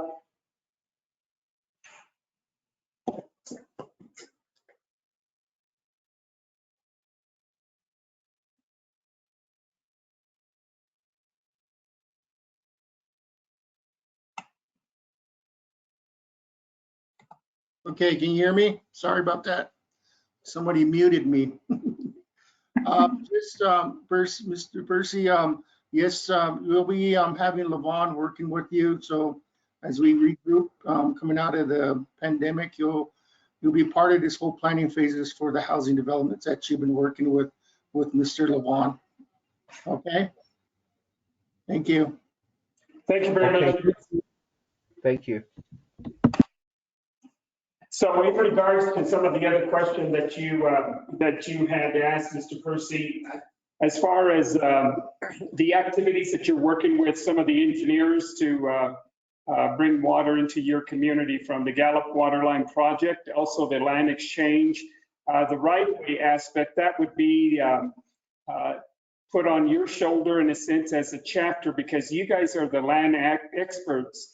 You know what the terrain that you do have in your particular communities, and some of the areas that may have been previously used by the Bureau of Indian Affairs government schools as far as land dumps and things of that nature. You know where some of those sites are, as well as some of the traditional uses as well. Some of the activities as far as ceremonies are concerned. You are the local experts as far as those residents that are living within the chapter. So you can navigate for us in a sense that we don't have to go out there and then find that later on that it was a cultural site or a traditional site utilized by the community. As far as daycare and some of these other activities, when you lay out your particular community, there could be some blended funds. Housing Authority is limited to some of those activities. And when Lavon comes out there, he can tell you a little bit more about some of these activities. Some of the garden aspect of it, the garden centers and some of those areas that can be withdrawn for gardening as far as a means of sustainability, eating healthy, exercise, walking trails, bike trails, non-motorized trails. Those are some of the activities that you and your communities can come together on. Navajo Housing Authority does not have a ban on gardening. And if there is an individual that goes out there, we instruct the individual families or communities when they do have a question is to put their question in writing. Thereby, Navajo Housing Authority will put their reply back in writing, and therefore it is in black and white. All the activities that we end up doing, it is in black and white, what is permissible or not permissible. Let's say, for instance, your chickens. Some of the farm areas or farm animals that are going to be developed in some of those communities, like in your backyard, those particular areas, Housing Authority does have a ban on some of those farm animals that are in the public rental and home ownership property of Navajo Housing Authority. However, if your particular community ordinance allows for some of that activity, and let's say an equestrian center, and that is something that is going to be allowed there, then basically that is going to be up to the privy of your local communities as far as what is allowed and what is not allowed. There are some bans on certain animals as vicious animals. The pet policy basically points those particular animals out. And in developing your community, it might be good and a strong suggestion for you to come up with some ordinances. And I'll give you an ordinance here from the Fort Defiance chapter.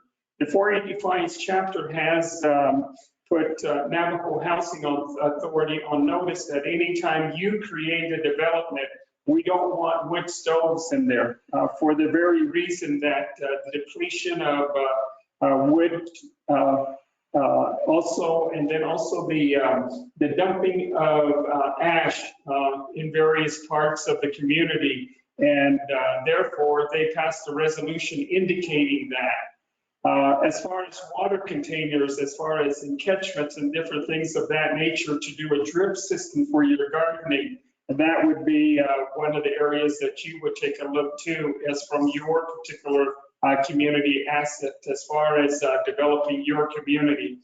I have seen some master plans that have included an overall layout of the community of having a community garden, and then also some of those encatchments as well, so that you can harvest the rain. I will go ahead and respond to you in that fashion. But in regards to some of the activities, the essential housing activity or GEHEKI, there is a publication that does come out from HUD, and those are program guidance. And so that's what I am reading from, and I will have those posted here for you as far as what are some of the eligible activities. Then that way it's not really hearsay, but it's actually an opportunity for you to educate yourself and your community. So thank you very much for that. Is there anybody out there that would like to have some of the questions answered? We do have key Housing Authority personnel that are on this particular call. So if you would like to pose a question, that would be an ample time for you to do so.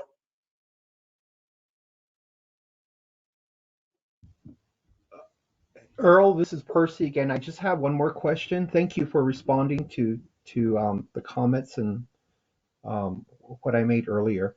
The question I have is, I went to the NHA website, and there's a NHA housing application on there, which a person needs to download, and it's listed as a 2019 NHA application. Is that still the correct application for an individual to fill out? Thank you. The Did you mention the ERAP or is it the Housing Authority application? It's the Housing Authority application. On that Housing Authority application, if you take a look at the top form of it, it will have public rental, it will have home ownership, it will have scattered site, and then it will have a little check mark there for a veteran. That particular application is utilized by Navajo Housing Authority. Even if you were in Fort Defiance and you lived over in Tuba City, then that particular document would be sent over to the Tuba City Housing Management Office for home ownership activity. The policy of Navajo Housing Authority to adhere that a person who is going to be applying for a home ownership house, let's say for instance out in Manuelito, that person will have to be a chapter member, a voting Manuelito chapter, in order to have a home ownership unit assigned to them. So those are some of the chapters that are out there. And then also some of the other chapter, I guess some of the other chapters that have rulings in a sense of 1 acre, or some have said 2 acres and others have said a half an acre. We would have to refer that back to your particular chapter as far as the allocation of property. Okay, thank you, Earl. Oh.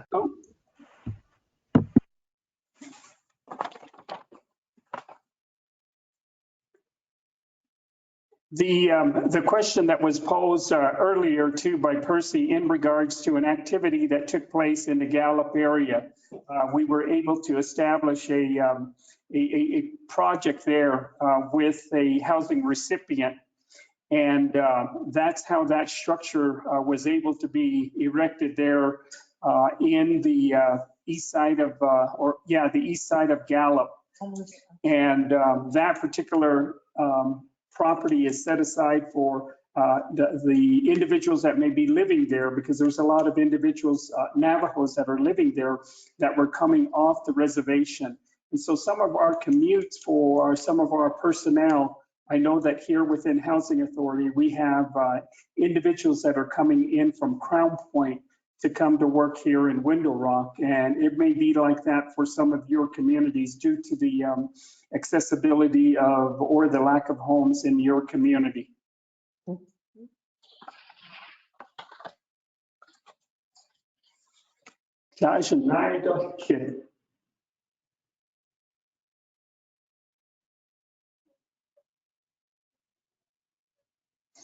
Adon the Shamas to Adenal Sosi Lala Shanoa Ba Jensen Akoyate. Again, just to give you some of the statistics out there in regards to Navajo's population, each one of the chapters, you guys can access your particular census data by the American Community Survey, ACS,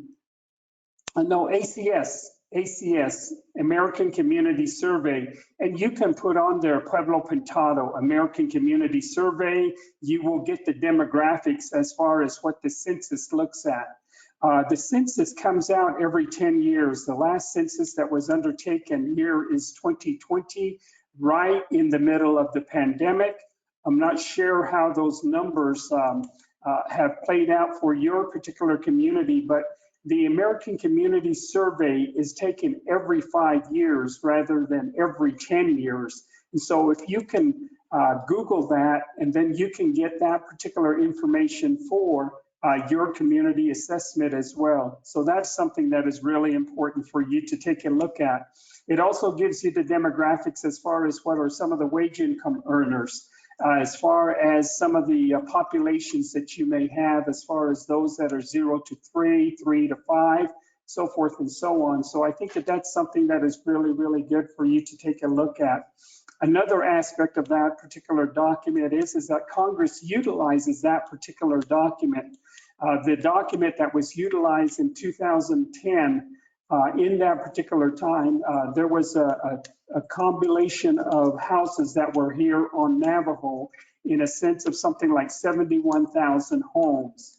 And out of those 71,000 homes, 49,000 were occupied And then also some of those homes that are vacant could be lost due to the interpretation of the census taker as well. So you as a community can work with your particular community and do your own assessment as far as what are some of the needs. And some of the needs are, let's say, for instance, when you're taking a look at the housing development, there is a percentage that is allocated for those that have impairments. Let's say, for instance, those that are wheelchair-bound individuals in your community, 5% of the population or the number of homes that you're going to be building in your community, 5% have to be set aside for those that are wheelchair-bound.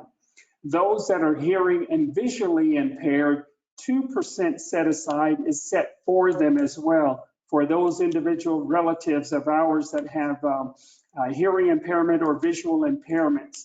And some of those individuals that may be impaired with their eyesight might be that they need some braille notices that are going to be put on, let's say, their ranges, that or thermostats. And then let's say, for instance, a person who is hearing impaired, basically some of a strobe light could be installed for them so that they can see that somebody's at the door, although they will get notice in that fashion because of their hearing impairment.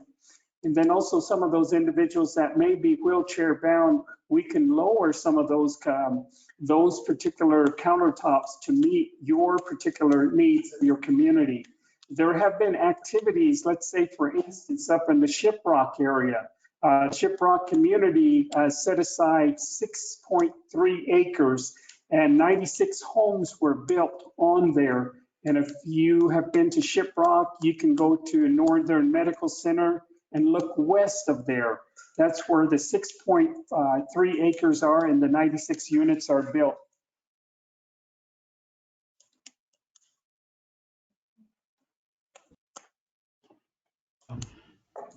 Earl, this is Percy again.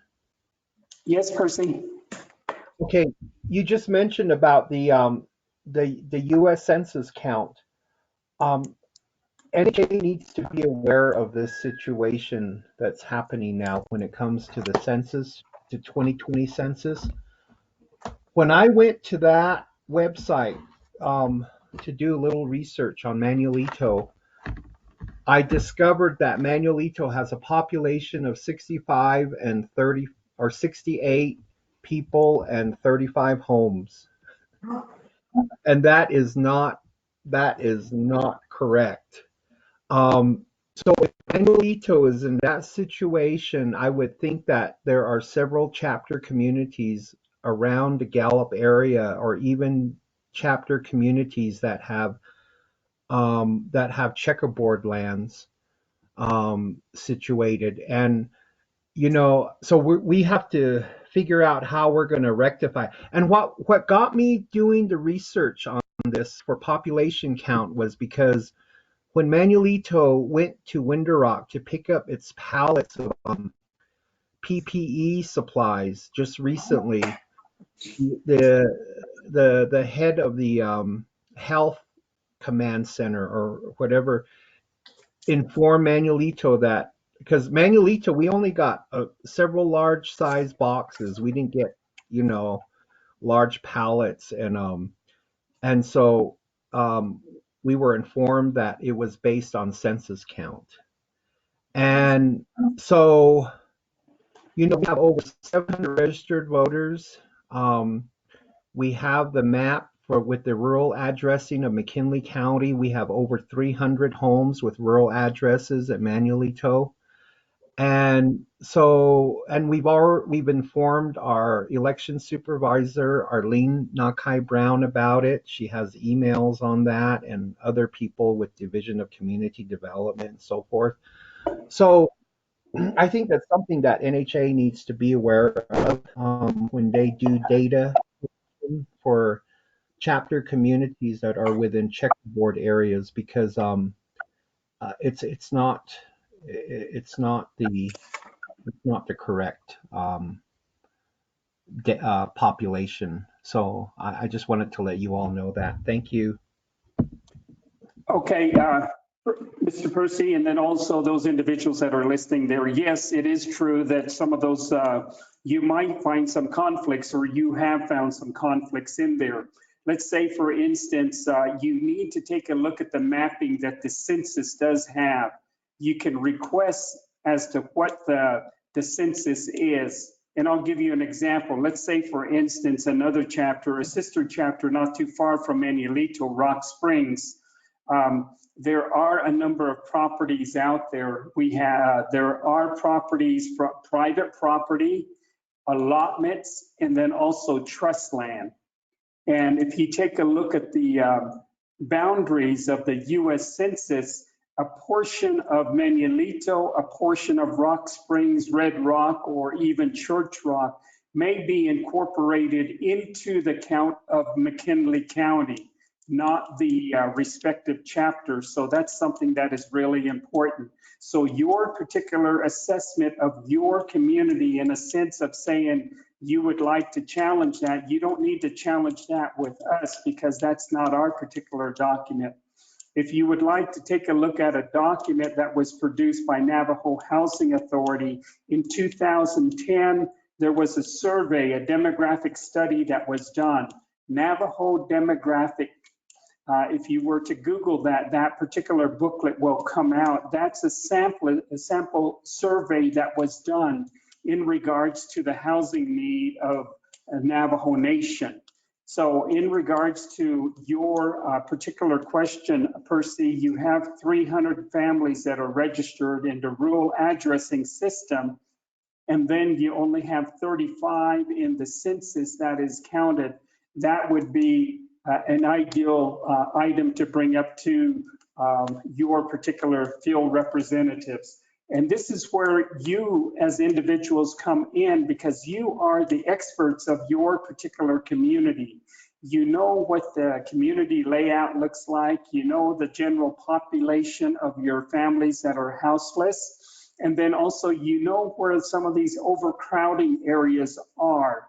And then some of these areas as far as some of the populations are concerned with your veterans. And then also those individuals that may need accessibility need.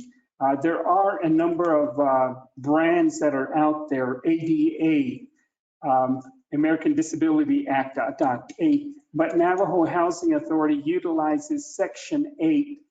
If you were to go to HUD and you were to Google in HUD Section 8, that will give you an idea as far as what we determine as a particular individual with special needs, yeah. And then what is required of the individual party that is receiving federal funds to adhere to that.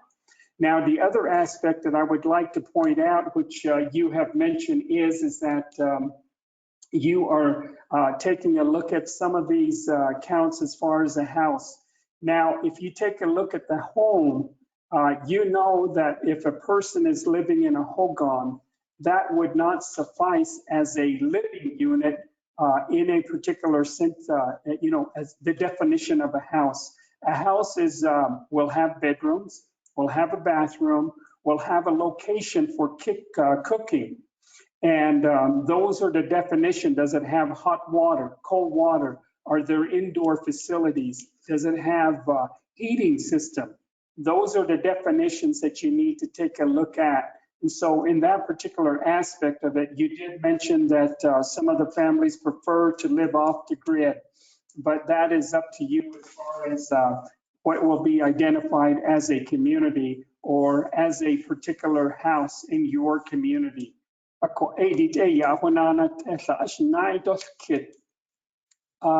Ms. Jensen, please.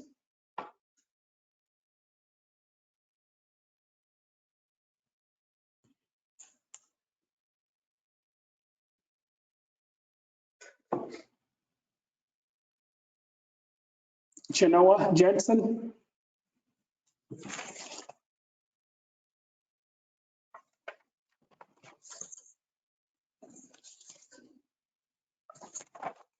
That's your information. That's for you. In regards to The question that is being posed as far as this particular aspect of the program, Lenigia, this is an opportune time for individual chapters or communities that you're representing or the delegation that is there. If you would like to pose a question, now would be the opportunity for you to do so.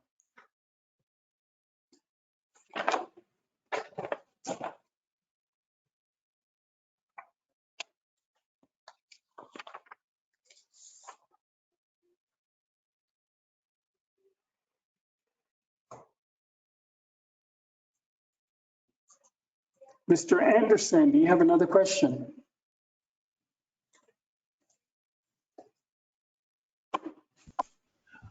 No, Earl. Thank you very much. And I am texting Shanoa, letting her know that you're calling out her name.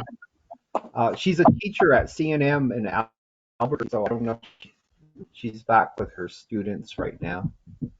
So just letting you know. Thank you.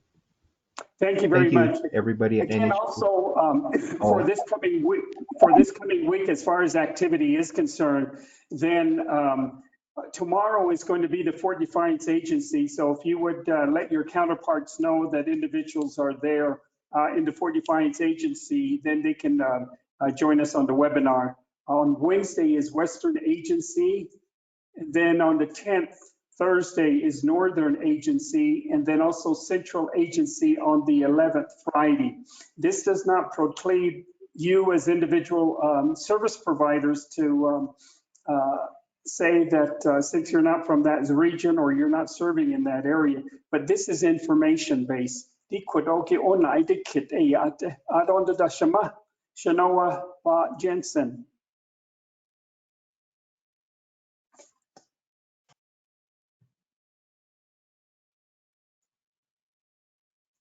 You might be on mute, but I do see your question mark.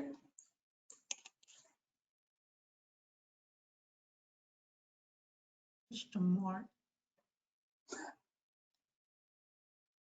Miss Henderson, your mic is on.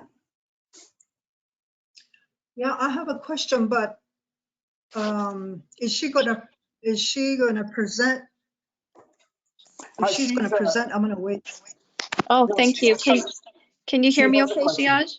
Oh, great. Thank you. I was on mute. Thank you so much, everybody. Yad Ashik Edo Shidne, Auto Net and Shlene Aids of Latin Shle, Auto English A Bashish Chain, Auto Shiheta Auto English A Dashanella, Taya Toda Yisada Nasha, Koyat Edo Hiha, Shik Edo Shidne. I just wanted to say thank you for this public hearing for our communities. I'm grateful that we're able to join in other hearings as well in other agencies. So my thoughts will just be brief, but just wanted to share the power of this opportunity to really bring together our self-determination and our sovereign status as a Diné nation to transform the funding that currently is being provided to NHA or other indigenous housing programs in our nation from Nahasa and other entities. So this is really looking, and I heard several amazing comments from others that talked about holistic. I think Ernest Franklin talked about holistic way of viewing our home. And I'm a part of a housing justice group that we just convene every 2 weeks by phone, and we talk about these concerns and issues. But I think also what's important about this housing justice group is that there's a lot of creative and innovative thoughts, as well as what NHA must explore every day in your work. And I just wanted to add to that conversation. And so I just think that looking at some of the concerns from the individuals that have been on the calls, it's really looking at how do we look at our home as a place that provides that sacred, that fire, and how can we use that in our language and train our staff, whoever they may be, on the phone or in person, to respond to our communities in that way of replenishing that warmth through our Diné English languages, and then using that even in policy. So I saw that in the 6 guiding principles of NHA, and I really appreciate that it's in Diné English.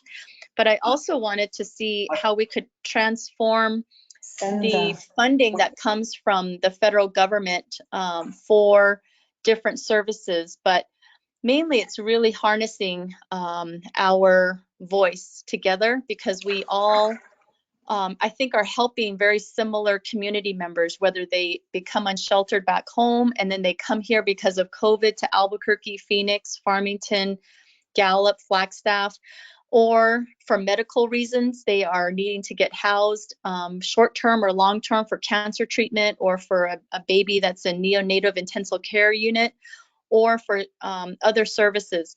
So in Albuquerque and other urban areas, I'm just thinking about how NHA can also add to the support of individuals who are at risk for homelessness, who are, or maybe already unsheltered. I know different school districts have something known as a Title I program. And how can there be a direct connection to NHA so that those families who are at risk for homelessness don't have to go to a shelter, that they get, and fortunately there is a Navajo ERAP now, but some of our case managers have been using it. It takes about 6 to 7 weeks to get the completion of the application. And fortunately some have been completed, but we're trying to also find a way to house and put the individuals in a safe place during that application process approval. But then also some of the domestic violence shelter directors from Chinle and Kayenta said, can we have an emergency shelter in each of our agencies? And how can NHA or Nahasa funding, which I believe there is funding that comes from the VIWA, Violence Against Women Act, VAWA, and other Nahasa or NHA fund, or actually HUD funding that can also be used for that. So that would be really special to look at, to see how you know, communities can partner with NHA to create these emergency shelters, especially if they've been former NHA homes that have been already built, but then no one's living in them. Could those be used as an emergency shelter for a family or an individual? So we're just trying to really think out of the box and really kind of do assets mapping of our own communities. And just looking at Shiprock alone, just looking at how many nonprofits lead different entities, can they now partner again with NHA, even though they're no longer with NHA, but NHA built those houses? How can that partnership be re-energized? And then I've heard a lot of amazing things about nonprofits, and how can NHA partner with nonprofits to create this vitality and this synergy regarding these resources. But also looking at sustainable renewable resources, having NHA really look at native renewables, solar power, water catchment barrels, you know, like Percy was talking about gardening, but also water catchment for livestock or, you know, other animals, to really bring forth that holistic way of using Jo'nae, you know, energy, as well as other sustainable efforts in the community for the homes. And then one of the really interesting things we've been talking about is a lot of the local community are getting their degrees in construction management at UNM Gallup Branch, Northern Pioneer College, CNM in Albuquerque, and other communities, other community colleges. How can NHA partner with those graduates to immediately get hired and work to really sustain getting those homes rapidly built and real quality and real good timelines? But also the pay is hard, right? Because we've looked at how some of these individuals get hired right away in Phoenix or Las Vegas, and how can we be equitable with pay? And I'm sure that's really hard for any organization to match some of this high pay, but we're just exploring real creative ways, but also talking in a humble way about our Hawaiian, our cha, you know, the bebagan, shepagan. All of these things are part of our traditional ways of thinking, and how can we add to this wonderful conversation of protecting and sheltering our beautiful relatives. You point out a number of activities that Housing Authority could possibly take a look at the partnership. I know that Ms. Maureen Curley, our CEO, has made that evident as far as what are some of the other partners, who are some of the other partners that we can initiate our activities with, and that we can weave our particular vision with them as well. So I'd like to volley this over to Ms. Curley or Ms. Yazzie or Mr. Wasetta in regards to some of these units being made available for other uses.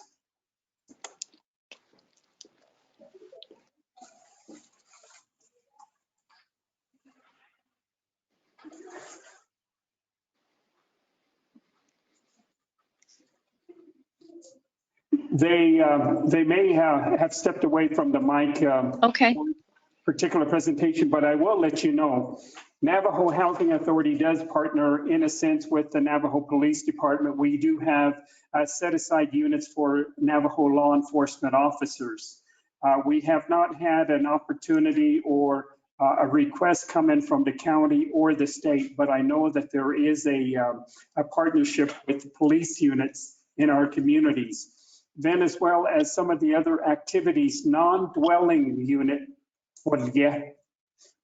those individual homes that individual parties may approach Navajo Housing Authority on. The policy of that is the non-dwelling unit. Social service could have access to it. Nonprofits could have access to it as long as they are providing the needs to meet the needs of the community. Mr. Wasetta. Hi guys, sorry I stepped away. Trying to do multitasking here. Hi Shiona. Hi Dwayne. I guess to answer your question on the shelter aspects of it, we looked at that several years ago. But my understanding, because of the shelter requirements, the fencing, isolation, that kind of, it put a challenge to how we're going to do that on some of our public rentals or out some of the areas that we have with home ownerships of the individual lots.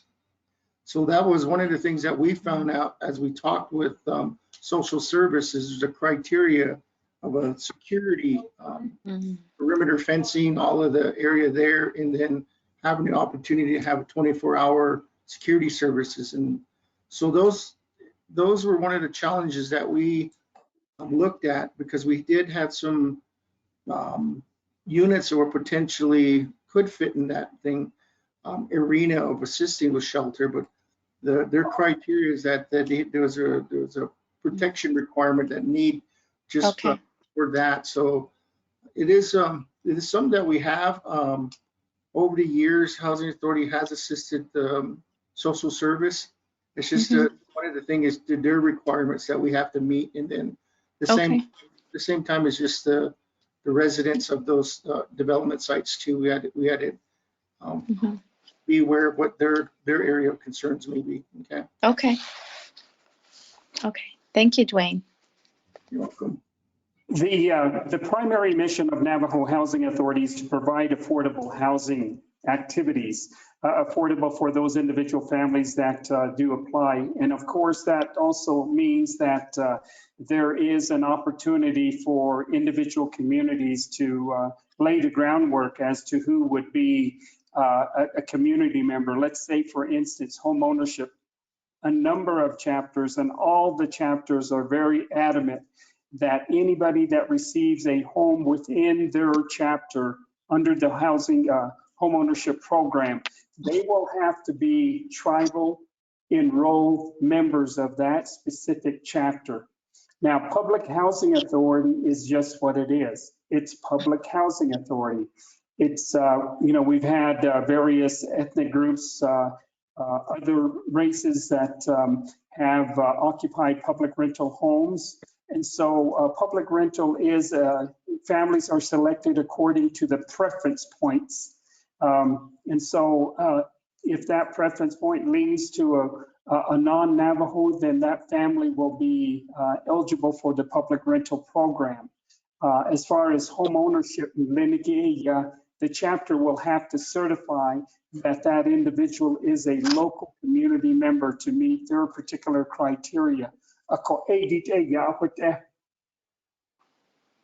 Okay, thank you so much, Shiaj. And I just wanted to ask, I know that there is something on the website that shows that there's 15 management divisions of the NHA housing areas. Is there a map that we can access without having to apply to the actual home? Just so that, you know, if we're doing information sharing to say that these are some of the housing units for people to look into, is there a map that can be maybe put on the website so the public can view it possibly? There, in regards, the way that I understand your question is that individual chapters being served by a certain housing management office. I'll give you an example. The Rue Housing Management Office, their particular chapter service areas, Baca, Pruitt, Yanbato, Little Water, Mariana Lake, Pine Hill, and then also Theroux. Now, in regards to Tohajile, the community that they serve is the Tohajile Alamo community. As far as Tohatchi, we have Chechenta, Church Rock, Manuelito, Red Rock, Rock Springs, and Seya. So we can get that information for you in regards to what are some of the service areas under the various 15 housing management office. If you dial 928-871-2600, the young lady that will be answering your call, 928-871-2600. You can ask her, would you connect me to the Crown Point Housing Management Office, and she will connect you to that particular office. Now, the availability of housing is what I believe there is an inquiry of. So in a sense of, you see some housing developments, let's say for instance, out in Shiprock that may be vacant, that maybe have been vacant for a long time. Those particular units could have some various earmarks on them in a sense of rehabilitation.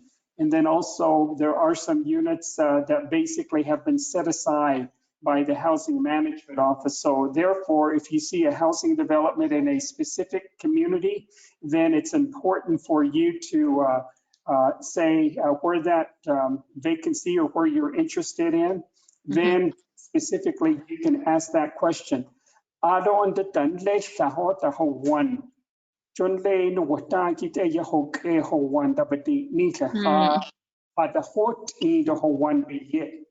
Jisha has lean ADTA yasa dobi yahate snake beshita shiklisha that do sifcho da nita.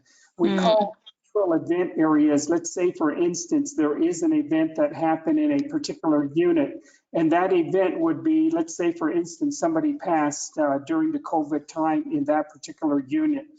Obviously, the person that's going to be coming in, we have to be culturally sensitive and let them know the reason for that vacancy so that we do not disturb their particular protection in residing in a home. Okay, thank you. Yeah. And I also wanted to just follow up on the housing vouchers in urban areas. The turnaround does seem to take a long time, often maybe 6 to 8 months for people. Just wanted to see if there's support for additional staff maybe, or maybe getting individuals assigned to 1 or 2 cities so they can actually be in the city more often, or, you know, of course, the main office in Fort Defiance or Window Rock. But I think that's been such a phenomenal program to help people get back on their feet and get housing voucher support in urban areas or border town areas that's not in an NHA housing division.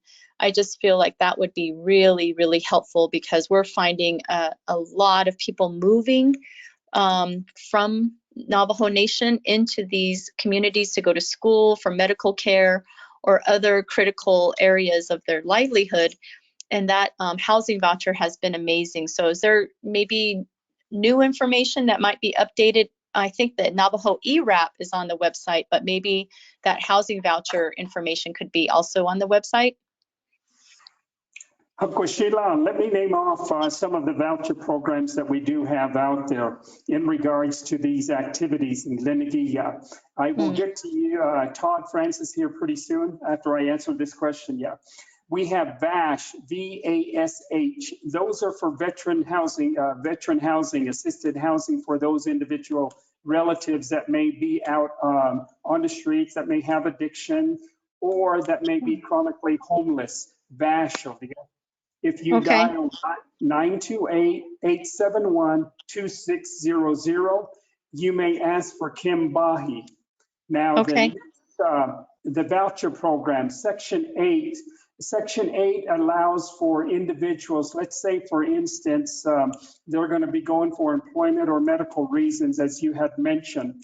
And you can get the specifics from Kim Bahi on this.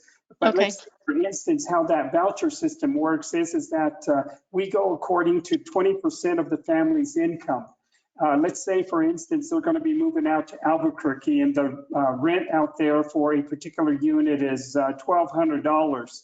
According to the calculations that we end up doing, the family may be contributing $300 due to their employment or income that is coming into the family.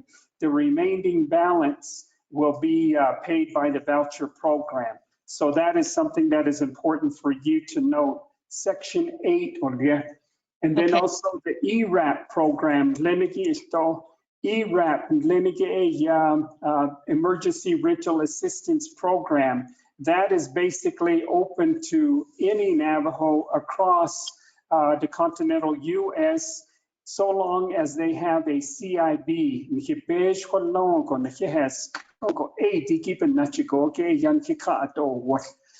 We have helped out individual families that are residing in Washington, D.C., all the way down to Florida, all the way across to Hawaii, back up into the Northeast, and to our relatives up in the Alaska area, the Nenahatloni. We have assisted various individuals that are out there. I will make note, as far as your recommendation is that Navajo is vast and they live across various time zones. And here we are working 8 to 5, Monday through Friday. Individuals may be working at the time, or when they have free availability, they may not access the telephone conversation as they need to. But Navajo Emergency Rental, you can Google that. The application is on there. And some of the families have emailed their questions to the website that is located on the ERAP program. That particular question is broadcast to the anybody that is on the program. So individually, to get a response, we don't have a note specifically on there. If individuals would like to call in, they can dial 928-871-2600, and the lady there will direct them to the individual parties that are answering questions on the ERAP program. Todd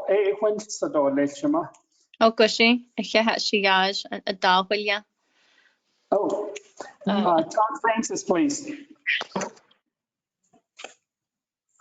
Thank you. I just wanted to share a couple of final comments. And I'm really encouraged by the discussion here today.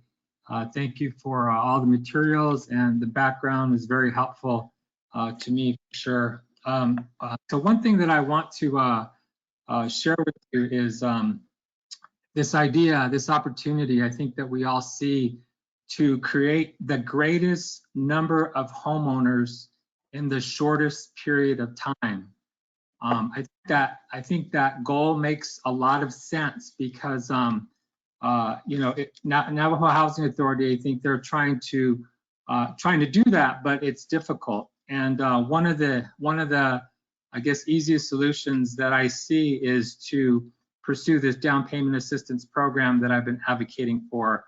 If NHA set aside 10% of its annual allocation, and last year was about 70 million, they would have $7 million a year to work with for down payment assistance, and that's only 10% of the budget. So, you know, I don't like the idea of urban, non-urban, or on-res families, you know, competing for funds, and I don't see the competition necessary when NHA already has the authority to allocate 10% of its budget toward urban families for down payment assistance. And that's where you get you can reach the goal of actually creating 700 homeowners per year with $10,000 in down payment assistance to each family. NHA is never going to be able to create 700 homeowners a year in the near future, but you can immediately do that with the down payment assistance program. That's only 10% of NHA's budget. So it makes a lot of sense. I think that it's something that NHA should consider. And the reason why it should be considered is because we're talking about affordability here, and that's NHA's purpose, is to make housing affordable for families. And I don't know if everybody recognizes the fact that right now, with housing prices the way they are in urban areas, most families are paying way more than 30% of their household income toward housing. And so, yes, urban families, they qualify for this assistance, and that's why I'm advocating for it. And again, another reminder is we're here out of economic necessity, not because most of us choose to be. We'd like to be close to our families, but we need the jobs, we need to be close to education centers, and that's why we're here. But we send money back. We're not too different from, you know, our Mexican counterparts that send money back to Mexico. We send money back to the res to help our families survive there.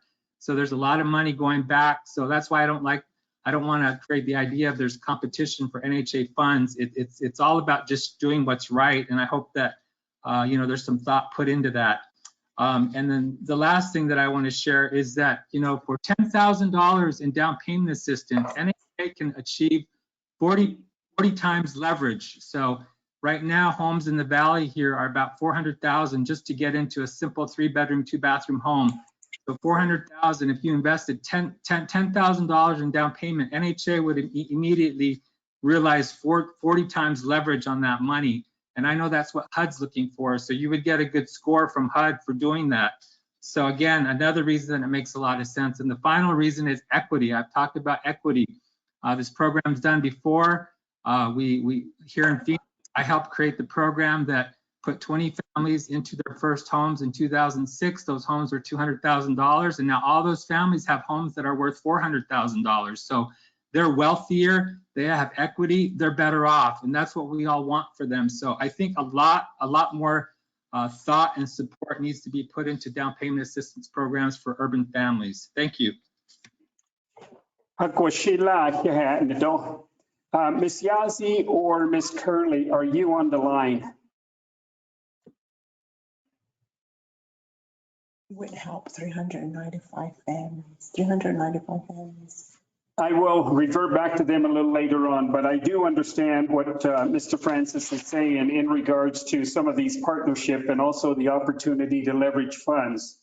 Navajo Housing Authority is taking a look at that opportunity to leverage funds.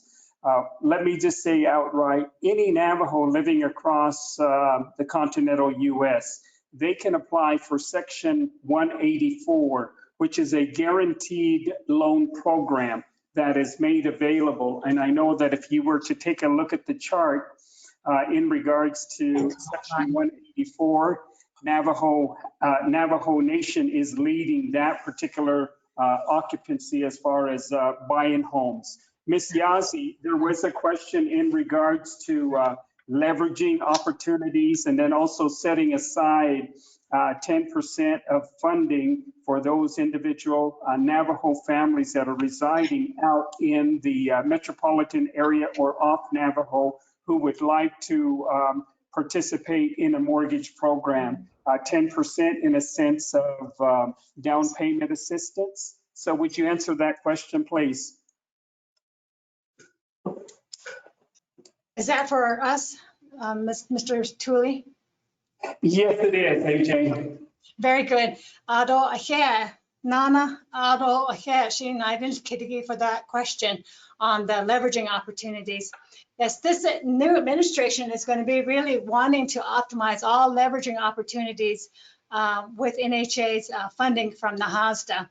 And that starts with a lot of the education and partnership that we want to have with all the stakeholders, both at the tribal level, the state levels of the 3 states in which our reservation expands across, and then with quasi-state agencies, a lot of water infrastructure, finance authorities from Arizona, Utah, and New Mexico, including other quasi-federal agencies, federal home loan banks, and the like across the housing trust, the National Housing Trust Fund, and partnership with the Housing Assistance Council. We are really outreaching to a lot of partners to maximize that leveraging opportunity, and even utilizing HUD's guaranteed loan programs. We have meetings too with HUD, and they just recently sent us the leveraging resources as well, including we wanted to reach out to a lot of faith-based organizations, philanthropies, and private foundations, which has already begun. We've had some discussions starting even last month.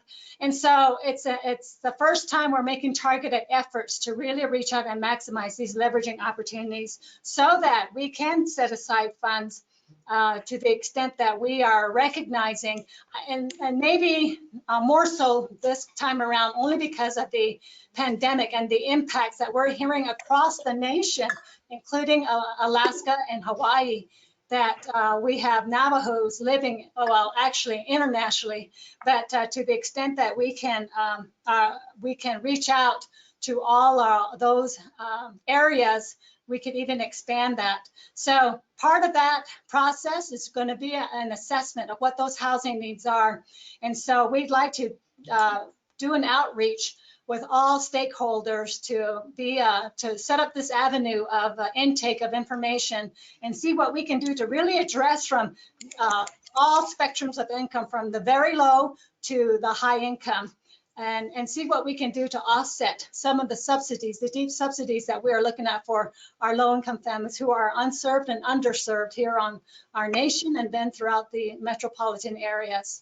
And I also had, and we want to reach out then to the mortgage-based products and some of the products that are offered through community development institutions. There's one here on Navajo, but there are other participating CDFIs across the country that we want to look at mortgage-based programs and look at down payment assistance programs. How do we maximize that for our families? Because that is really the only true wealth equity that we can tap into for our families. And so it is really then looking at the traditional development by subdivisions, but looking at mixed income and mixed development going forward to really maximize opportunities for our families from all income ranges.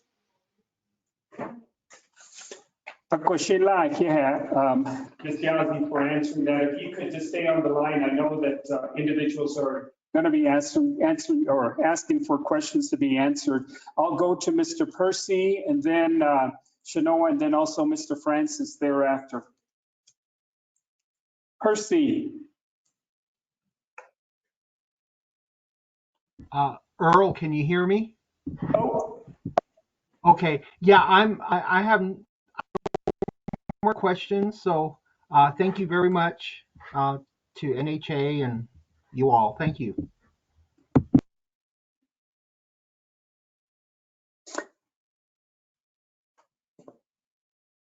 Hakoshi, thank you very much for that accolade, Percy. Shanoa? Yes, I just wanted to see if Ms. Curley, Maureen Curley, the executive director, may be busy, but if she could be the advocate then, because of the potential incredible stories that can be heard from our communities. In addition to this public hearing, how important it might be to have Ms. Curley do a town hall in some way with each community and learn from those needs, because I know some people may not be able to get onto any of these public hearings this week because of work or childcare or other important tasks. And so I just feel like we can really harness the incredible intellectual wisdom of our elders, our veterans, our people, especially those who are unsheltered or who are very vulnerable. They have incredible wisdom of how to navigate these systems, and I think they can really add to decreasing the barriers for applications and also timeline. I think that's why not be the most phenomenal Native nation that activates and engages with quick turnaround of applications and quick turnaround of customer service. And I know hiring more staff would be important, but I think Ms. Curley can really advocate, just like Dwayne was talking about some of the increased security and fencing that might be needed for a shelter or a home.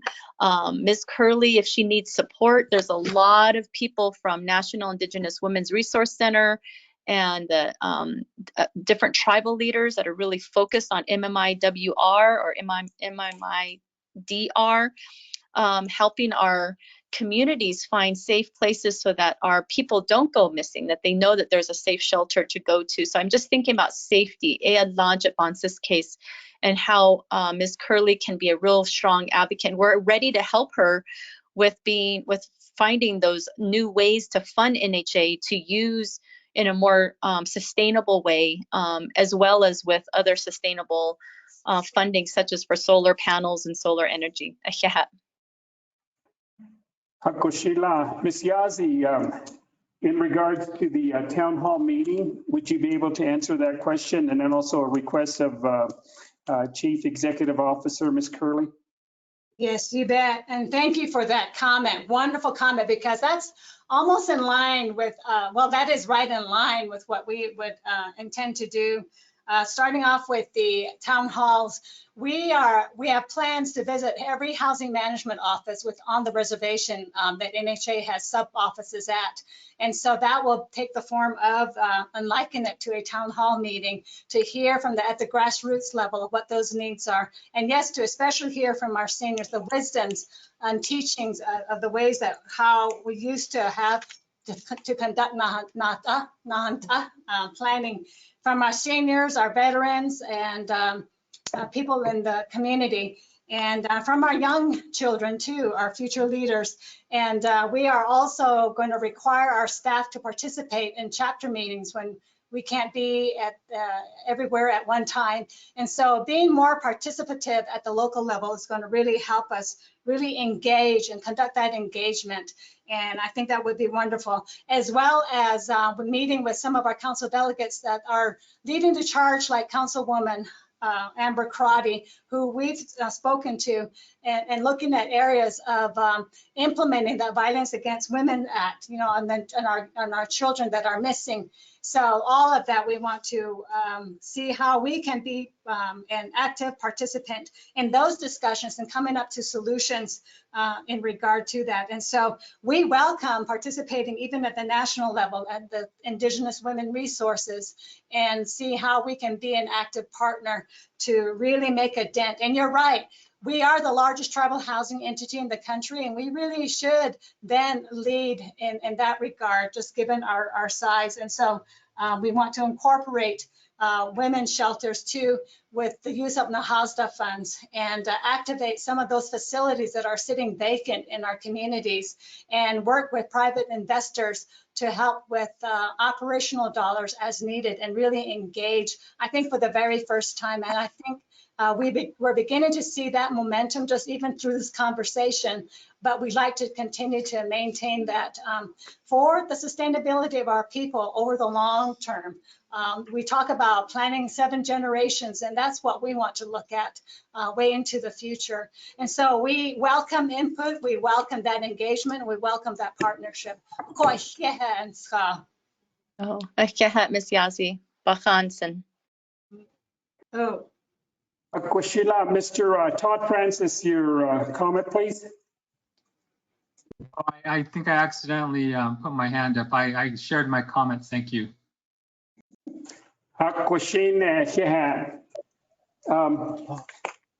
Merle, this is Percy again. Real quickly. I have a question. Go ahead, Percy. Okay. Yeah, I just after that. okay. I just heard what Aniva Yazi had just said, or about town hall meetings.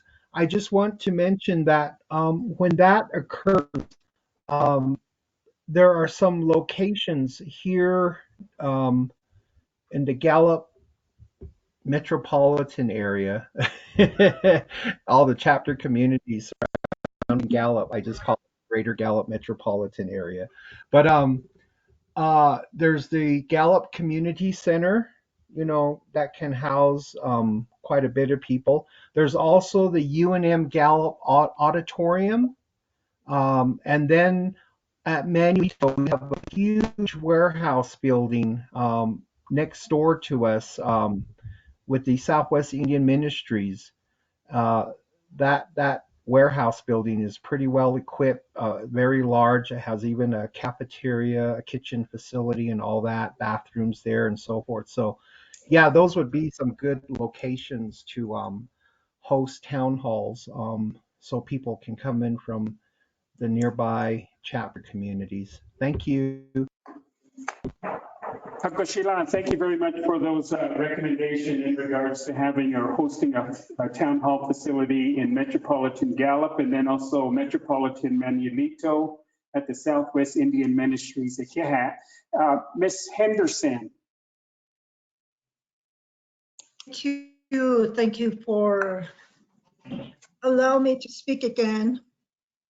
I have a question. We have people living in a very poor condition, houses, trailer. And one of them, got burnout. And some of them are bound to wheelchair. And I was thinking of building a home for them. Is there a way that NHA can build a home for them on their home site lease or residential lease? Because I've seen some houses over at Mariano Lake along the road. Cote and Pablo Ventado, Torion. And then one time I went to Swift to see if they can build some houses out here. They was only 60 miles in here. I'm not sure if there's a way that you guys, NHA, can partner with Swift and pull some string and have them come out to our area to build houses. I brought this up to Leonard Sosi when he was a council delegate. I'm not sure what has been discussed up there to each side at all. Yeah, for those people that live around Gallup, they are so lucky around border town, the Paganiki. They have all these resources, but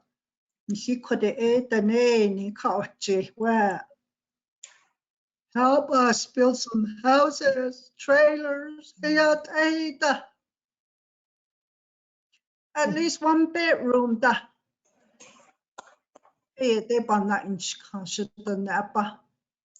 Thank you.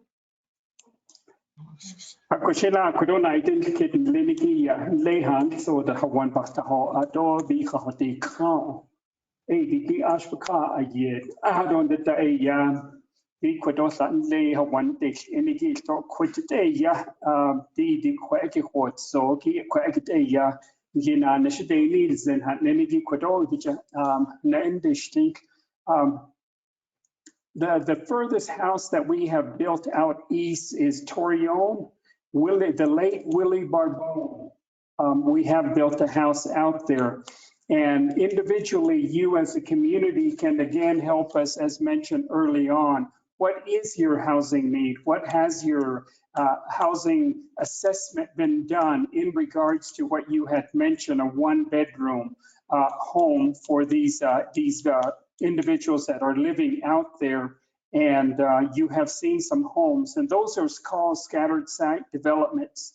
And one of the areas in that is that if you have, let's say, for instance, clan, le tohe lini nest achikedat neniki e ajiko ki hawan lada de yokid ashpakati jahot no ashi abo hanet santo lik Akondin he ya Honed na Hawan, Quacky Bankichi, na hot Hato Nido.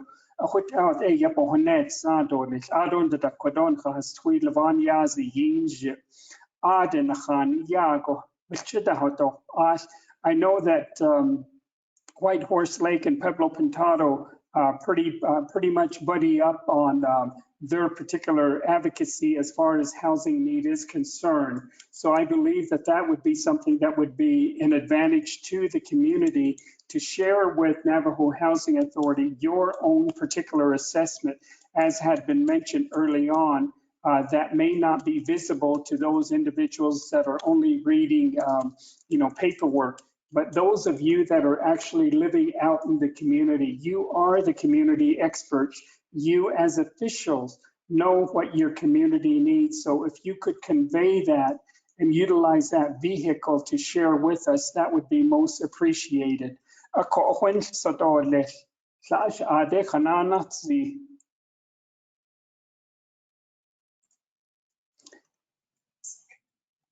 Q, Oh. Nico de Nidia Bahas, I don't know how one had late or a nasi, they shall have late or a barrage, not a don't. For those that would like to grow your particular community housing, again, if there is an advocacy for doing regional development, I believe that that would be ideal. Where a number of chapters come together and share. I know that from my own experience, Pueblo Pintado and White Horse Lake, they pretty much buddy up in regards to their particular advocacy and also the needs there in Eastern Agency. As I did mention also, there is a housing entity that is in Shiprock that built 96 homes, that requested 96 homes, and 96 homes were built on 6.3 acres. Navajo Housing Authority does not manage that property. Another entity manages that particular property. Some of the policies that are going to be required in regards to being your own housing entity are rent and homebuyer payments policy, eligibility, admission, occupancy, as well as grievance. I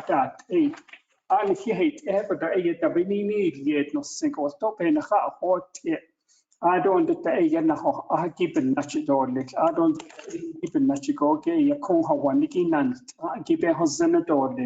So those are some of the opportunities that are out there. And then also for some of your communities where you actually have housing authority developments, they are eligible in a sense of creating their own entity, having a housing organization or a home buyers organization. I'd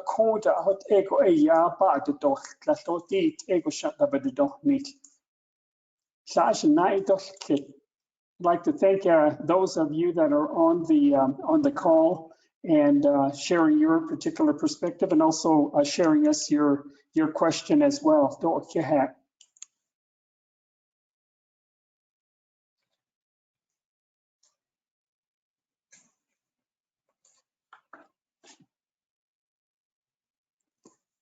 But not kid door, sneak or kid.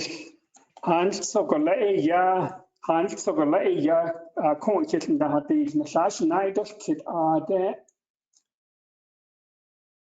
night dish kit no sending late day neo night night dish kit net no send dollars. We don't want your question to wake you up in your deep sleep tonight, saying that I should have asked that question. So this is an opportunity for you to pose your question, and then you will have parties answer or address your question. Yeah, follow-up email survey for the. I don't understand. Naidi kide ya kuido survey makide we will be sending out a survey to individual participants who have registered here. And then we will ask you for your particular input, how to improve this presentation, what you like, and then also what other program would you like us to delve into a little bit deeper? Yeah. I don't know even not to go okay ya kundi ki han so the han again ki jodo le all they can not in it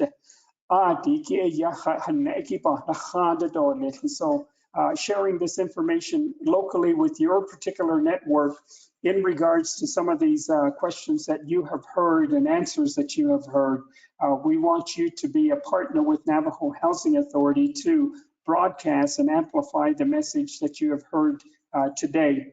In regards to some of the activities as far as the Affordable Housing Program Initiative under Navajo Housing Authority, we have the Public Rental Housing Program, we have the Veterans Housing Program, we have the Homeownership Program. Also, we have opportunities for Section 8 Voucher Program, VASH Voucher Program, and then also ERAP right now.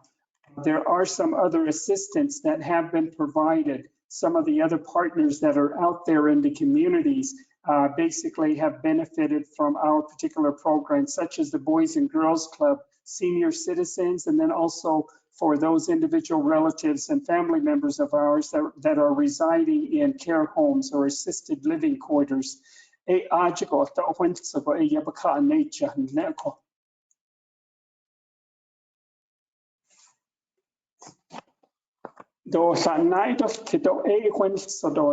you don't have any more questions, that will conclude our particular session. And if you would like to contact us, we do have a phone number that you can dial, and it is 871-928.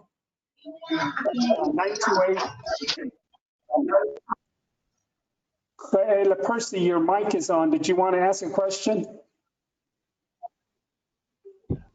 No, I just want to say thank you so much to all of you, and I'm going to be logging off now, and you all have a blessed day, a blessed week, and thank you so much for providing this webinar. Oh, Percy. As mentioned, this will conclude our particular webinar today. And if you would like to log on again tomorrow, you are more than welcome to do so. So if you would let your counterparts know, March 8th, Fort Defiance Agency, the same time. March 9th, Western Agency. March 10th, Northern Agency. March 11th, Central Agency. So please log on and utilize the same address again. You could log on or share this information with your counterparts that are out there. I don't know if any of the staff would like to have any closing comment. Ms. Yazzie, Ms. Orsetto, Mr. Franklin, Ms. Curley, or Ms. Gilmore. No, I don't have any. John, thank you. Mr. Wasetta. Well, thank you, everybody, for all your comments, and thank you for the support that you're providing us, and that will help us as we move forward. Again, thank you. You guys have a blessed week and be safe out there. Bye-bye.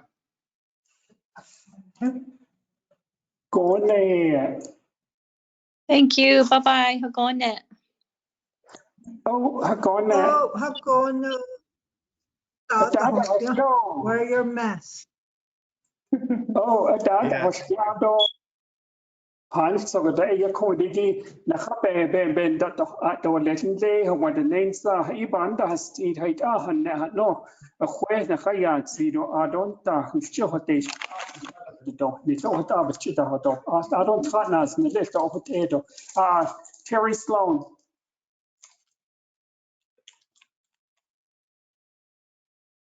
Thank you, sir. Just want to say thank you for this webinar today. It was a great presentation, great questions, and great thoughts.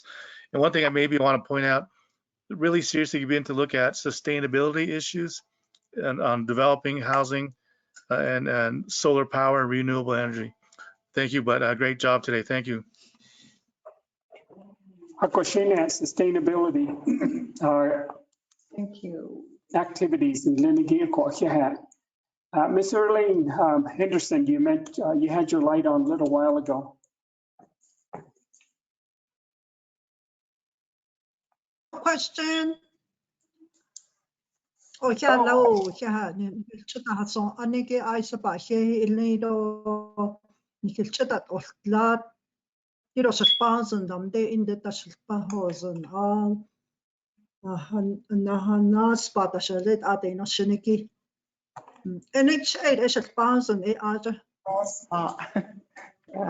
Nahasa. But overall, again, good presentation. It was very understandable, and thank you very much. Well, hakoshine the data hasiado adon the aya kondigi like hekota aya khanna nigo adigi bachita hoto as adon the ledan sade tranazin the baganiki to kayata chigo to ko ego bahan to di town kishot gesho is not the dog ni to he a quantity dollar